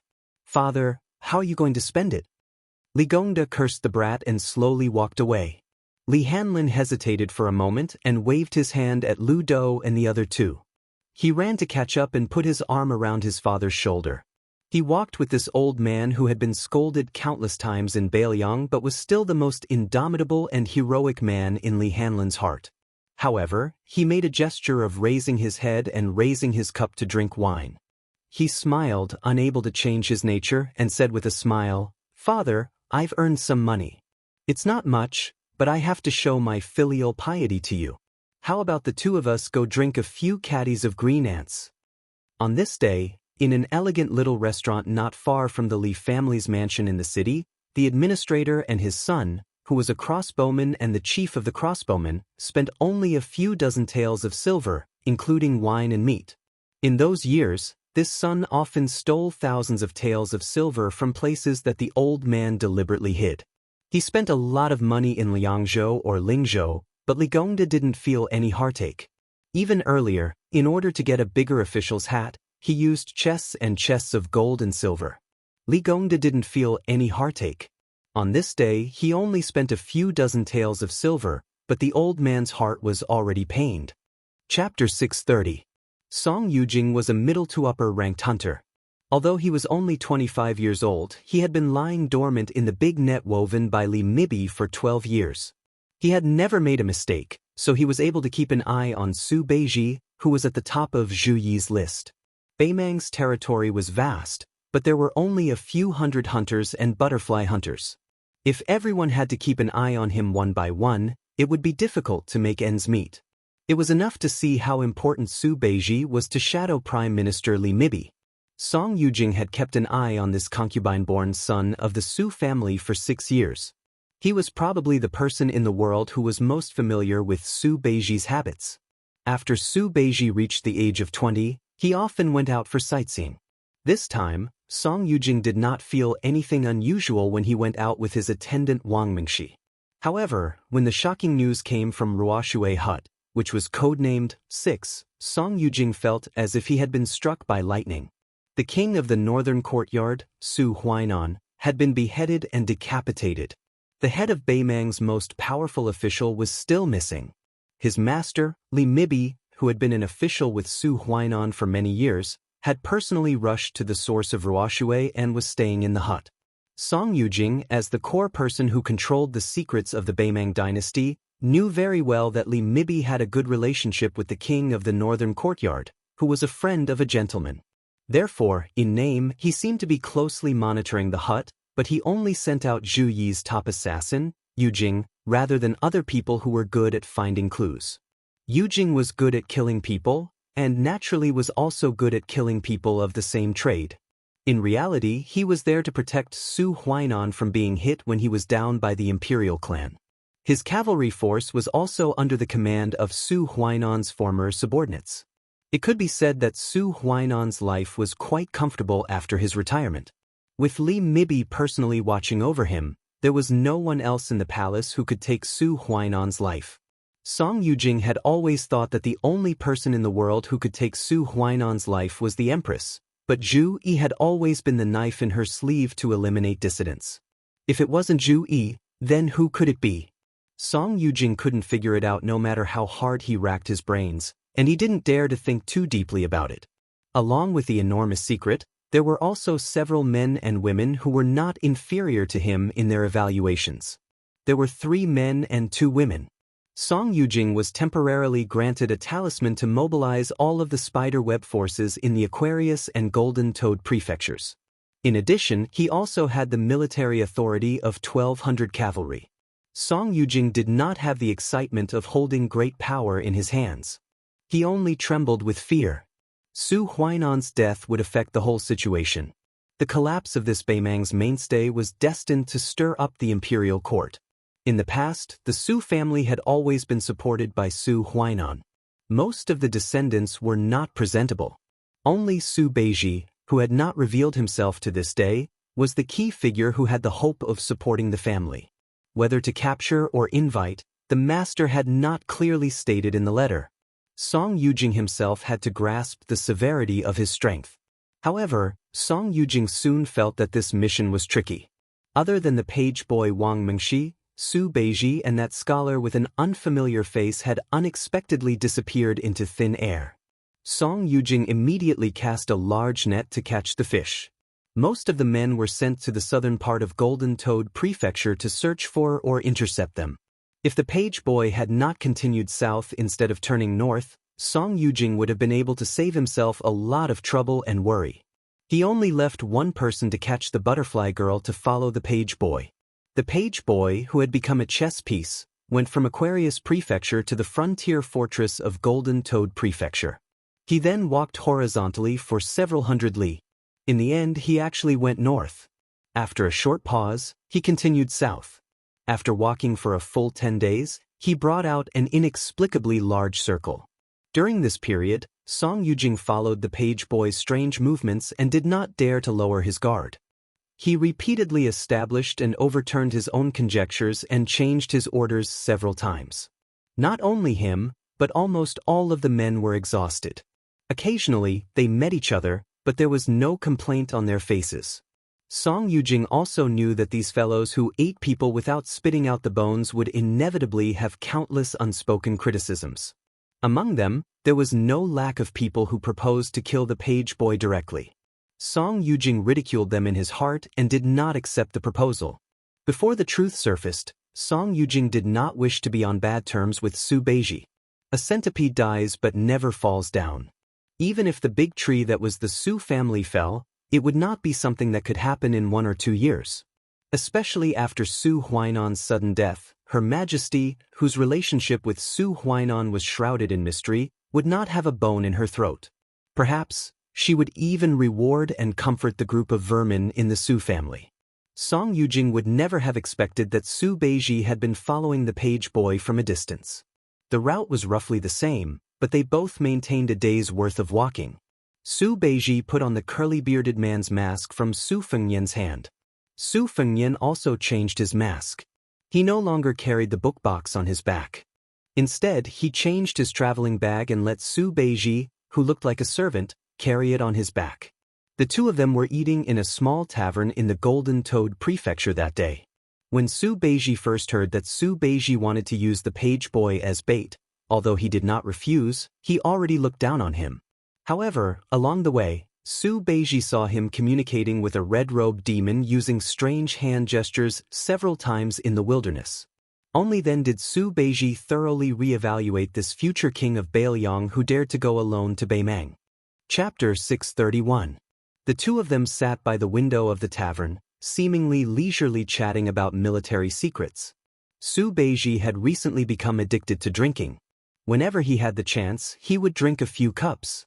As for alcohol, whether it was good or bad, he did not abstain from it.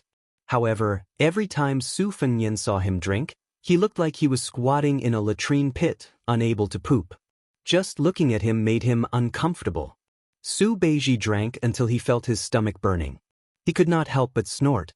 Only then did he slowly say, "Guess how much money did the thatched cottage spend to find out that you killed the devil Xieling?" Su Fengnian laughed. "At least 100 taels of gold?"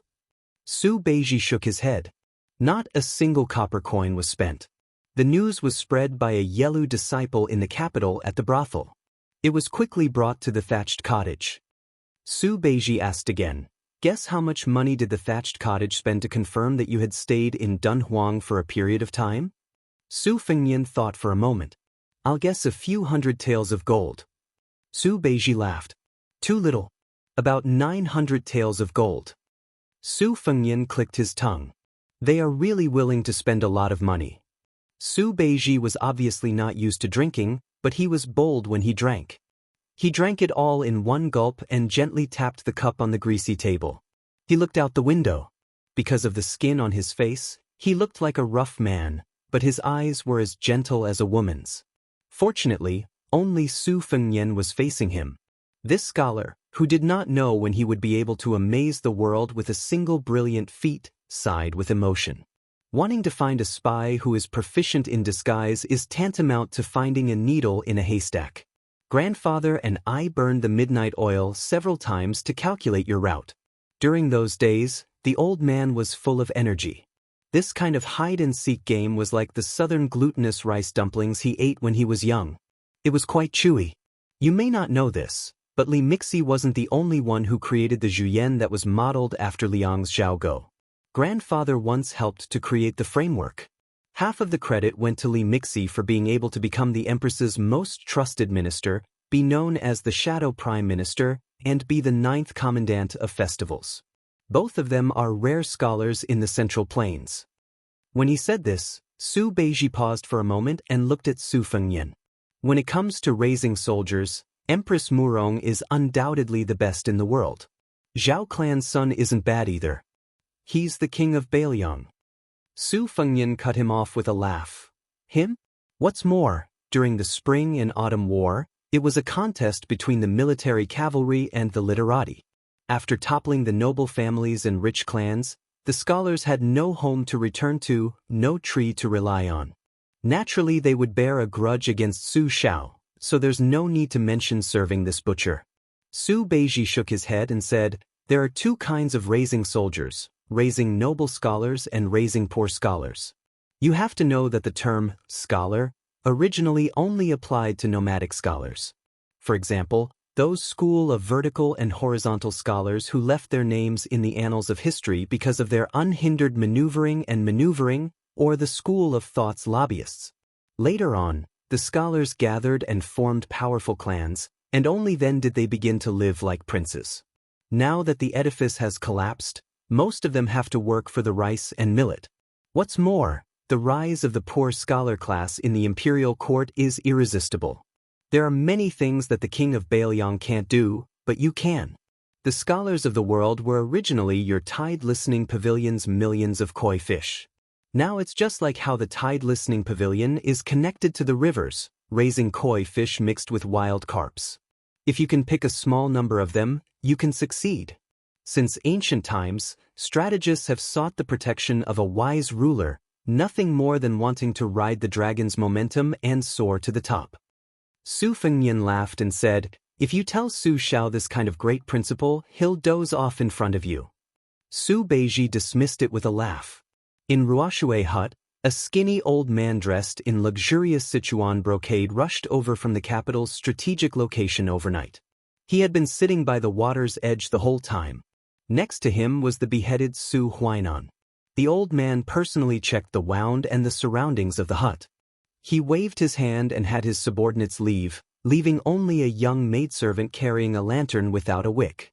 It seemed that he didn't want anyone else to disturb him and his deceased friend. In the night, the old man stretched out his withered bamboo-like arm and stroked his frosty white sideburns with his fingers. He muttered to himself, when we were young, we came to the chaotic Baimang together. You said that you wanted to become a famous minister who could wear sword shoes and enter the imperial court unimpeded.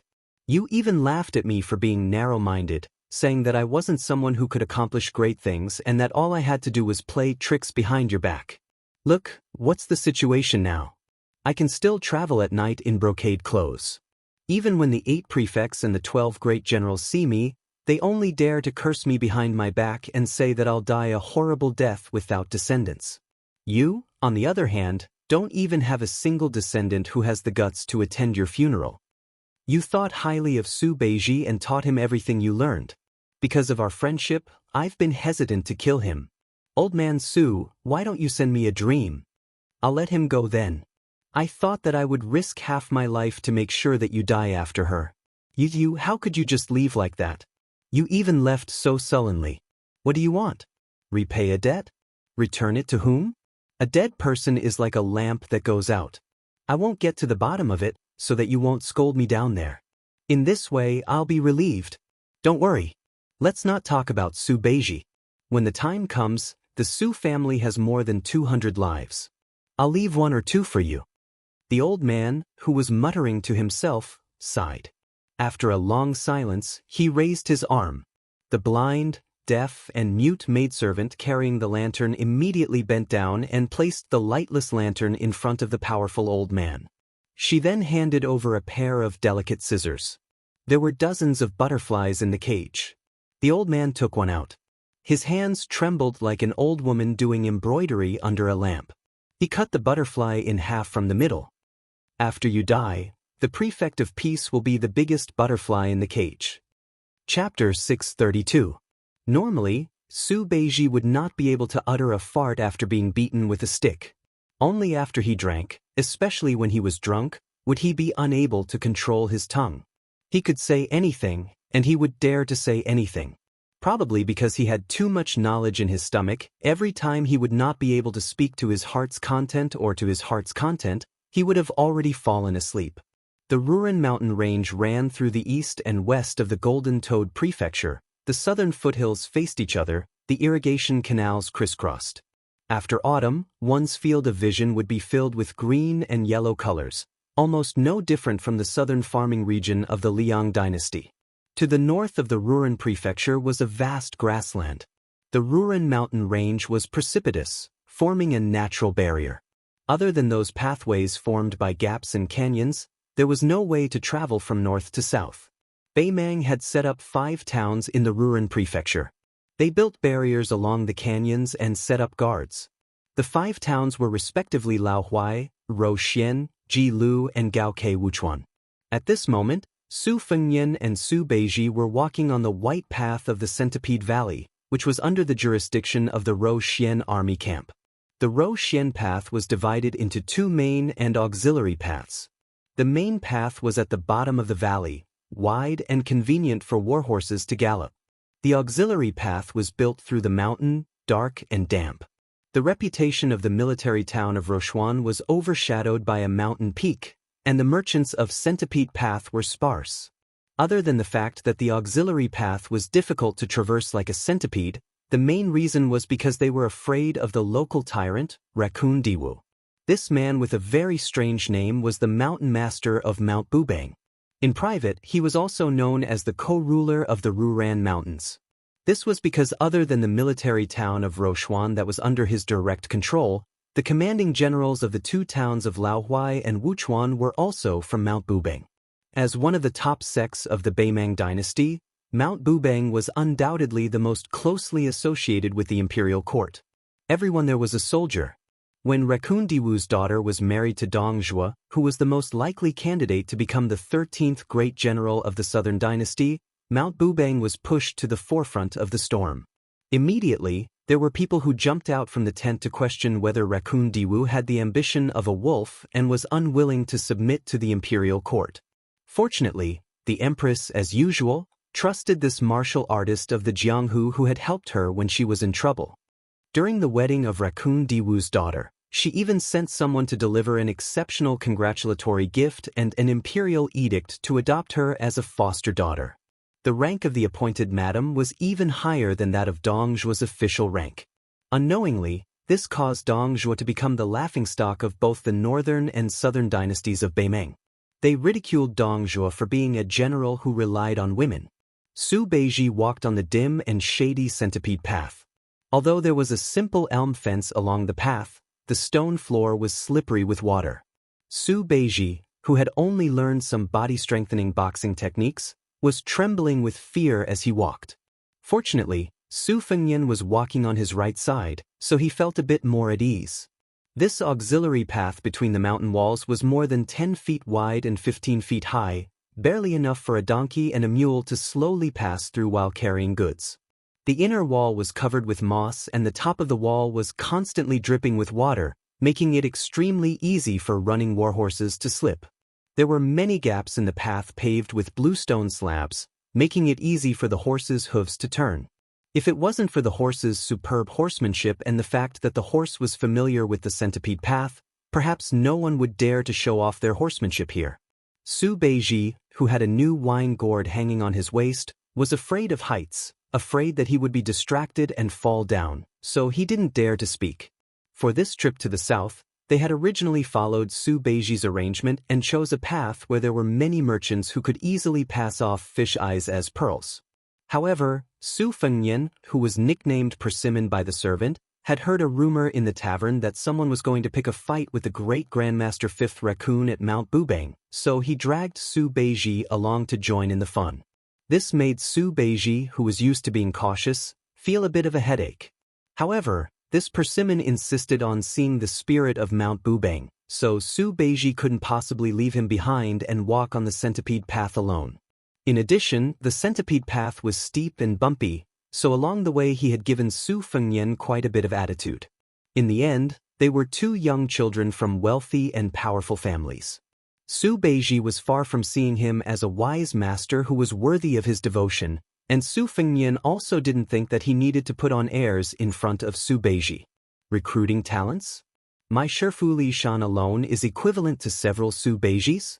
In comparison, Su Fengnian was more willing to accept that blind chess player from the 10th Bureau of Yongzi Alley, or that poor scholar who cherished books as much as his life from the Baogua Temple in Jiangnan. However, Su Fengnian didn't deny that Su Beiji was still somewhat immature compared to Su Huainan, an old ginger who had been floating in the imperial court for a long time. However, compared to himself, this dabbler, Su Beiji was still a notch above him. The Centipede Road was as lonely as the road to the Yellow Springs. With no one around, Su Fengnian didn't make things difficult for Su Beiji, who couldn't be said to have any martial arts skills. He personally carried the luggage. Even so, Su Beiji still had to stop and rest every few li. Perhaps he was somewhat grateful to Su Fengnian for taking the initiative to stop and rest each time to save face. Su Beiji somewhat boldly walked along the railing with a wide view. He looked at the fertile lands south of the Ruran Mountains and finally opened his mouth to ask, why does His Royal Highness practice martial arts? Isn't he afraid of delaying the future military affairs of Bailiang? If the descendants of the vassal kings muddle along, they will naturally not lack glory, splendor, wealth, and rank. The emperor of the Zhao family will probably be happy to see this happen. However, to maintain the special honor of being hereditary, one must always exhaust one's mind. King of Jing'an, Zhao Heng, paid with his life. Crown Prince Zhao Sun even entered the capital. Wealth and honor are found in danger. Moreover, you will be the only king with a different surname in the Liang dynasty. I think in this world, only the king of Bailiang and His Royal Highness can feel the weight of this burden. I originally thought that you would be the one who looked down on the boorish men of Jianghu the most. After all, the king of Bailiang personally destroyed most of the vitality of Liang Lake. Bailiang Palace has countless hidden dragons and crouching tigers. Why would His Royal Highness need to personally practice martial arts? With the lure of fame and fortune, with one command, there will always be countless experts working for you. When Su Beiji wasn't drinking, most of his words were spoken in such an emphatic tone, always with a hint of questioning.